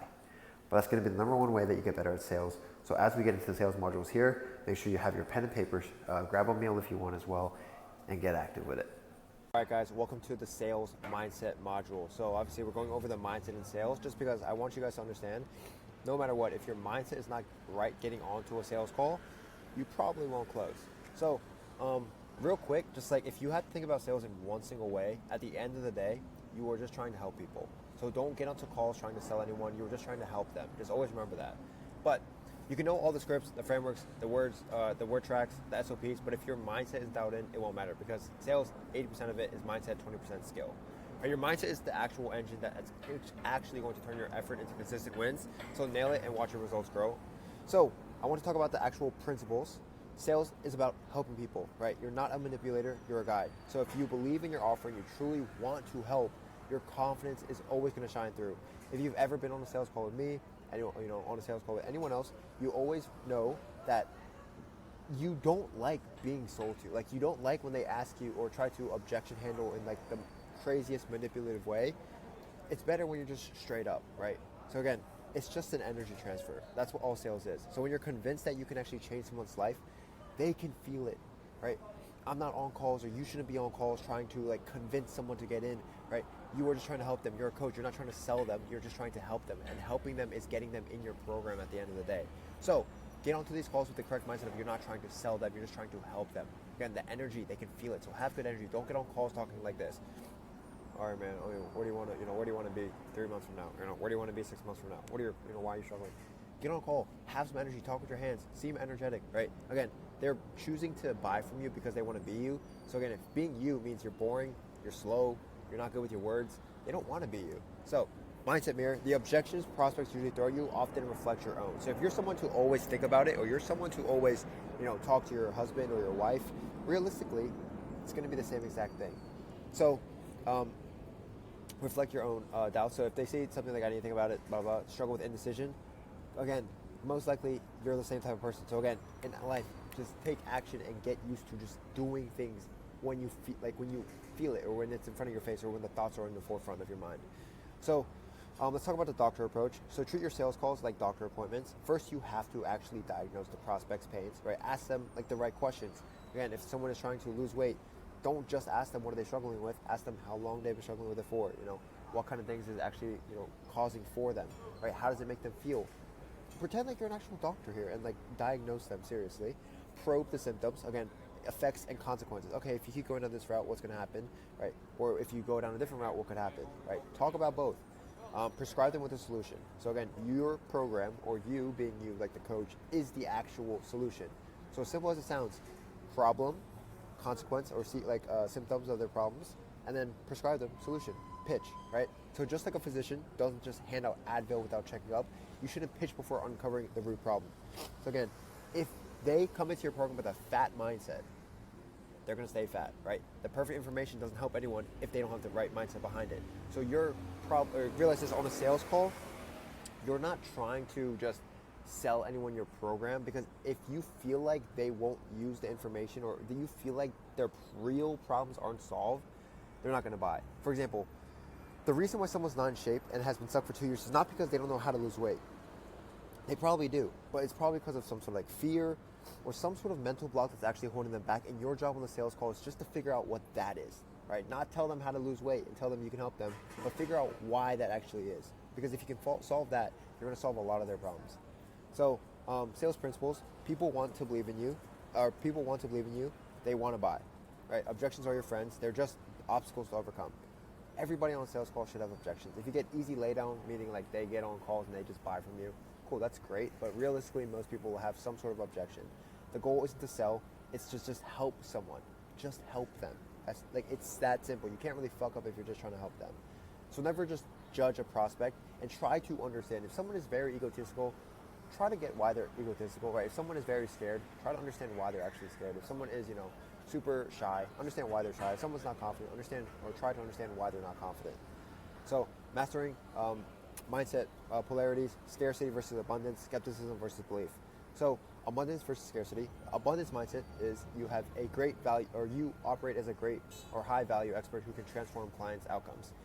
You are selective with your prospects. You maintain premium pricing. You know exactly that, what you do is worth millions of dollars. And when you embody abundance, prospects naturally shift into scarcity. They feel like they're missing out. Think about it on a marketing level. Why do people actually buy? Right? It's just FOMO. It's just they want to be a part of something that everybody else is a part of. Right? That's what your program is. So stand out or stand firm on your pricing. Never negotiate down, because you are the best. The only time I will ever say negotiate down, maybe if it's a friend or family, right? But other than that, there's no negotiating down. Just have them pay like a smaller amount up front to get in the program and then pay off the rest later. But you should never negotiate your actual program price.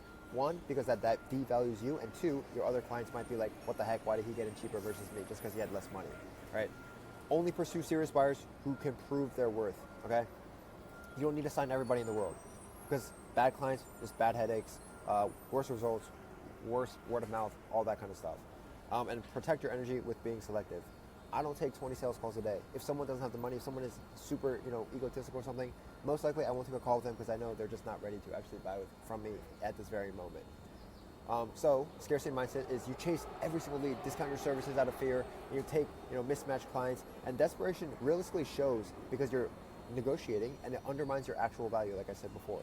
So skepticism versus belief, right? Healthy skepticism, right? You thoroughly validate prospects, prepare for every scenario, and maintain high qualification standards. Your due diligence protects both you and your clients. You're probably skeptical. They're probably, you're going to need to shift the way they think. It's okay for someone who has never done something to be a little bit scared or a little bit skeptical of like online coaching or like online business mentorship, whatever it may be. It's new to them. It's completely normal. It's a new it's a new feat for them that they're facing, and a new version of them they're trying to get to. So it's okay to be a little bit hesitant. What's next? So again, research your prospects thoroughly before meetings. Again, read back the DM conversations if you have a setter. Again, make sure you actually understand what they're saying in the DMs. If you are the ones doing the DMs, make sure you are looking in the DMs and seeing what they actually said are their main problems in the DMs. Question and verify their claims. Again, you're going to bring up things that you said in the DMs, and you're going to bring it back up on the sales call, right? I mentioned you said this. All right, how long have you been struggling with this for? Keep in mind, the clients that you take calls with, or leads that you take calls with, they're always going to believe everything that comes out of their mouth and never believe anything that comes out of your mouth, right? So that means on a sales call, you don't just tell, you ask. Because if you ask, they say. And if they say, they believe. So assess they're truly ready and qualified before you actually pitch. And then a blind belief is like you skip preparation, you overlook red flags, and you assume every prospect is ideal. Your overconfidence will eventually just lead to preventable problems that missed opportunities. For example, how many times, if you're already a coach, have you been on sales call and you just assume they're ready to buy, and then all of a sudden you skip all the important discovery questions, and then boom, at the end they're like, okay, I'm gonna go think about it, and you have no lever to actually pull at the end when it comes to objection handling. Because you didn't go deep enough, you overlooked red flags that they had, and you just overlooked all their problems, and you just assumed they just wanted to work with you. I'm sorry if you guys hear that in the background. So why the mindset actually matters. With a winning mindset, right, you click start meeting with an actual total focus and confidence.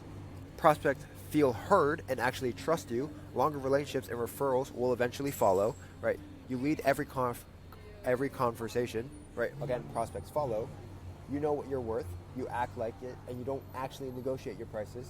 You see yourself in the mirror as the person who actually, or who they actually want to be. You feel sorry for prospects who don't buy from you. Every prospect who doesn't buy from me, I feel sorry for, because I could have genuinely changed their life, right? Every prospect that you also just let off a call with an idea, think about it, you should feel sorry, because again, they could have changed their life if they just chose you. And if you actually got over your own, like, that feeling of uncomfort to just ask them those uncomfortable questions to actually get them to change. And you basically just transmit trust and confidence, because that's how you feel about yourself. You don't have to actually, let high level or ego people walk all over you, because you know your worth. You don't need to hit or re-handle like objections over and over again because you already like recognize that it's just a limiting belief, and all you have to do is handle it during the call. Right? We'll get into this later. Right? And the prospects carry, or again, they just believe in you overall. So now, what you don't have to deal with a good mindset is this: high egos intimidating you. That's not a problem, right? Prospects run off with competitors who look more confident, right? You don't have to deal with that anymore. You hope prospects don't show up because you know you won't close the deal, or you get scared of a sales call. Guys, it's a sales call. You're just trying to help them, so there's no reason to be scared, right? If anything, they should be scared to get on a call with you because you are the authority, right? Think about what they've been seeing in your marketing, what you've been seeing in the DMs. There's a reason they're on the call. They want to buy from you, okay? You let prospects control the call. Do not let your prospects ask you 20 million questions on the call. You should be the one asking the questions because they want to work with you, not because you want to work with them. Right? You lack self-trust, feeling nervous and anxious. These are usually emotions you transmit to prospects. Again, if you are scared on a sales call, they're going to feel scared as well. I'm telling you, you might not be able to, or you might not think that they can tell, but if you're scared, they can tell, right? Be confident. Even if you have to fake it a little bit, just say everything with confidence. Because at the end of the day, they're not going to buy if you sound like you're unsure if you can get them to their goals, right? Even with the best product, you can convey its value that you're trapped in, even with your own thoughts. Again, it's usually not a value issue. Everyone knows your programs are great. You have good meal plans, training plans, good accountability, good one-on-one, good messaging support. Usually that's not the fear that they have. What they're fearing is like the actual outcome. Can they do it? So again, the only way to overcome that fear is like you actually talking to them about their problems, okay? Let's get this because again, it's just negotiating as well. So 4 steps. Spot your limiting beliefs, like your own limiting beliefs, smash your old beliefs, build new empowering beliefs, and lock in your new beliefs. Think about it. If you want to go from someone who's making $0 a month, or $5K a month, or $10K a month, to $50K or even $100K a month, how do you think we'll get there if we don't think certain things are possible? If we don't believe we can close people, how is that going to be possible, right? If we don't believe we can close 3K deals, 5K deals, or even 10K deals with fitness coaching, how do we actually expect to get there? If we don't think that we can actually help people, how are we going to get there? Right? Smash your old beliefs, create new ones, and stand firm on them. So, note on recent sales calls you struggle with, like note down things you've actually struggled with, write down actions or inactions that you took, trace back the decisions behind why you said certain things, list every option you thought you had, identify the beliefs that led to your choice. Example, the call struggle was I froze when prospects asked about the price. If they ask about the price, just tell them we'll get towards it at the end. Let's see if we can actually help you first. Right? Action, I pitched, I paused and pitched and changed the subject. I avoided the pricing because I doubted my value. Pushed through the option you ideally saw was pushing through the price question, reframe value, and delay the pricing further. An underlying belief is, I believe I wasn't worth that price. So I want you to list your top limiting beliefs about sales, right? Great salespeople are not born, they're built, right? No one is just naturally, or most people are not naturally great at sales, even me. In the beginning, I just read off a script. The only reason I'm good at it now is just because I've done it over and over and I've talked to enough people. And now I have like my own flow, which is just talking to people, trying to help people at the end of the day. So follow-ups feel pushy. Rejection means failure. Again, 1 no just means you're closer to a yes. Step 2, smash your old beliefs. Genuinely smash them. You cannot get to a new life if you still think of the same way that you are right now. So every prospect objection is just a mirror of your own doubts. So again, if it's a money objection, they say it's too expensive. You probably resent high bills in your personal life. Guys, money comes and goes. Time doesn't, right? Time objection, I need to think more about it. Again, you might be someone who doesn't move fast when you have actions in front of your face. Right? Trust objection, I don't trust you. You most likely do not trust your own judgment, right? So if you say something, do it and believe in it fully. So I want you to understand why this actually happens. Your body language, your tone, the words you telegraph, your personal fears, prospects pick up on all this and turn it into objections. Sales is a transfer of energy. If you don't embody your own conviction, you cannot transfer belief or inspire action in others. Think about it. If you're watching this video right now, you might even feel like, wow, this guy has so much energy and it's like the middle of the day right now, right? Or I could be working all day and at the end of the day, I can take a call and I'll have the full-blown best energy in the world because I know all I need to do is have energy for an hour or 30 minutes and you make stuff happen. You guys can click on this to actually get access to like deep dive. We'll get into it later. Step 3 is building new empowering beliefs. Here's what top closers live by.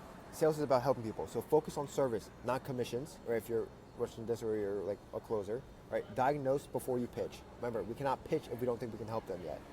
You have a moral obligation to guide prospects who need your help, right? letting them off the call is a disservice, right? You should be trying to help whoever you can, because again, that is your role as a coach, right? Adopt a abundance mindset. So you have all the clients you need. Prospects need you more than you need them. Stand firm on your price. Don't negotiate down. Ruthlessly pursue ideal fits only, okay? And conviction over everything. If I had to like walk away with one piece of advice right now, is truly have full conviction into everything you say. Sales is just a transfer of beliefs, right? If you believe in them, make sure that they know, okay? So you give your belief onto them. Conviction isn't binary, it's continuum. So again, dial yours in as high as you can, right? When you speak to people just out on the street, or just, to your friends, or talking to your clients, or, business partners, or whatever it may be, have full conviction into it.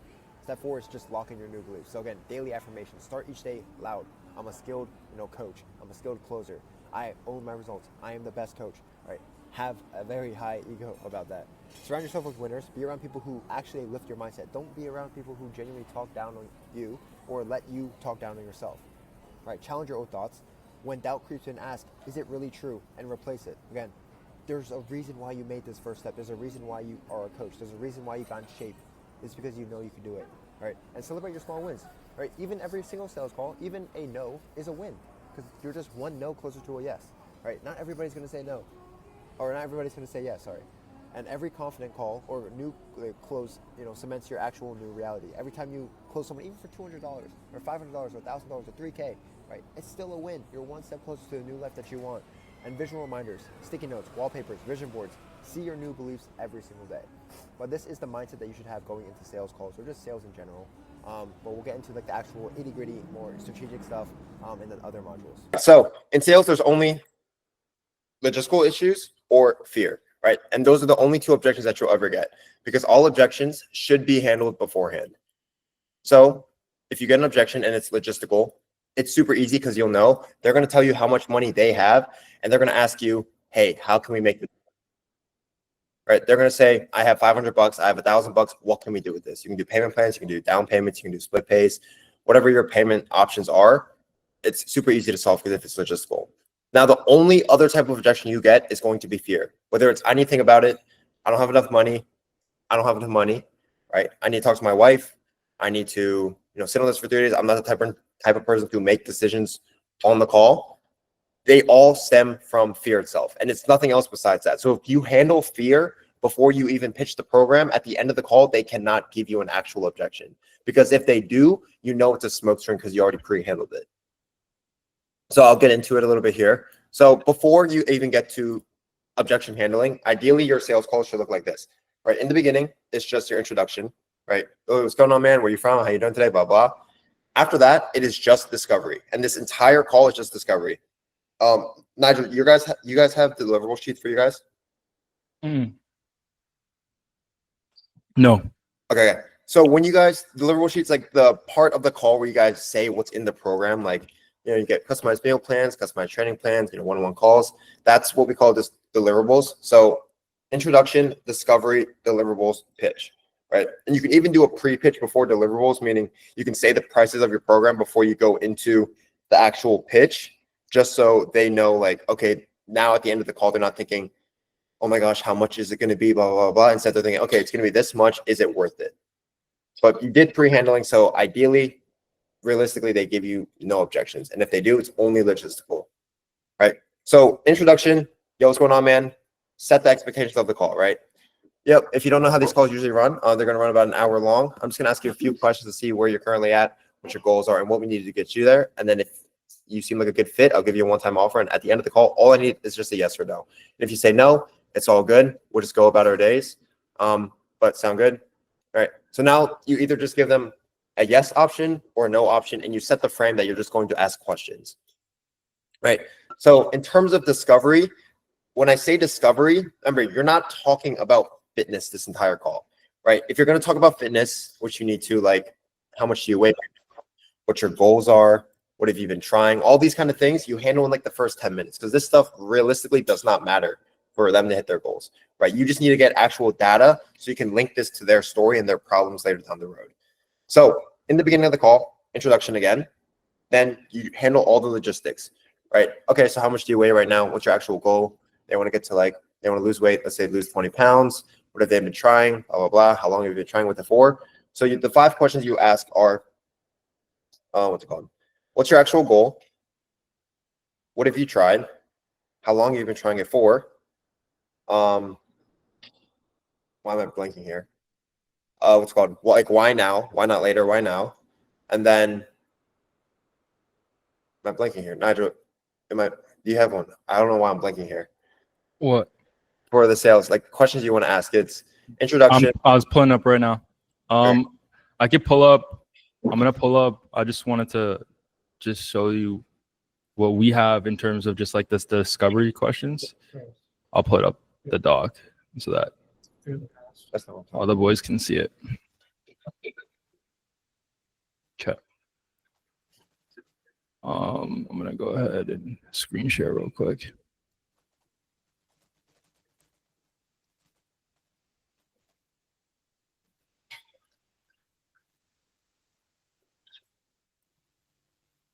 Okay. This right here. So yeah, Josh, you talked about setting the agenda. In terms of discovery calls, this is what we have. So what made you interested in jumping on today? Did you watch the full introduction video, which is VSL? What do you work with right now in terms of like job? Like what is your day-to-day life looking like? What's the reason for you wanting to even go about online fitness coaching instead of doing, whatever you've been doing, free balling it, using TikTok videos, whatever they've been doing as of right now? How long you've been thinking about it? Have you tried something in the past? This is what you're asking for, right? Yeah, basically. Okay, yeah. What's your long-term goals? And you're supposed to dig here. And then what do you feel like has been missing from you achieving your goals? So their desired physique, etc. Right? But all of these, Josh, you did a great job explaining it last time when you pulled up to the crib last time we were in Miami. Yeah. In terms of digging, on all those questions, like really in terms of how I tell the guys to run it is work with what you're given, right? If they say something, dig deeper, right? And I feel like the sale is in the discovery, right?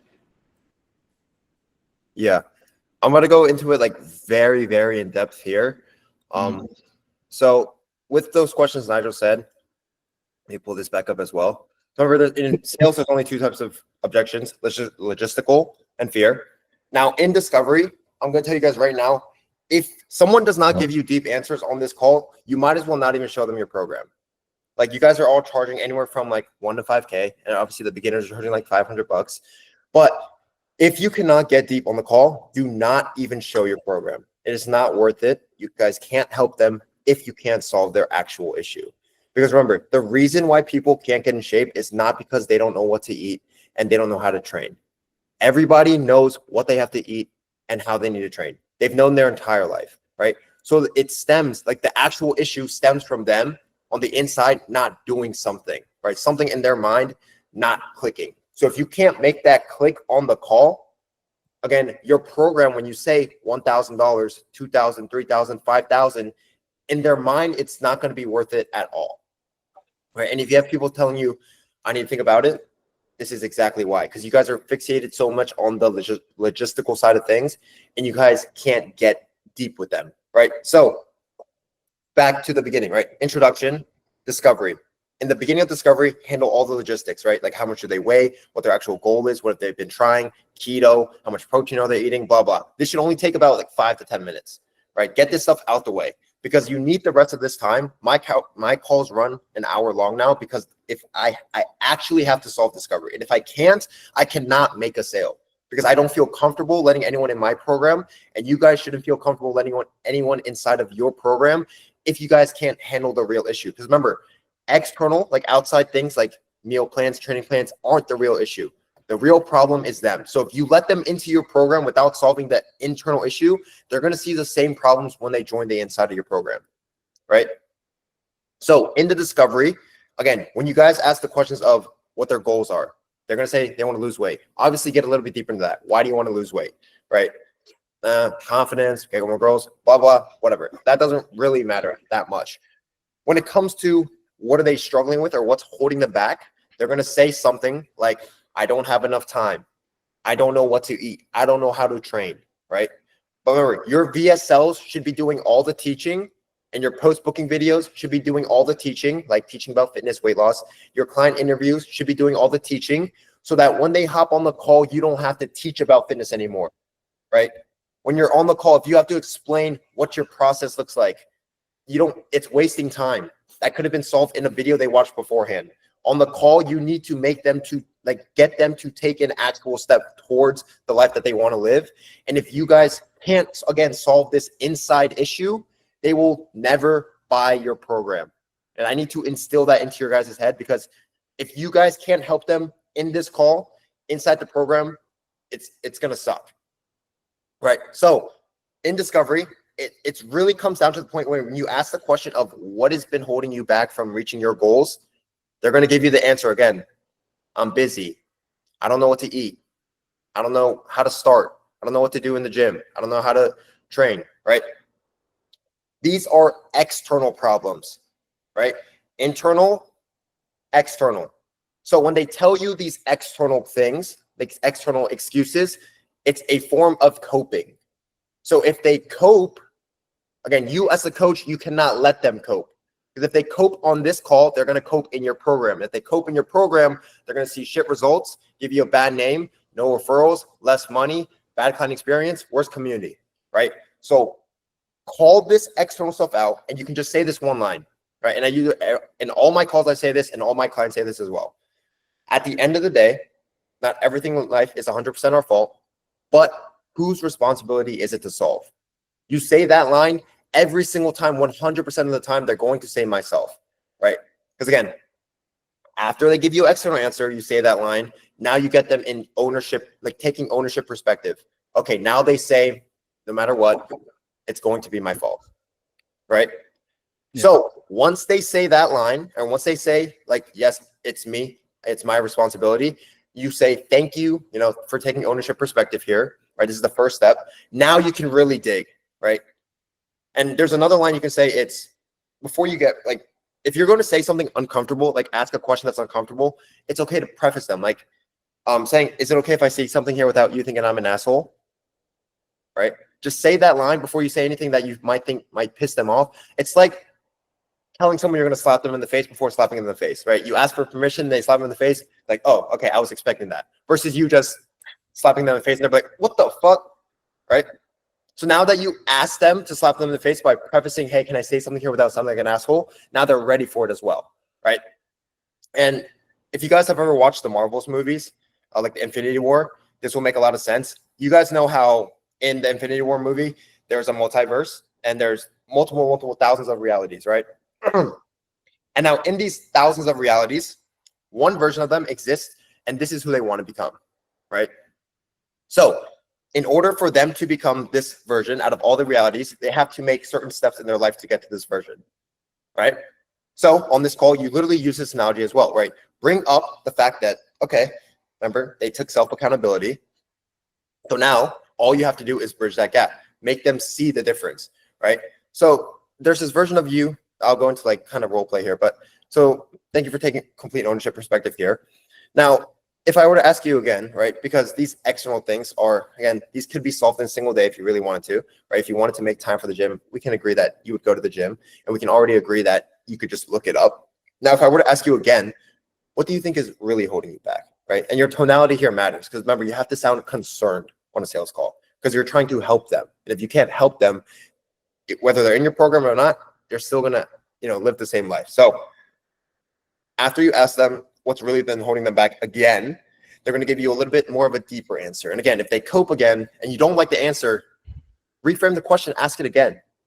And if they're getting annoyed, like, why are you asking me these deep psychological questions? Again, you're the coach. Do not let them cope. I have to ask you these questions because if you cannot solve these issues now, my program won't help you. Because you already know what to eat. You already know what to do in the gym. If I can't help what's been holding you back on the inside now, I cannot help when you're in my program because no change will actually happen. And I don't feel comfortable letting you inside my program if I know I can't get you results. And the only way I can get you results is that at least you do what I tell you to do. But the only way for me to know that you're going to do what I'm going to tell you to do is if you can take self-accountability here and we can understand what the real issue is.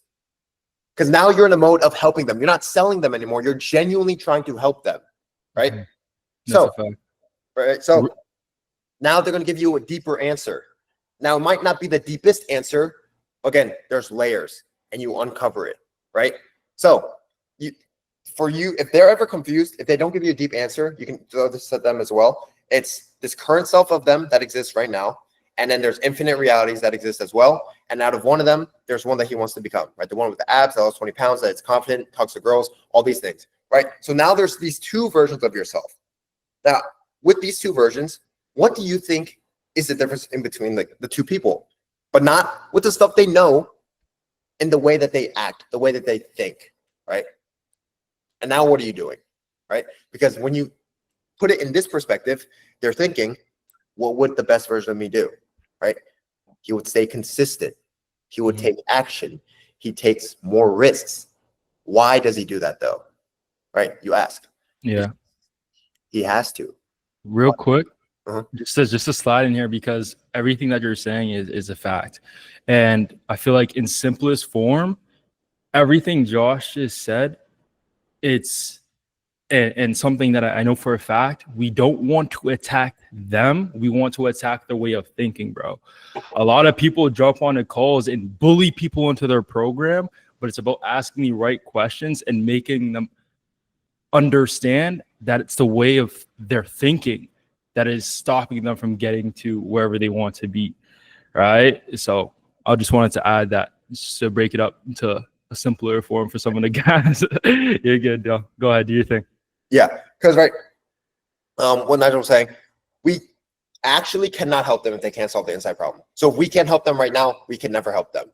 So remember, we're not attacking people on the sales calls. We're not selling people on a sales call. We are simply guiding them to become who they need to become, right? Because remember, if we throw information at you, it's not going to do shit.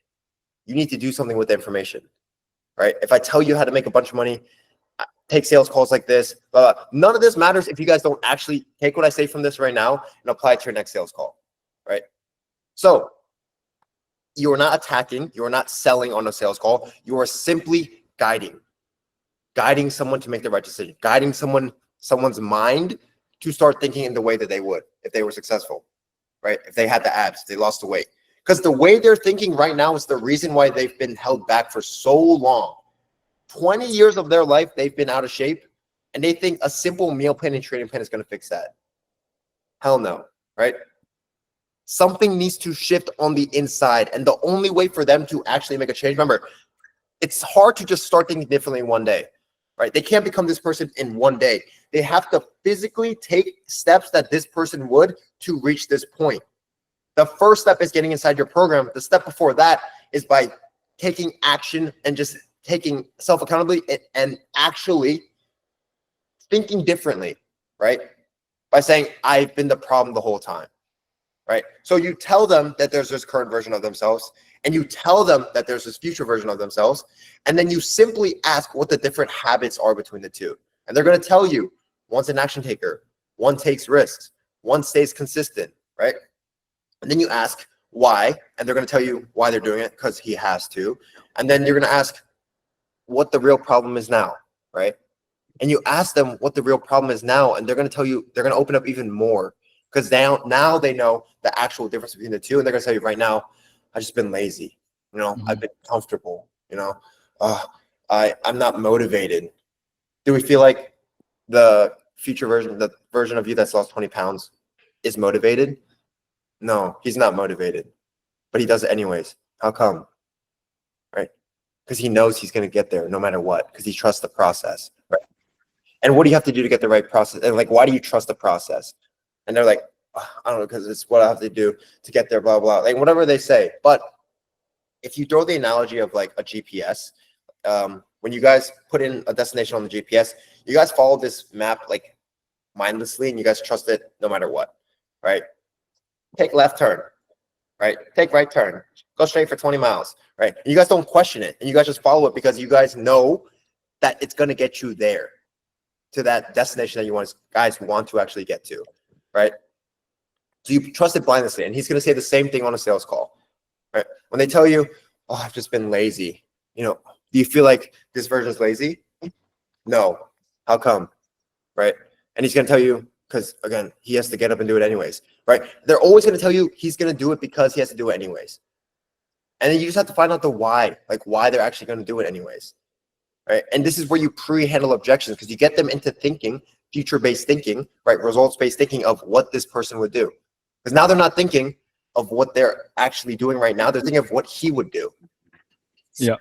Making them come to the understanding of that they're in the position they're in right now because of the way that they've been thinking, right? So if they have any hope and any want to get to their desired outcome, you know, that guy who's shredded, that walks into the room, that has aura because of, you know, his physique, he's a walking billboard of everything that's going on in his mind, right? They need to take on that guy's way of thinking in order to even step into his shoes, right? And then once you get them to start understanding, okay, I can't keep thinking like I have been, because if I keep going down this road, well, we know where that ends up, right where I am now, right? And then the more questions you ask, as Josh was putting it, is, I want to say, the more immersed they get into, you know, that thinking as if they're that guy already. You know, what would he do in this moment, right? Would he be scared to make an investment like this that's going to change the trajectory of his, you know, fitness goals,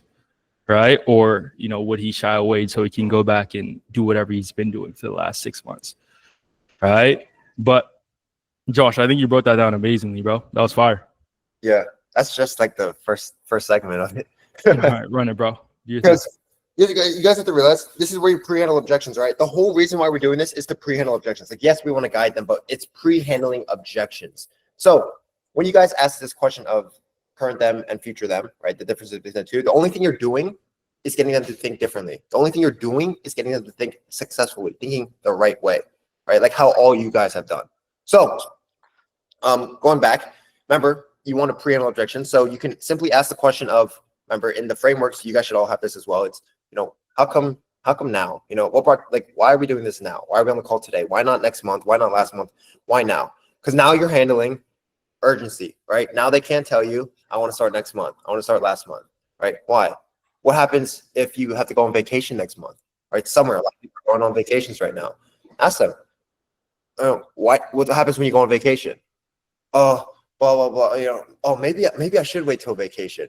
Maybe until I get back from vacation. They might tell you that, you know, you didn't know they were going on vacation, but now you know. Oh, do we feel like the version of you that's lost 20 pounds would do it either way when he's on vacation, or do you feel like he would do it, or just wait until after vacation? He would do it. He would just do it now. How come? Because he has the right plans in front of him. Because of, like, he can do this, he can do this, right? He doesn't use vacation as an excuse. Gotcha. Yeah, I agree. Right now, you pre-handle. Let me start next month, right? If they have a girlfriend, do you feel like your girlfriend would approve of this? Do you feel like your girlfriend would like you doing this? Yeah. Okay, now they can't say I need to talk to my girlfriend because you pre-handled it, right? And now we get into the actual fears, right? So now that you did discovery, obviously that should last a little bit longer.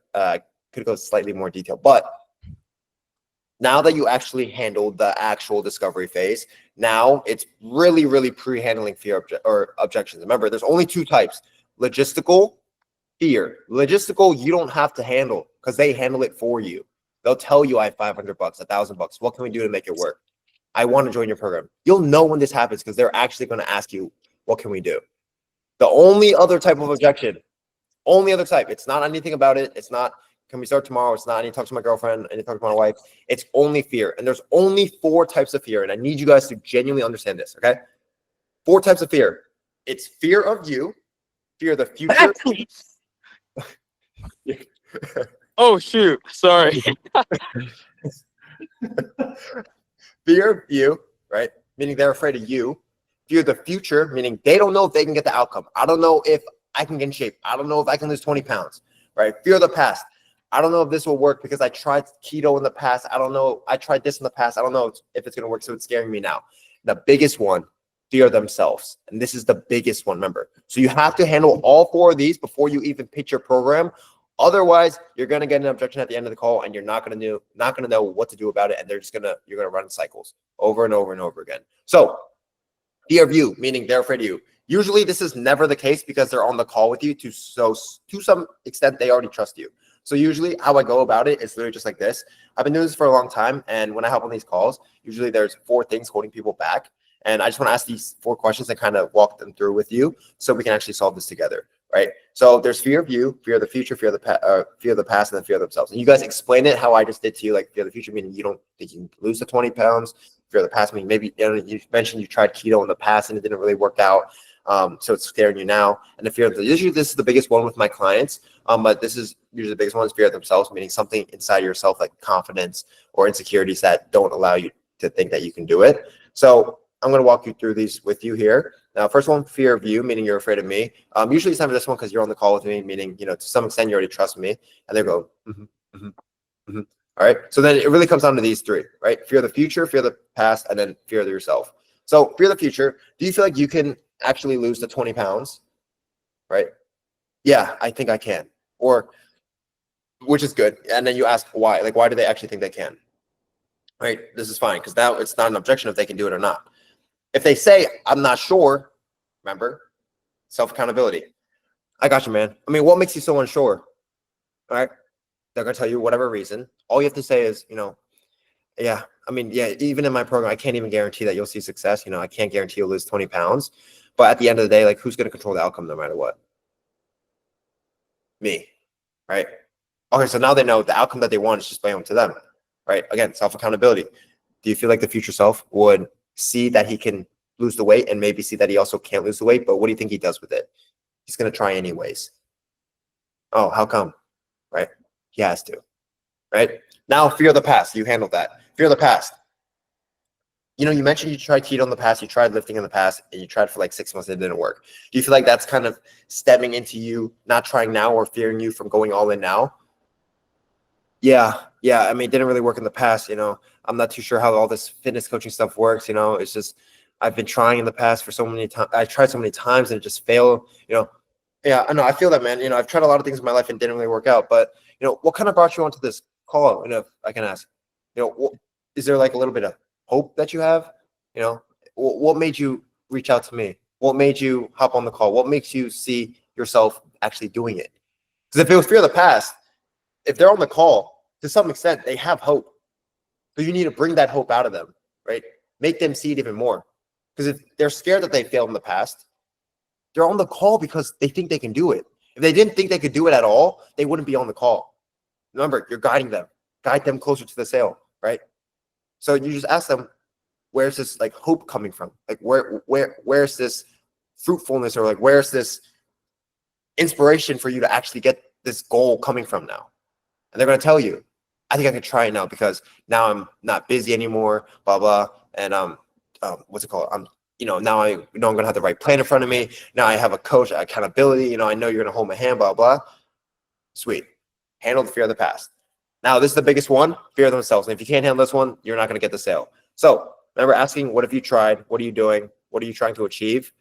They're going to give you external problems again. Maybe they revert back to the external problems. And again, this is where you get them to take self-accountability, right? I'm not confident. I'm insecure. I'm going to care what other people think. Future self, right? It's the easy thing to do. Just bring it right back to future self. It's the easiest way to handle any objection. Do we feel like your future self is confident? Yeah. But what do you feel like he would have done when he wasn't confident? He wouldn't care what people, what people thought. How come? Because he knows he's doing it for himself. Oh, okay, I gotcha. Oh, right. And again, this is fear of themselves. So something on the inside is scaring them, right? And this is most people's. They don't know if they can do it, right? You got to figure out why they think they can't do it. Why have they been failing? I'm comfortable. What do you feel like has been more making you so comfortable for so long? I mean, I haven't had enough. I feel like a lot of people just have breakups, and I haven't really had a breakup. Do you feel like the version of you that's lost 20 pounds? Do you feel like he needs a breakup to get in shape, or do you think he just does it anyways? He does it anyways. How come? Right. You're just asking questions. You're just referring back to future self, right? Best version of themselves, because you just keep touching back up on this point because they don't even realize it. You might not even realizing it, but they're actually thinking like this person would throughout the call multiple times. They're not thinking about, oh, yeah, I'm going to get the best meal plan. me not eating chicken and rice has been the reason, you know, and I'm going to pay $1,000 for that, right? They don't even know your program or your price at this point, but look how much you're actually helping them. Look how much they're investing into yourself in this call. Look how much they can see the change already without even knowing what you offer. What happens when you sprinkle on some meal plans and training plans after that? They're in. They're in. They can't say no because they know now they have to take action. If they say no at the end of the call, it's all good. If they say anything about it, you're sitting there genuinely just as confused as they are. They're embarrassed at the end of the call if they say no. Not because they don't have the money, because they know they did it's a disgrace to themselves if they say no, right? Because you just helped them so much. They just opened up so much. He just saw his future self and how he would act in multiple ways. So he knows if he doesn't do this, he literally physically cannot get to this reality. Because the best version of him would not say no or anything about it at the end of the call. The best version of him that's lost 20 pounds and has the confidence, gets all the girls, takes care of his kids, is a good role model, he would say yes, right? You're touching up on it the entire call, right? And remember, there's layers and layers and layers that you uncover. Surface level, get a little bit deeper. Next layer, even deeper. Next layer, even deeper, until you get to the real reason. Most people, it's insecurity. Most people, it's because of what they've not been doing in the past, which is leading them to insecurities now, meaning they think they can't do it, right? They've been going like 15, 20 years without seeing results. Of course, they're going to feel like they can't do it now. Of course, it's going to be a big investment. But to get a result they've never achieved, they have to do something they've never done, right? So if you actually handle these 4 types of fears, again, the only objection that you'll actually get now is just logistical here, right? And they're going to say, how can we make it work, right? So again, to recap on everything, introduction, logistical discovery, like, you know, actual weight goals, what they've been trying, what kind of foods they've been eating, handle this in 10 minutes. 30 minutes to 40 minutes is just straight discovery. If you guys can't solve this, you guys can't help them, right? Don't even pitch your offer. And I'm not even going into like how you should pitch your offer or, you know, dropping your price, because at this point, they should be sold. At this point, they're going to buy it either way. And again, you just pre-handle objections. So at the end of the call, if you do get an objection, it's just a smoke screen. It's not a real objection. They're just scared, right? And that means you didn't pre-handle fear enough. Now that we've wrapped up the actual mindset portion, right, the basics, content, and sales, now I want you to understand that the steps and stuff that we talk about after this is more so real life examples, real life problems that people are facing, and the overall scaling strategies, right? Knowing when to hire people, how to hire people, right? How much to pay people, and overall everything you need to know when it comes to scaling. Because I want you to understand that when it comes to scaling, it is no longer you versus someone else, right? It is no longer you versus another coach. It is simply your team versus that other person's team. And that is the mindset that you need to have going into scaling, because you cannot scale to 100K a month, 200K a month, 500K a month, $1 million a month alone. Nobody does that, right?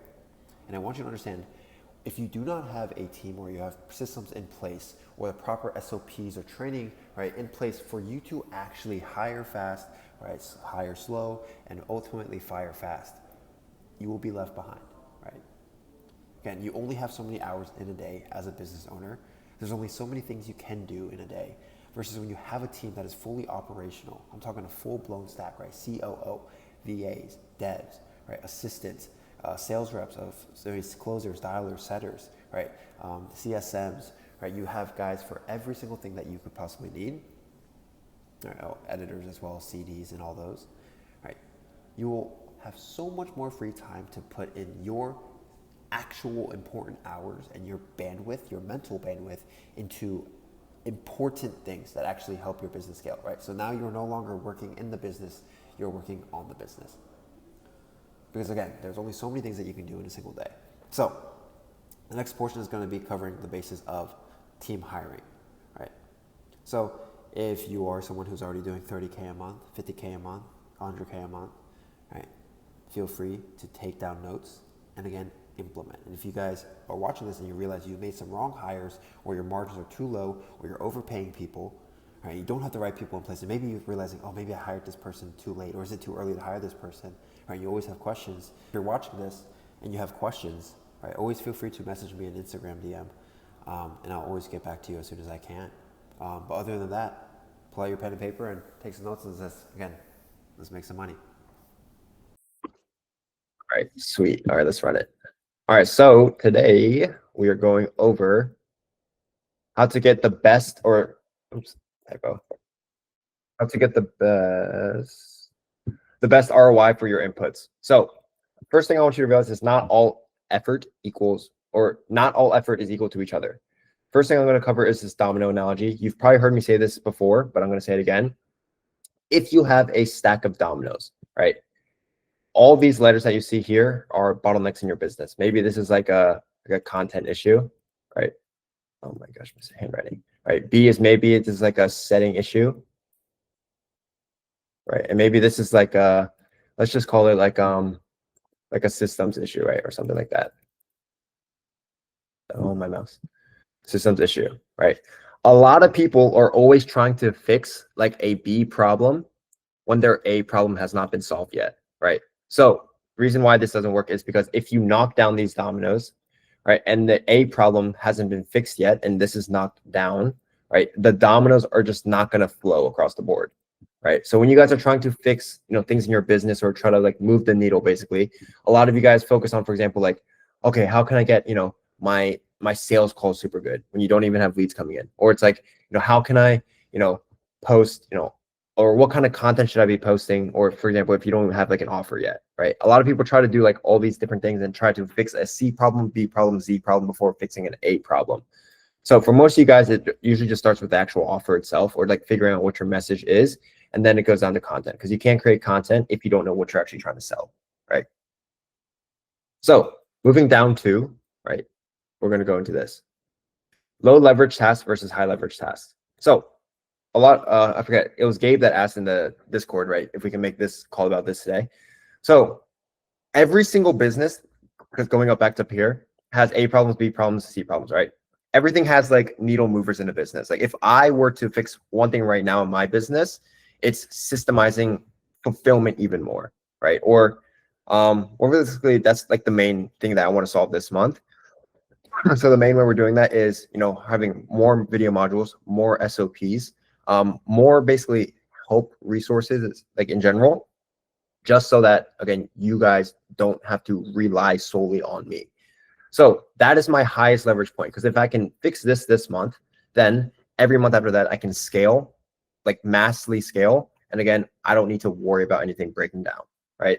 So I just pulled this image from Google, but there's small force, or small problem solving force, and there's large effect system behavior, right? So if this is basically the leverage point right now, you doing a bunch of little things, like a bunch of Z problems, a bunch of B problems, you have to do like basically move a lot of things down to actually make this go down and then have this go up, right? If you want to actually move the needle in your business, it's all about finding whatever that one task is that's going to basically in like 1 month's time or 2 months time, so save you like months worth of time. So finding out what that is to actually, again, put one big effort down and shoot this all the way up. Right. So obviously high leverage tasks, typically these things that'll create you the highest ROI long term. And then these low leverage tasks usually are the things with like no real compounding ROI. So like this is like just posting every day. There's no like real compounding ROI with that, because no matter what you're going to post, this might be editing all your videos, right? So use these basically steps here. Feel free to take a picture or take notes down. But manual action is obviously things that you have to do yourself. This might be filming the content. No matter what, nobody can film the content besides you, always, right? Templates and systems, you can basically standardize how it's all done, right? This is you maybe making SOPs for your clients or having fulfillment structures where they submit EOD forms, things like that. Automation tools, this is like a Zapier that all you guys have, right? So if you guys, obviously you guys already have a Zapier account because you have to make one for our program. But if you guys use your Zapier accounts for your clients as well, for example, like EOD forms that they fill out, because again, you don't want to have to manually input it somewhere. You can just set up Zaps to link those to like a certain Discord if you guys use Discord for your programs. If you guys want to use like, well, you guys already have KPIs that you use with us. Delegation is just hiring. So obviously this can be like setters, editors, VAs, closers down the road, anyone that basically delegates things for you. So again, you don't actually have to do them, right? And then multiplication is just content adds replicate effort infinitely. So basically think about this organically is YouTube videos can become like 5 different pieces of short form content, right? Typically, if it's a motivational video, all right? So you creating 5 separate reels is low leverage versus you filming one long YouTube video that is also a sales asset that can be turned into 5 reels, but also sent to someone before like a call, right? So it's higher ROI, more compounding versus just filming 5 separate reels, right? I think Josh, you've been doing this really good recently, unless those are all just like separate clips. So I'm going to basically give you a list of low leverage and high leverage tasks that you guys are probably doing right now that you guys can obviously convert into higher leverage. So writing captions daily, you can automate this with ChatGPT, right? You can literally go to ChatGPT and ask for captions instead of trying to think on the top of your head every single time, right? Manually sending the same onboarding messages. So every time a client joins, you guys already know, I don't do the actual onboarding step process, right? My VA, does all the onboarding for me. If I were to do it, it would take an extra, I don't know, like 30 minutes every day, maybe, right? But because I don't have to do it, I save myself 30 minutes, right? So I can focus on whatever I need to focus on. Editing your own videos. I still do this from time to time. But again, Josh, do you have an editor for your videos right now? The ones that you're posting black bars? No, I just take the YouTube and then I short clip all of it. So it's like a lot of content. Okay. Like for someone like you, right? If you're filming a lot of YouTube, like example, I'll pull up my YouTube real quick. These videos can be broken up into short form pieces of content, and I'll basically show you how I run it with my editors. So I have like obviously my content folder here. Let's go into October. I have all these like pieces of content filmed that my editor can basically just go in, clip things up, and then basically repurpose into short form. I've gone to September. There's a lot of stuff here. So I have like group calls with you guys that I have sales calls, objection handling. I have raw YouTube footage that they can clip up. I got just raw clips in general that I can always clip up. And then the setters or the sales team with the marketing team will again work together to actually figure out what piece of content should actually be clipped up, right? Like me just laughing with Jack, for example, on a walk is not something we need to clip up, or me talking about, you know, I love energy drinks is not something that needs to be clipped up, but my marketing team needs to understand what actually converts into sales. This can get really in depth with like the whole tracking aspect of things. But if you just have an editor, start tracking which videos your clients are actually following you from, right? Or which videos they're actually liking. So when you're telling your editor to actually repurpose content, he's actually repurposing good content and not just content to try to get views, right? Constantly changing your logo over and over. I forget who this was. I think it was Jonathan. I don't know if you're in here, but this is like such a low leverage task where you shouldn't be spending like a week repurposing your logo or like retrying different logos. Just have a set logo. You don't even need a logo right now. Customizing every single workout plan, meal plan manually. You can do this in the beginning because it doesn't take too much time. But if you guys have, for example, like 20, 30 clients, those things add up. So hiring a CSM or fulfillment coach to help you create meal plans, or just helping or using AI to basically give AI a prompt of all your meal plans that you've currently made, and then just have them to readjust things as time goes on. And then the AI will obviously get better as time goes on as well. Overthinking your next post versus just posting the dang video. A lot of you guys, I know, certainly the beginners, you guys think a lot about like, is this video good enough? I don't know if is it going to get views? Is it going to bring me sales? Just post the damn video, right? The only way to know is if you post it. There's a lot of videos where I didn't know if I wanted to post it, and I would just post it and I'll get the best return on it, right? So the only way to actually know is because you know what you like, but you also need to figure out what the audience also likes, right? They're going to give you feedback all the time. Chasing payments manually.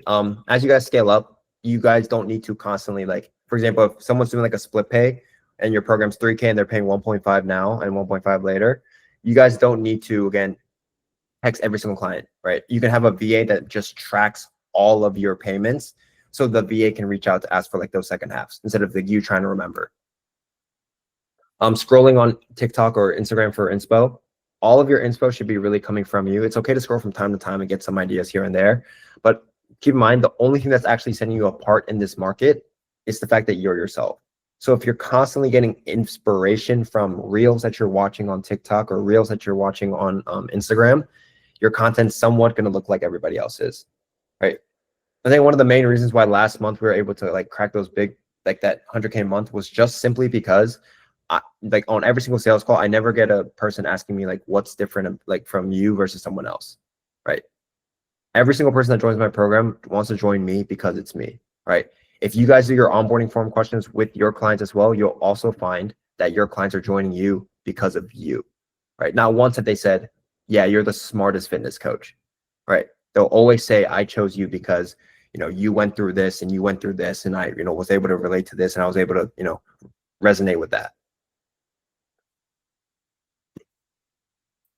Right. Next is manually checking in with clients every day. If you guys have a Discord, you can literally set up a Zapier automation where like your Discord name will message them every day, asking them how they are, or instead of asking them 3 times a day how they're doing, just shoot them a text once and make sure that they're doing their EOD forms, right? And when you guys have CSM, Gabe, go ahead. Is there any way, like when you make new modules, can you make a module on like how to set up like a Discord? Yeah.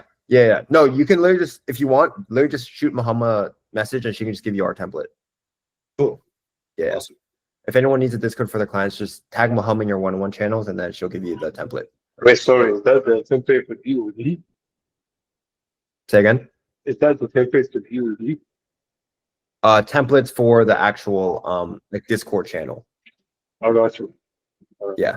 But if you want a template for the EOD, it's super simple. It's just like a Google form sheet with questions. So the questions would be different either way. So Mahama would have both of those, I guess. Where your audio is kind of, wait, what'd you say? So I'm gonna text you. Okay. But yeah, no, if anyone needs Discord layout or what's called template, just tag Mahama in your one-on-one and she'll send it over to you. Over analyzing the algorithm versus just understanding what your actual message is, right? For me, I'm not trying to say like, oh my gosh, like, is this viral? Da, da, da, da, da. I'm literally just posting what aligns with my message online. So Mahama would sort out the templates. Yeah, it'll take like, I'm pretty sure it takes like 5 minutes for her to just send it over. When you guys templated it over to your guys' Discord, so obviously keep in mind it's gonna say like Chain Consulting, and you gotta like just change the name. So there's gonna be like a check-in call, content FAQ, sales FAQs. You just gotta delete the channels that you don't want, or just rename whatever you want to rename. Next is just posting random fitness tips without a clear offer or CTA. When you guys are posting every single video from now on, this is something that I'm gonna start doing as well. Have a DM CTA word in every single one of your captions. Not like a DM for one-on-one fitness coaching, but just DM for a freebie. And every single one of your videos start doing this. Just because if, for example, even me, right, all the biggest shots and coaches that you guys know about, they actually don't get that many DMs or inbounds a day.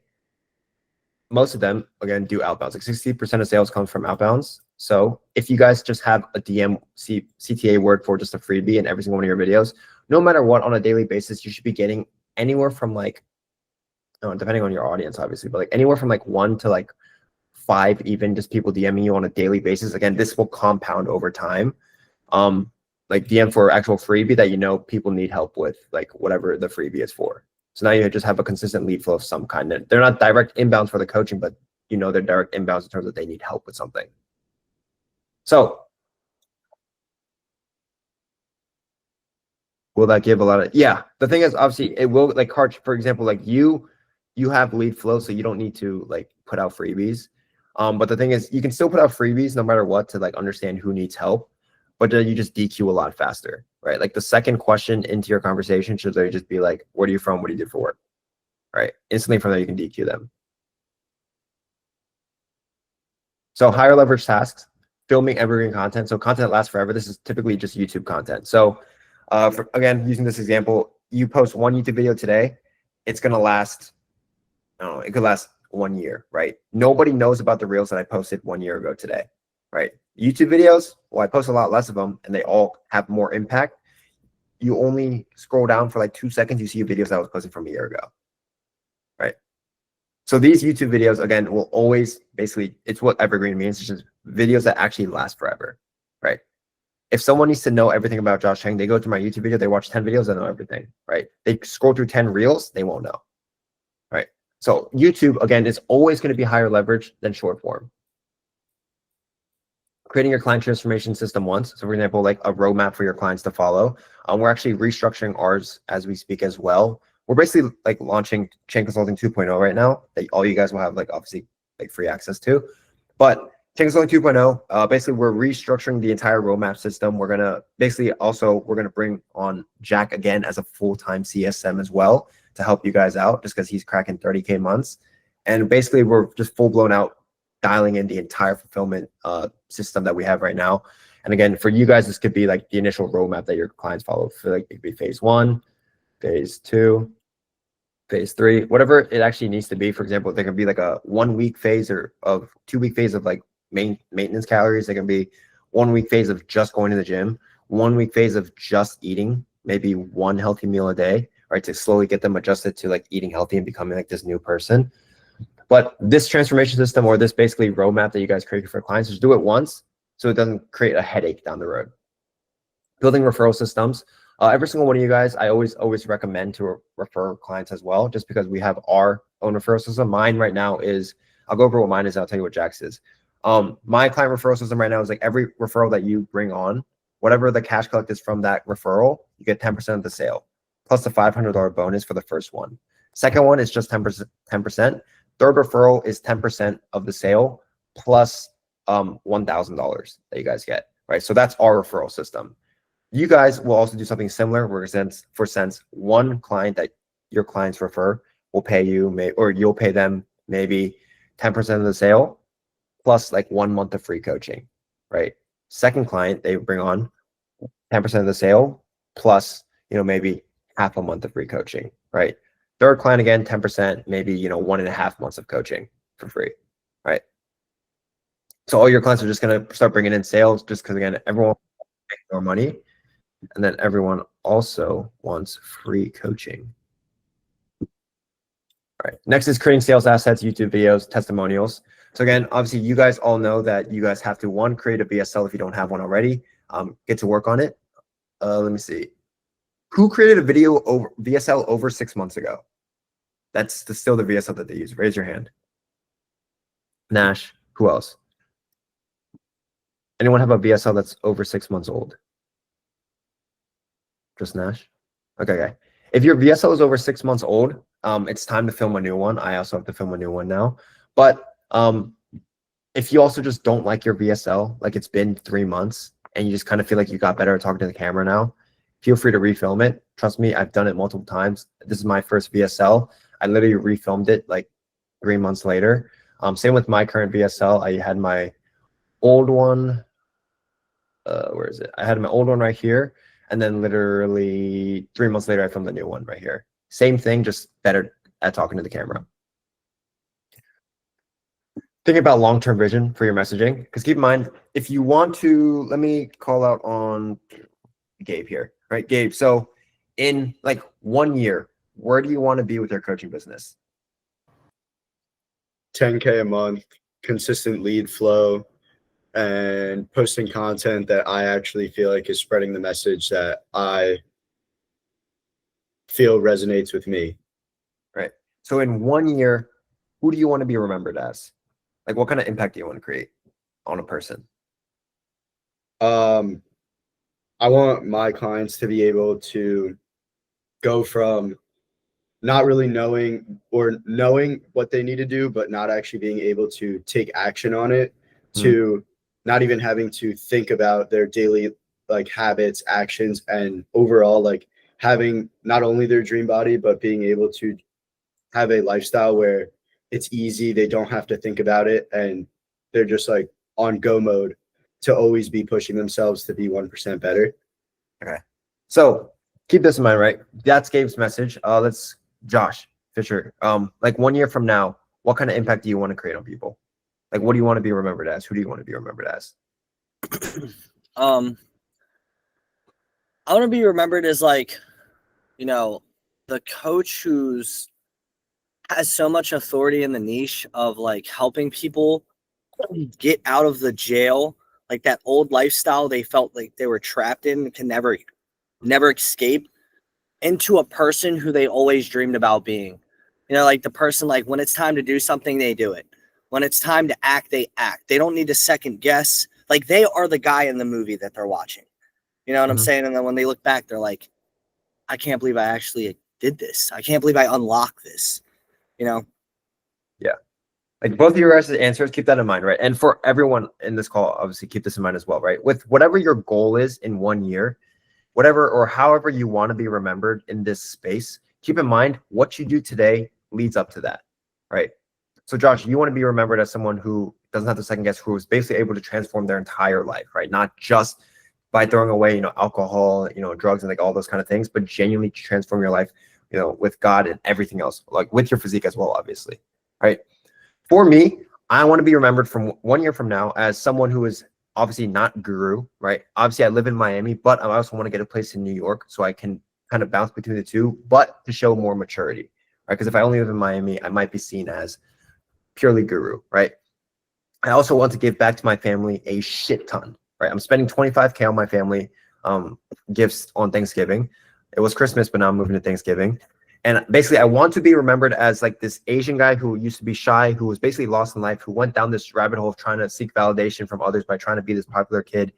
And then now, obviously, like makes the income that I make, can genuinely impact people, not even with coaching businesses in general, but just leave pure like motivation / like completely change people's lives through just my content alone. And obviously through the business as well.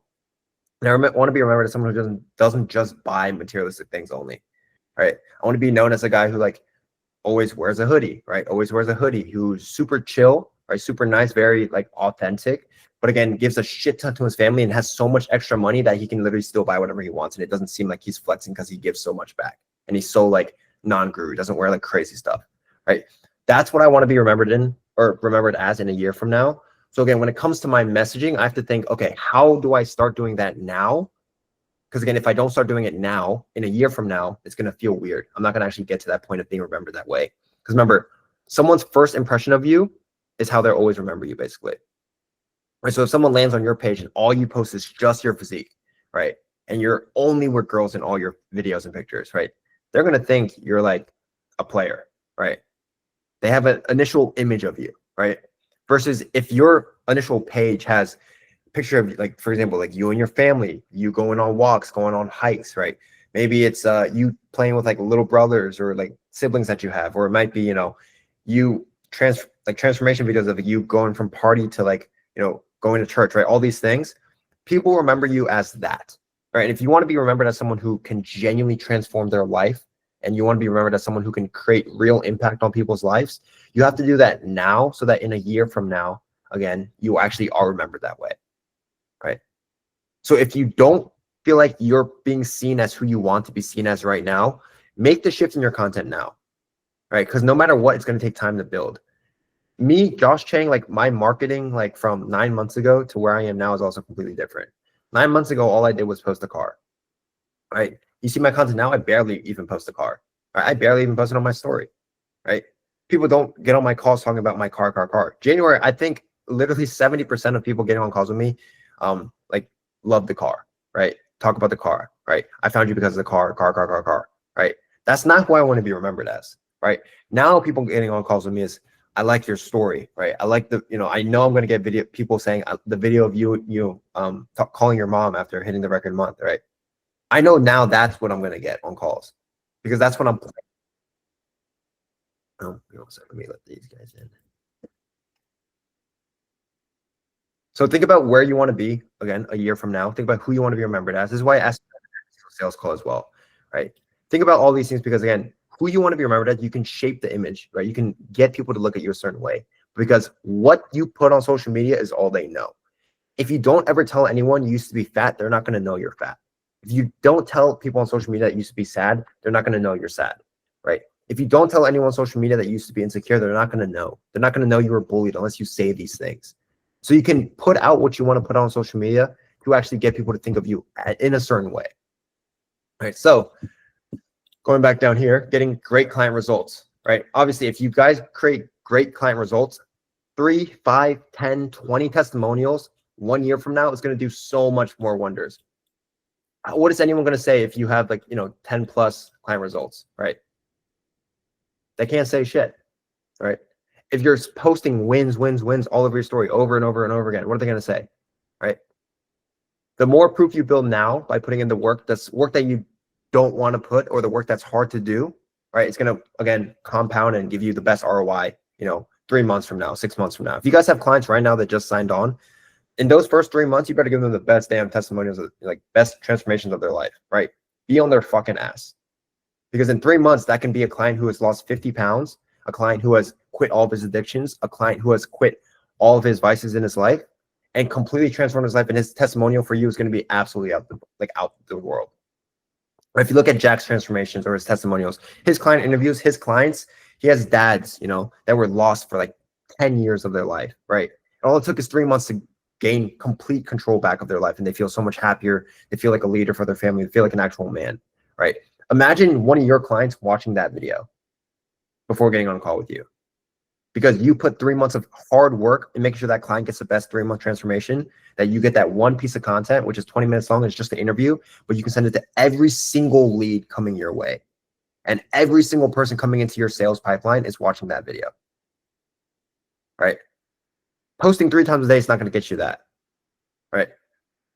So creating a client tracker system. So again, this is also something that we're going to implement now, but basically have, you guys can set this up in many different ways. I think we're going to use Notion to do it, but we're going to set up like a Notion, right? And have you guys go through certain phases. And obviously we guys have one like something like this right now, but we're going to put you guys in basically like boxes, like 0 to 10K here, or like 10K to like 25K, 25K to like 50K, and then like 50K plus, right? Those are going to be like our phases that we have in our programs. So in these phases that you go through, right, there's going to be like steps that you complete. And again, we're going to have a tracker system. So when you guys complete this, we know, right? So you move on to the next phase. We're going to do it in that kind of style, in like CC 2.0. So learning how to sell confidently. On these calls, raise your hand right now if you feel kind of nervous about pitching like a 2K price point. Besides if you just joined. Someone who's been in here for at least 1 month plus. Gabe. Okay, Gabe. Who else? Avery. Okay, Gabe and Avery. Okay. Sweet. All right, Gabe, let me pin you up here real quick. All right. And then Avery as well. I feel like most of the time, like when I'm nervous to pitch a program, it's usually probably because they're already like DQ'd, or like I just already don't, like, either in the back of my mind know that they can't afford it, or it's just because I am not hopping on sales calls like every week. So then when I get that one, even if they're like already a little bit DQ'd and I still hop in a call with them, like it's just that much more nerve-wracking because you'll like do anything to sell to them, I guess. Gotcha. Think about it this way. If I ever hop on a call with a DQ lead, I am going full force because I know if they can't afford it, there's nothing I can lose, right? Like if someone's from, for example, India, right? And I'm hopping on a call with someone from India, I'm getting on the call, I'm charging them, I'm telling them my shit, I'm telling them the highest offer, 12.5K, right? I know they're not even going to afford like $100. What does it matter, right? I might as well get better at pitching my high, like at least get comfortable saying those numbers out of my mouth, right? All right, brother, it will be 20K, right? I'll just start ripping these big numbers. What do you have to lose, right? If it's someone who's a little bit DQ, keep in mind, anyone who actually wants to buy your program will find a way to pay for it, right? People will take out loans. People will get on financing. People will get on payment plans. They're going to take money out of their investments. They're going to take money out of their savings. People are going to find a way to get on your program if they really want it. So the focus isn't, I'm going to be scared to pitch, because the whole reason why they're on the call is to change your life. And the whole reason they're on the call with you is because they know you can change their life. So you need to believe that you can also change their lives, right? Because I know every single damn person in my program can genuinely get to at least 6 figures a month at some point in their life, right? Whether it takes 3 years, whether it takes 5 years, I know everybody can do it because I was able to do it, right? I was never the fucking smartest growing up. I was never the most serious, right? But the fact that I got to this point should basically tell all you guys that you guys can do it as well, right? The only thing that's different between me and you guys is maybe I started sooner and I just took more risks and I maybe, tried a little bit harder, right? That's why I got here at this pace. But there's no reason why all of you guys can't. That's the reason you guys are in the program. There's so many people this month or last month that I genuinely hopped on calls with and just said no, right? I told them to keep working their job at Starbucks. I told them just keep working their jobs because they weren't built for it, right? Because I knew I couldn't help them.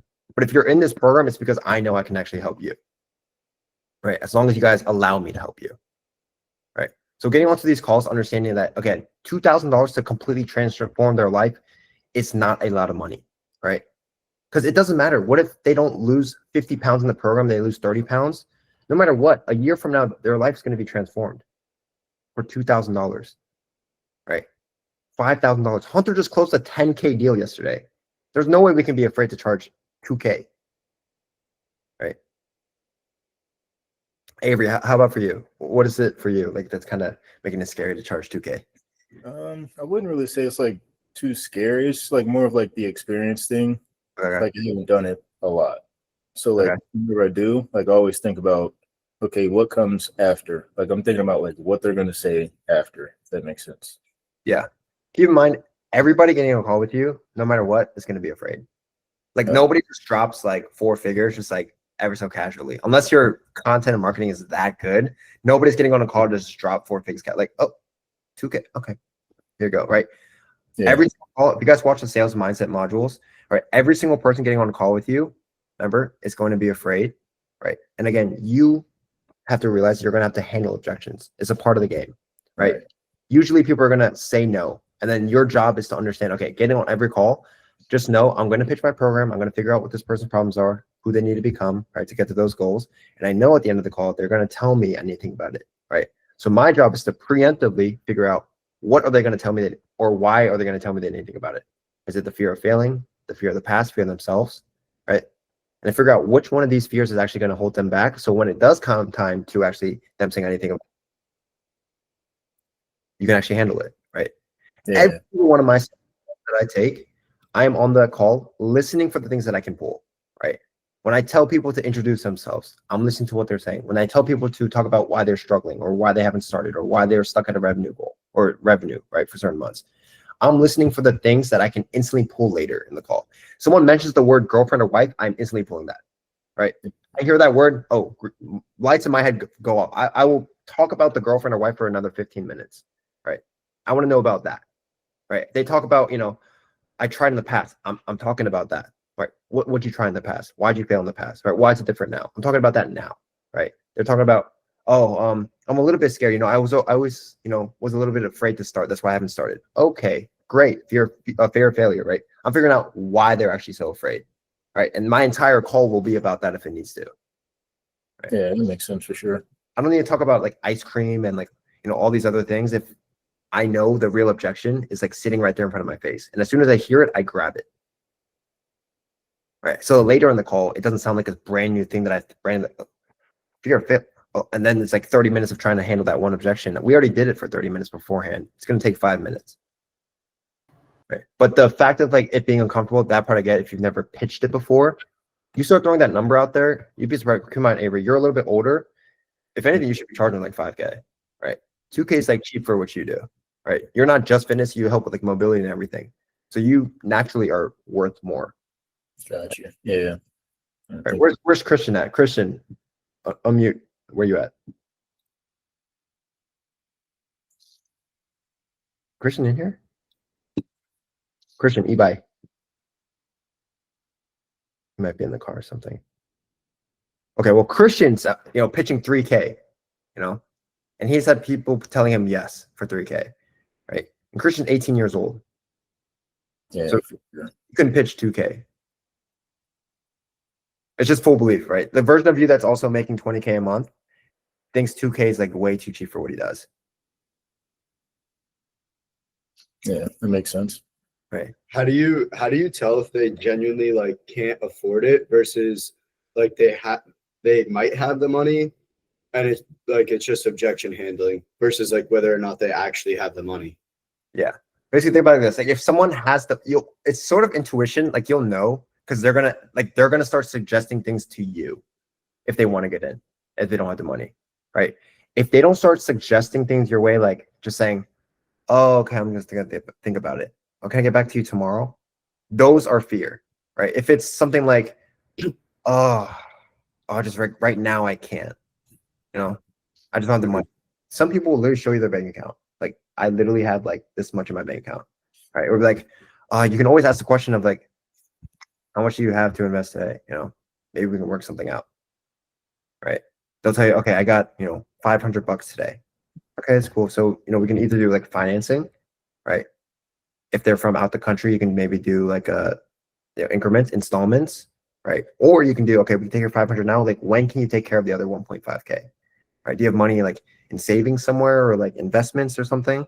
Right? Why are they going to invest, $50 a month into stocks and have it go up by 2 cents a month versus they can just take it out, just put it into their physique, right? You can ask these questions because if you're comfortable enough on the call, like you actually do good discovery, you can ask whatever you want. You can ask about their savings, investments, right? You can talk about your uncle got money, your brother can help you out. They're going to find money for it. Because I closed a guy and he sent me a down payment, and then like the next day he kind of went back and he was like, like, I don't really think that this is something that I can afford right now. And then I was trying to funnel him back into like another call as soon as I could, but I've been like texting him and just like not really getting a response. He told me I could keep the down payment, but like he's just not responding anymore. So like, do I just let it go? Kind of. You can let him go just because he said like keep the down payment. The only thing is, for example, like when he signed on, how fast was onboarding? He didn't even like do like all my onboardings like automated. Like he filled out the contract like on the call with me. Yeah. I walked him through it, and then I got him ready to do the next steps. And then like literally like at 1 a.m. that day, he texted me like, I don't really think that I can afford it. Like I'm saving for a down payment on a house, this and that. And then I started trying to funnel him back in a call. Okay.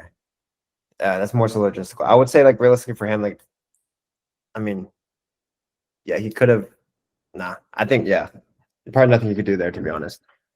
Yeah, I would say there's a way, but for them, for that kind of situation, I mean, realistically nothing. Worst case scenario, I mean, at least you walked away with 300 extra bucks. Yeah, at least give them like a free keep the down. Yeah, because down payments are not usually like non-refundable. It's like a car. Like there's a down payment, you don't get a refund because you're securing that thing for down payments. What's it called? But yeah. Gabe and Avery, did that help you guys out in terms of like the confidence in terms of sales? Yeah. Yeah, for sure. Okay, sweet. All right, back to this. And then story highlights. Last thing, story highlights. Make sure that you guys focus on these right now. You guys will see how I changed mine as well in the coming days or couple weeks here. But my story highlights, obviously, all of them are just related off of results. Results, testimonials. I have one talking about my story because remember, that's the reason why people are choosing me. I'm going to double down. I'm going to make sure people know my story. I'm going to have it here. I'm going to have it here. I'm going to have it here. Right. Now, the next thing that I'm going to add is a start here highlight. Let me look at an example. This guy does it really well. Something like this, right? So when they come to your page, they have like these start here highlights. And I've seen a lot of people do this recently, so we're about to hop on the trend as well. So basically it's like a micro VSL almost, but more sales funnel like. So again, like the my story highlight is my actual story. The start here highlight is also my story, but more strategy, right? So again, 2 years ago, I was lost 20 pounds overweight, right? So instead of going about the story, the entire highlight, this time you're going to talk about the actual strategy that you did. And this is where you're talking about, for example, this might be the Gabe method, or it might be the Avery 1, 2, 3 protocol, right? Or it might be the Kavika, the Kavika system, right? Or something like that. And that's like the one unique mechanism that you're going to promote. You're going to basically just run through the story and just go through. We'll create like a template for you guys to basically copy and paste as well that you guys can use. But yeah, we're going to have a start highlight. And again, setting this up now, bring every single lead coming your way is going to see these highlights. So again, more of a chance of converting and educating as fast as possible. So final thoughts on this is think about, does it actually compound or reset every day? For example, short form content, basically think about it, resets every day, right? Everything you do, like DM setting, resets every day. Every day there's more outbounds. Every day there's new conversations happening, right? Can this be automated, delegated, or systemized, right? Client fulfillment can always be systemized. Setting can always be delegated. EODs can always be automated, right? Think about what can be automated, delegated, and systemized to actually save your time back. If you did this every week for a year, what's the upside to doing it, right? If you post 3 times a day on short form pieces of content, in 1 year, what does that look like, right? It's good. You have a lot of content now. You probably have more followers, but who remembers my reels from 6 months ago, right? Who remembers my reels from even just 2 months ago, right? I doubt even you guys remember. I barely remember, right? right? My YouTube videos though, right? Those I can remember. I can remember my videos from 2 months ago, 4 months ago, 6 months ago, right? I can remember Josh's YouTube videos, right? I can remember Emily's YouTube video, right? Sweet, sweet. All right. Any questions on anything that we kind of covered? I'll send this into the Discord, by the way. Feel free, raise your hand, raise your hand, raise your hand. What just happened? Speaking of system, someone offered me to be a setter for me. He wants commission-based paid for his work, considering where I'm at right now. Understand, if you guys want setters right now, you can hire them. Usually the ones in the DMs are pretty dookie, I'm not gonna lie. But the thing is, if you guys just give them our SOPs, just run an interview with at least 5 setters. Because again, most setters in the DMs are usually always trash. So run an interview with at least 5 of them, determine what their skill sets are. What I'll do is I'll have Matt send over a set of interview questions that you guys need to ask for setters, and then run those questions by a bunch of setters, and then come to me with like the recordings and who you like the most. Again, in terms of personality traits, in terms of team hiring, you always want to pick someone who doesn't always have to have the most skill, but has the most work ethic, because skill can be taught always. Both of my setters are brand new, but they're both crushing it just because they have hard work ethic and I'm on their ass, basically.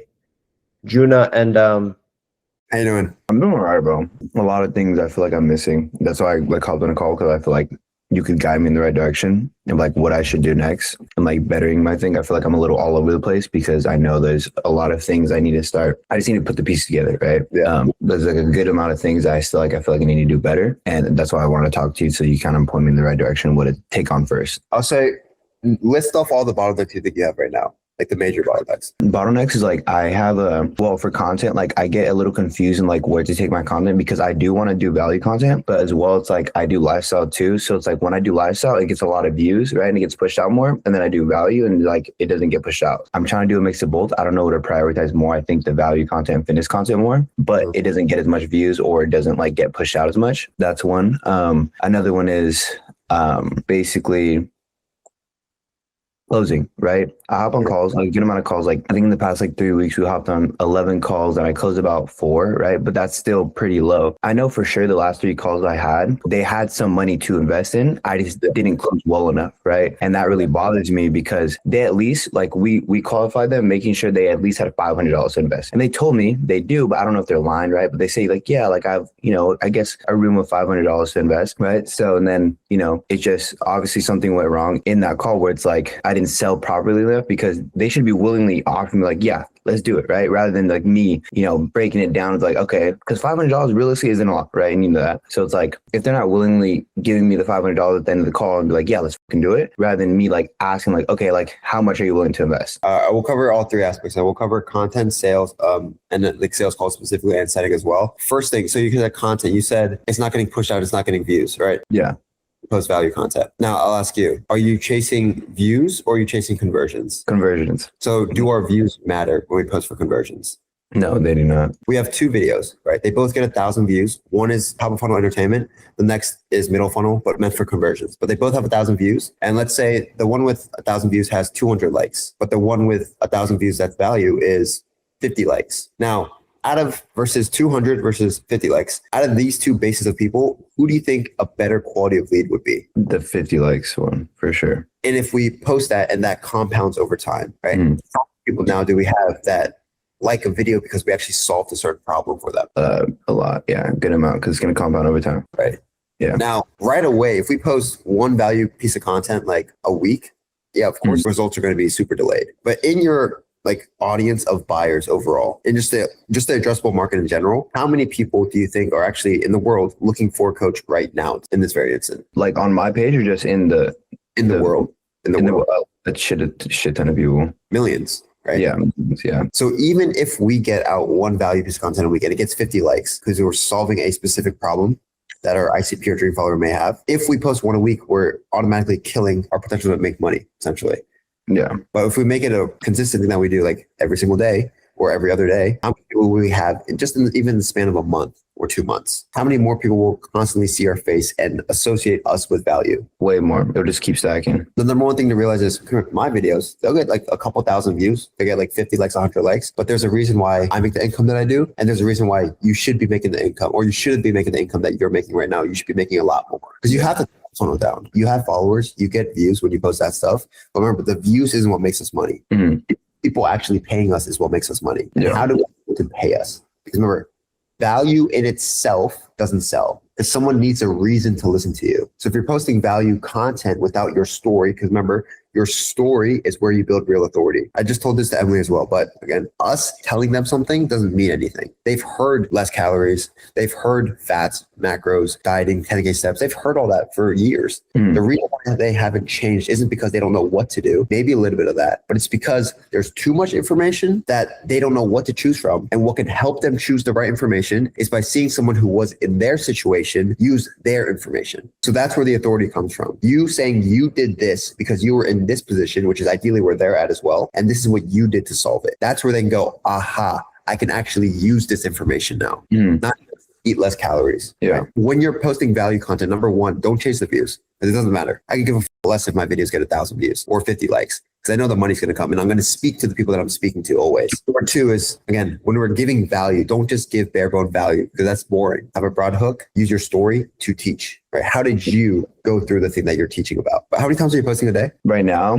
I'm posting about 3 times a day. But the past 2 days, it's been super slow. Like I haven't been posting because it's just been super busy. But that's an excuse, right? But yeah, I usually last week I was posting 3 times a day. I would even have you drop down to 2. 1 top of funnel, 1 middle funnel. 1 where you're just trying to grab some eyeballs. Second video, actually give value through your story and take time. Have you watched the group calls about like the content shots, like the recent group calls? Not yet. Is it from this week? Well, like the past 2 months specifically. Okay. I'll take a look at them because I need to catch up on those too, because I just keep fucking forgetting because we're in different time zones, right? So it's like let's say I'm at the gym and I get home, or like I get home and then I check like the Discord. I'm like, oh, what the fuck? The sales call already happened. The call already happened. But yeah, I need to prioritize going up because I honestly I get on my ass. Like I feel bad when I don't show up because I'm like, dude, like this is actually something I should have, Yeah, because I want you to realize it's like you can work as hard as you want all the time, because I know you have really good work ethic and you're a grinder. But if we're working consistently on the wrong things and the wrong, it's not actually going to help us. That's exactly where I feel I'm at. Like I feel like I'm working a lot, but it's like I feel like I'm barely moving. I was talking to someone too, and they were telling me like you're probably just focused on the wrong shit, because you should be like so far from where you are right now. And it's like that's why I want to hop on a call with you, just so you can guide me in the right direction of what to do, because it's like I feel like I'm doing a lot, but I feel like I'm fighting myself because I'm like in my head I'm like I'm not doing enough because I feel like I'm not moving. But the thing is, you're right. I'm just focused on the wrong thing. Yeah, because you can spend 3 hours a day on your content and it all do just terrible. I don't mean terrible by views, but terrible in terms of execution, right? Yeah. Spend 1 hour on actually learning the right way to do it now. Remember, we have 5 group calls a week. We have 5 group calls a week, every single day, learning, right? But even just out of those 5 hours a week that you dedicate on learning new things and applying them right away, imagine how much time you save yourself a week from now or a month from now, how much more you'll actually grow. So it's prioritizing what's actually important. Because it's really easy to do busy work and feel like you're being productive, but when the busy work doesn't result to the outcome that we want, it's really stressful. Because you feel good every day because you're working, but you don't feel good at the end of the month. But yeah, taking a step back or taking 3 steps back to move forward, essentially. So that's just something content. Watch back the most recent group calls, take notes and apply them. 2 times a day, 1 top of funnel, 1 middle funnel. And don't look at the views. The views do not matter. I'll tell you that right now. Question. Top funnel is kind of like more lifestyle, more like and then middle funnel is like more informational, and then bottom funnel is like more like CTA, right? Bottom funnel is like CTA, but middle funnel, to really describe it, it's more so like your story, it's education and like insights. Think of it this way, right? Nobody can buy something if they don't know what it looks like, because again, fear or when people don't buy, it's just from uncertainty at the end of the day. But if they knew everything about it, they could actually make a clear decision. So if you want people coming to you in the DM telling you that they are ready to pay, that they actually want to jump on a call, instead of you asking for a call, them telling you they want to jump on a call and pay you even in the DMs, they have to be certain. And the only way for them to be certain about your coaching program is if they actually know what it looks like. And I don't mean throw your pricing or deliverables out there, but show them, record clips of you coaching your clients, record clips and show your wins, share testimonials, share what the connection between you and your clients actually looks like and what it feels like, what the group calls look like, what do one-on-one calls look like, what does the progress look like, how do you make meal plans for people, right? Show them on your story that you're typing up meal plans, right? Changing up training plans, screen recordings of calls that you take with your clients, right? Show the insights of your program, because again, that gives them certainty. That tells them, okay, before I DM this guy, I actually know what I'm getting into. That makes me want to DM this guy. I don't even know what it looks like whatsoever, so they're not DMing right now. But once they know, it opens the door up for a lot more people to reach out to you. Yeah. Second, your story. Education and story kind of tied together, but use your story to give education. Don't just give education by itself. People need a reason to actually listen to you. And that's not going to come from you just talking. It's going to come from, if you are talking, right, using your story, because again, that's actual leverage and actual authority. Yeah. Rather than saying how to lose weight, it's like they're saying how I went from this. Right. Yeah. It's like saying, if you get in shape, you're going to get respected way more. Why does anyone have any reason to believe that? Yeah. Right? I'm going to hear how it actually did that for you and what like things you actually noticed, right? Second thing is sales. Did you see the announcements? We just promoted. Yeah, Henry. Yes. You take one-on-one calls with him as well now. Okay, perfect. I was gonna book one with them. Yeah, that'll just take care of all the sales issues. Remember, he has a 80% closing rate. He's not even the offer owner. Yeah. Right? He's good help. So use the help, right? You guys are in here for a reason. Yeah. And he's doing like call reviews and everything. So you can send your calls in with timestamps and he can review them for you and everything. Okay. I'm so behind, dude. Like I barely started recording my calls like this week, bro. It's terrible. I'm so behind. If you want to be honest, you want to know why your business is lacking. Why? When you hire employees, right? When you have setters, they're lacking. Think about how can we expect our setters to be on top of everything if us as the CEO and founder of our business cannot? How can we expect our setters to fill out KPIs if we can't even just spend an hour watching a group call back, or finding the time to fill out our own KPIs, or finding the time to film content? Remember, you are the CEO, you're the founder, you lead the company, right? You lead your business, you lead your team, right? Because they can only be as good as you. So if you show up every day with high intent to make things work, to show what real work ethic looks like, working on the right things, naturally that feeds off to your employees. But if you rely on them to feed onto you, that's when a business crumbles. That's like, it takes 2 seconds to do, right? Yeah. Without that, one, we can't give you feedback on your calls, and two, you can't watch it back to actually like, okay, there's no feedback for it. Then you're just repeating the same things over and over and over again, expecting something different. You should be at 30K months, 40K months, like no problem whatsoever. The only thing holding you back right now, and I'm only being harsh right now because I'm going to tell you what you need to hear, because I want to I love it, bro. No, I love all this shit, bro. Like I need, like that's why I want to hop on Uncle, because you can tell me shit up and slap me in the fucking face, honestly, because I know, right? But it's like, I just need you to guide me in the right direction.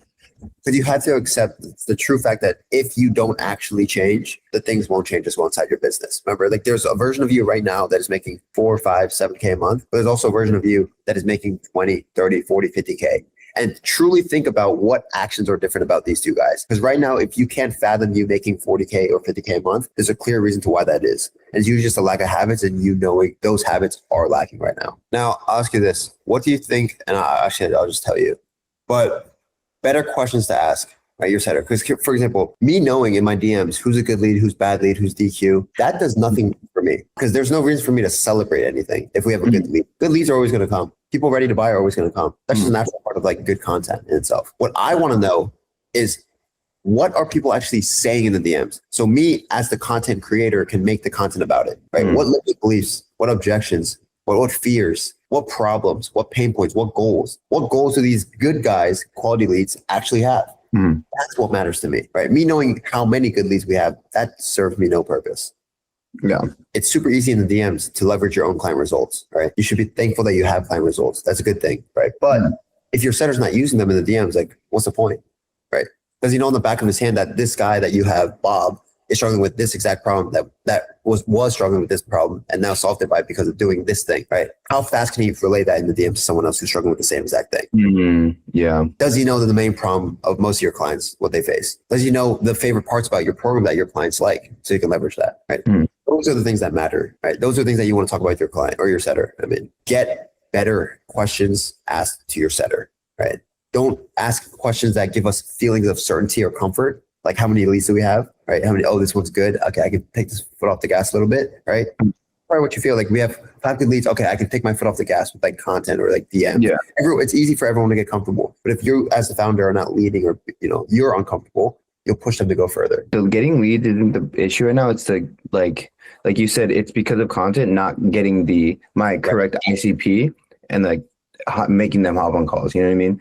Because like we get like 5 to 10 leads a day, right? And I'm being completely honest, which is good, But it's like we could get even more qualified leads if, I did focus on like top funnel, middle funnel, right? 2 times a day, actually doing that, showing the client results, right? Or even posting on my story, showing like kind of more about the program, or even talking to my setter like that, hopping on a call with him and like showing him everything that's in the program, all that stuff, so he could relate to people in the DMs, so we could even book more calls as well. Yeah, just everything you said literally just compounds. Yeah, I mean, all the things compound over time. Yeah. But where do you feel like most of your time is going right now, like in a day? I would say probably like 4 hours a day. And then my other stuff is like writing down content, filming the content, editing the content. So like that stacks on top of each other too. If you were to go all in on this, how much more money would you make? If you're spending 3 hours a day on side hustles, imagine those 3 hours a day, 1 hour watching a group call back, 1 hour actually taking time to make a good script, 1 extra hour of editing, 1 extra hour of you being able to take a call and close for 5, 10K. Think about where those extra 3 hours could go. But with everything on client check-ins, like takes about 4 hours, it makes sense. But when it comes to like editing and scripting, that can be dumbed down, right? Outsource editing, right? Why are you editing videos? Right? Unless it's super easy, like 5-minute edits, you can do it, right? But if it's anything that takes more than 5-10 minutes, it's like, why not just pay someone a couple $100 to like edit that for us? Yeah. And what could you do with that hour now? Yeah. Probably script another reel, another better idea, right? Maybe another conversation with your setter to get even better ideas and better concepts out. Yeah. I feel like I've doubted myself because like I feel like I'm trying, but the thing is like I'm not at the same time. Like because I know I'm like self-sabotaging myself. I know I'm holding myself back a lot. I doubt myself because it's like, dude, like I should be making more, but I'm not, and it fucks with my head. Bro, you have to plan out your actual days. Like have a calendar and like plan out time. Yeah, I feel like I'm not organized. You're right. Yeah, and follow it. Don't like say, okay, I was gonna do this, but I'm gonna do this instead. Right. And if people want to hang out with you, get dinner, like plan it around the calendar. Does it fit your calendar? Yes or no? If it doesn't, I'm sorry, you can't get dinner right now. Right. Maybe after 30K months, let's go get some dinner. No, but right now, all it takes is 1 month. In the next 30 days, everything could change. Remember, life can change fast. Only if you let it. Oh, question as well. I don't know if you could call this a side hustle, but I started a peptide page too because I just recently started taking peptides, and I'm just documenting the process of that. And I already got 10 DMs in the past 2 days with that. So it's like, I don't know if I should continue that too or like, no. That's related. So I could say yes. The only thing is capital, right? You actually want to make like a physical product based business like profitable, you're going to need capital. Hopefully that gives some clarity. No, you did. If you could send me this call back, I want to grab a notebook and take notes on it because you gave me some fucking bombs, bro. I love it. I got you. Always.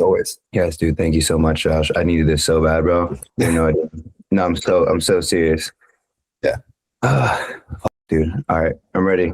I'm ready to lock in, bro. All right, if you made it this far, we're going to be going over the next steps, right? So let's assume that you're already making 20, 30, 50K a month now, and when it comes to scaling, right? When to actually hire and how to actually hire the right team for you, right?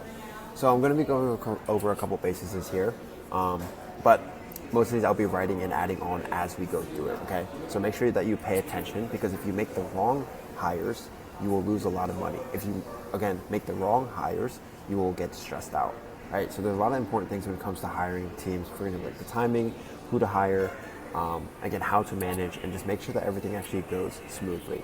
So we'll start here with the timing. So when do you know that you're ready to hire? And most of you guys are hiring too early or going backwards financially, and that's, again, the real fear. That's why you guys don't want to hire too soon. Sometimes you guys are either doing it too soon or you're not doing it soon enough, causing you to either, again, over leverage yourself and stretch yourself thin, causing you to actually lose money. So again, it's really important to hire certain people at the right times. So every time you feel like too much of your time is going towards one thing and it's not really that pivotal as a thing. For example, editing. You don't need to spend 6 hours a day editing, right? It is probably one of the lowest leverage tasks that you can do as the offer owner. So again, that's probably one of the first hires you can make to free up more time. So again, you could spend more time in the DMs, on sales calls, taking care of your clients, and actually being creative and pushing the business forward, right? So how many clients is it too many before you need help? Usually around 20, again, it depends on the business model you do. But if it's something like fitness, you should be able to manage like 20 to, like I would say 15 to 30 active clients on a monthly basis before you hire out somebody to help you, like a CSM. Or a CSM is just a client success manager. They're coaching your program that you trust that can actually help deliver results alongside of you or without even you being there, basically. We have the same thing for our business as well. We have a CSM that's taken some of our clients, literally a couple of our clients, from around 3 to 5K a month all the way up to 30, 40K a month, and I don't have to literally do a thing, right? And I trust my CSM because, again, he delivers those results. But again, yeah. So if you're in a B2B kind of offer, again, this depends on what you actually do for your deliverables. If you're doing like weekly calls, if you're doing 1 hour calls, if you're doing 2 hour calls, whatever you're doing, this depends. But again, I would say 15 to 30 active clients is probably a decent time to start hiring out a CSM, but more so try to see how long you can take fulfillment on your own. And actually just think about what actually takes the most amount of time if people actually need you for a certain thing. That's super important. For example, if people are paying for your one-on-one time, right, you can't really change that. People need it, right? But again, there's also times you have to realize that not all of your clients necessarily need your one-on-one time, right? A lot of clients just need the same mindset, right? Maybe the same systems, structures, and strategies, right? But they don't need you to have systems, structure, and strategy because that's like just blueprint. Right? They don't need you to do that. So again, that's something you can outsource. That's something you can hire a CSM to deliver to your clients. And they only need like your one-on-one time when it comes to getting real perspectives. Maybe they're a little bit more advanced and they want to scale at an even faster rate in whether it's fitness, business, UGC, sales, whatever it might be. So should you hire before you're over capacity? So I would always say, do not hire too early to prep for something, right? Hire as the situation comes. So for example, if you're about to run a new funnel and you think you're going to get a bunch of new leads, sure, you can hire beforehand, but you don't want to hire too soon because then, again, the employee's just kind of sitting there doing nothing. And you don't want to overhire for a certain thing and then eventually just not have it go as planned. You always want to underhire for it and then hire as you get or need more people for it. So who first do you hire? So do you hire coaches? Do you hire setters, closers, VAs, devs, right? CSMs? This is probably the most common question that you get asked. So most gets wrong and hire a coach. Then again, everything else is still over leveraged. And fulfillment is probably one of the most important things. And the best knowledge base that you have is in the fulfillment. So that's like the last thing that you will actually hire for. So I would say first step to actually hire someone to do your editing, right? Because again, 6 hours of editing, someone else can easily do it, and it doesn't really need you to actually be a good edit, right? It's something that's very outsourced, very easy to outsource. It's probably your first hires to do as a offer owner. After that, I'd say is your setter, so we'll just write it down here, right? So first is editor, or you can hire that literally at any point. If you notice yourself, if you're someone who like records very iPhone, like a lot of iPhone stuff, and you don't need much editing, obviously you don't really need to hire this. But if you're someone who likes nicer content and you like your perceived value online to be a lot crazier, obviously you can hire this ASAP. In terms of next, again, getting a setter, this is arguable, but I say you should at least touch 10K months first before you hire a setter. Some people like to say 20K a month, 30K a month. But as soon as you realize that you physically cannot do more DMs and scale, because again, you only have a certain amount of time in a day, again, your time is better spent when you have more clients. Again, you're gonna have less time to do DMs. And more sales calls, less time to do more DMs. So again, once you hit like that, I would say at least 10K a month mark is when you should start looking for an actual setter. So again, setter here, I think here we go over where do you find them, yeah. And the setters usually take around 5%, right, of commissions that they book in, and around 10K a month. Editors, this honestly varies. You can give them, you can find editors, again, $500 a month won't be as good. If you go up towards like the 2 to 3K a month mark, which is usually what editors are charging nowadays, that's more industry standards for editors. So let's just say here 2K to 3K a month. Obviously there's cheaper ones out there, they just won't be as good. And if you find a really good one for that price point that's under this, that's fire. Next is closers. So you won't need to hire your closer. This one I'm pretty firm on until you're at least at $50,000 a month. So closer, $50,000 a month. Because as the offer owner, let's say 50K a month benchmark, 50K a month at least, right? So again, a good closer that you want to find is going to be only making 5K a month, right? If you are making 50K a month. So a good closer wants to make 10, 20, 30K a month. So your offer needs to be doing at least 100K for you to get like a 10K a month closer, right? And 10K a month is not anything super crazy. So if you're getting a closer, at least get to 50K a month first. And again, if you can hold that number sustainably and consistently, then it's a good time to get a closer. And then again, if you notice that your time is actually outsourced or actually better spent not taking sales calls, because again, you need to spend better time and more time on your creatives, being creative, taking care of your clients and managing and actually working on the business instead of in the business, right? That's when a good time to hire. Again, closers take 10%, super simple stuff. And obviously with setters and closers, obviously some setters have bases that you pay them. You can add bonuses to incentivize your employees. And that always works well, like timing it all correctly. Next is it's a VA/assistant role. All right, I've had my VA for the past 2 years. Does everything, right? Back end, dev work as well, creating SOPs, systems, softwares, anything that I need created. Even again, the assistant role when it comes to like booking flights or booking dinner reservations, I hire. This is super important if you're someone who like is not good with tech and you want to like create a bunch of stuff like software, SOPs, things for your clients. And this is more so for B2B guys, right? Again, good hire. We even consider this dev role, right? And again, this can range anywhere from like $500 a month to like $3,000 a month, right, I'd say. And obviously, these price points that I'm having here is not like what you have to do. These are just some base models from what I've kind of done in the past. So you can give percentage, but retainer is always better when it comes to scale because your margins will be higher. But again, at the end of the day, like if you want your team to also grow with you and want them to keep working harder and harder and harder, you can offer percentage because again, the harder they work, the more money they make. Unless they're really bought into the vision, then you offer some sort of scale for them within your business. For example, a lot of our team members get to make more money, not directly through me, but again, through my clients because they get to sell to my clients. We have things that we offer, at certain levels that people can actually upgrade to get certain roles.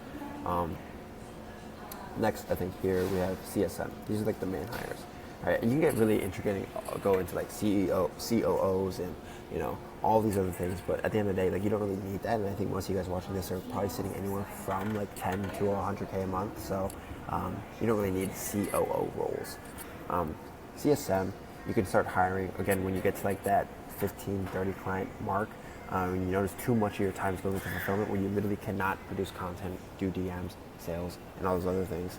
But yeah, we have right now in our program we have 3 CSMs in our program. So we have one specifically helping with just appointment setting. We have one specifically helping with just sales. We have one helping specifically with literally everything when it comes to scaling mindset, content, sales, systems, setting as well.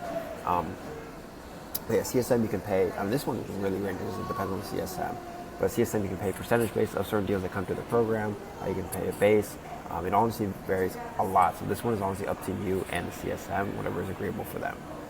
So can one person do multiple roles at the start? No, right? So you don't want someone to come in and do multiple things all at once. For example, a setter should stay a setter, a closer should stay a closer, an editor should stay an editor, right? And as they prove themselves to be able to handle one workload, they can start doing more. For example, if you have an editor, and obviously editors mostly want to become creative directors in the future, until they show you that they can actually be that role by being an editor, getting editor pay, and then going above and beyond, right, they can dual up the role, right? Same with setters.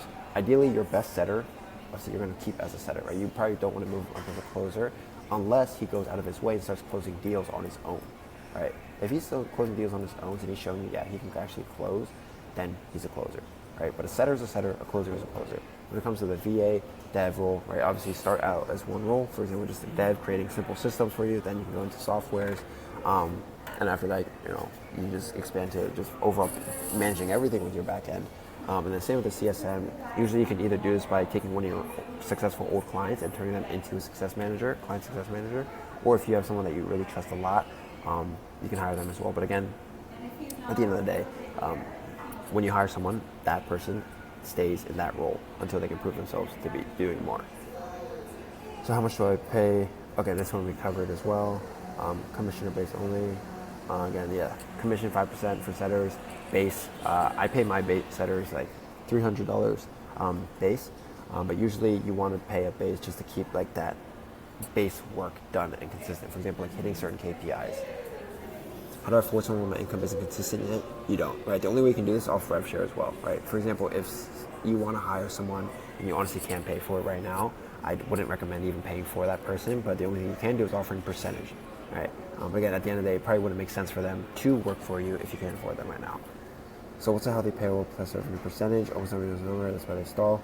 I would say your margins overall, if you're running mainly organic content, should be anywhere from like 65 to 80% margins, especially if you're running organic. If you're running paid ads, more so around like the 40 to 60% margin mark.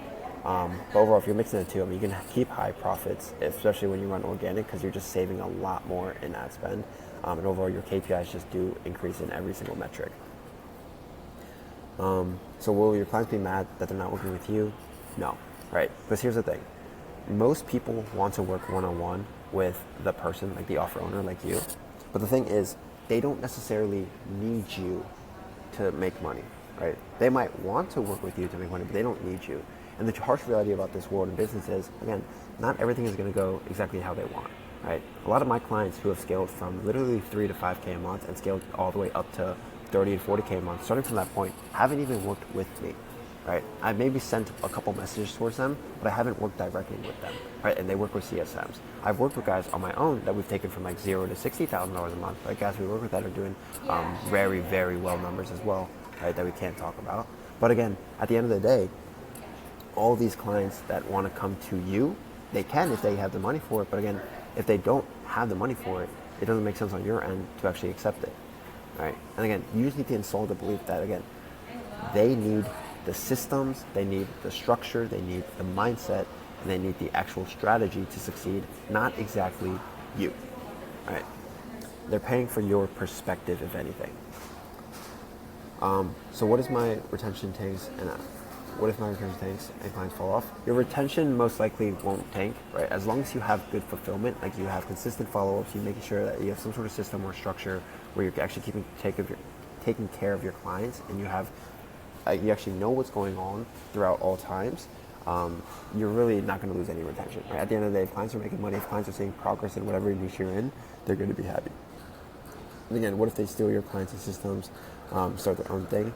As long as you have a contract in place where they can't white label anything that you do, you're good. Because if they do white label, and if they do steal your clients, you can always just, obviously, like, you don't want to, but you can always legally come for them, right, if it's in the contract.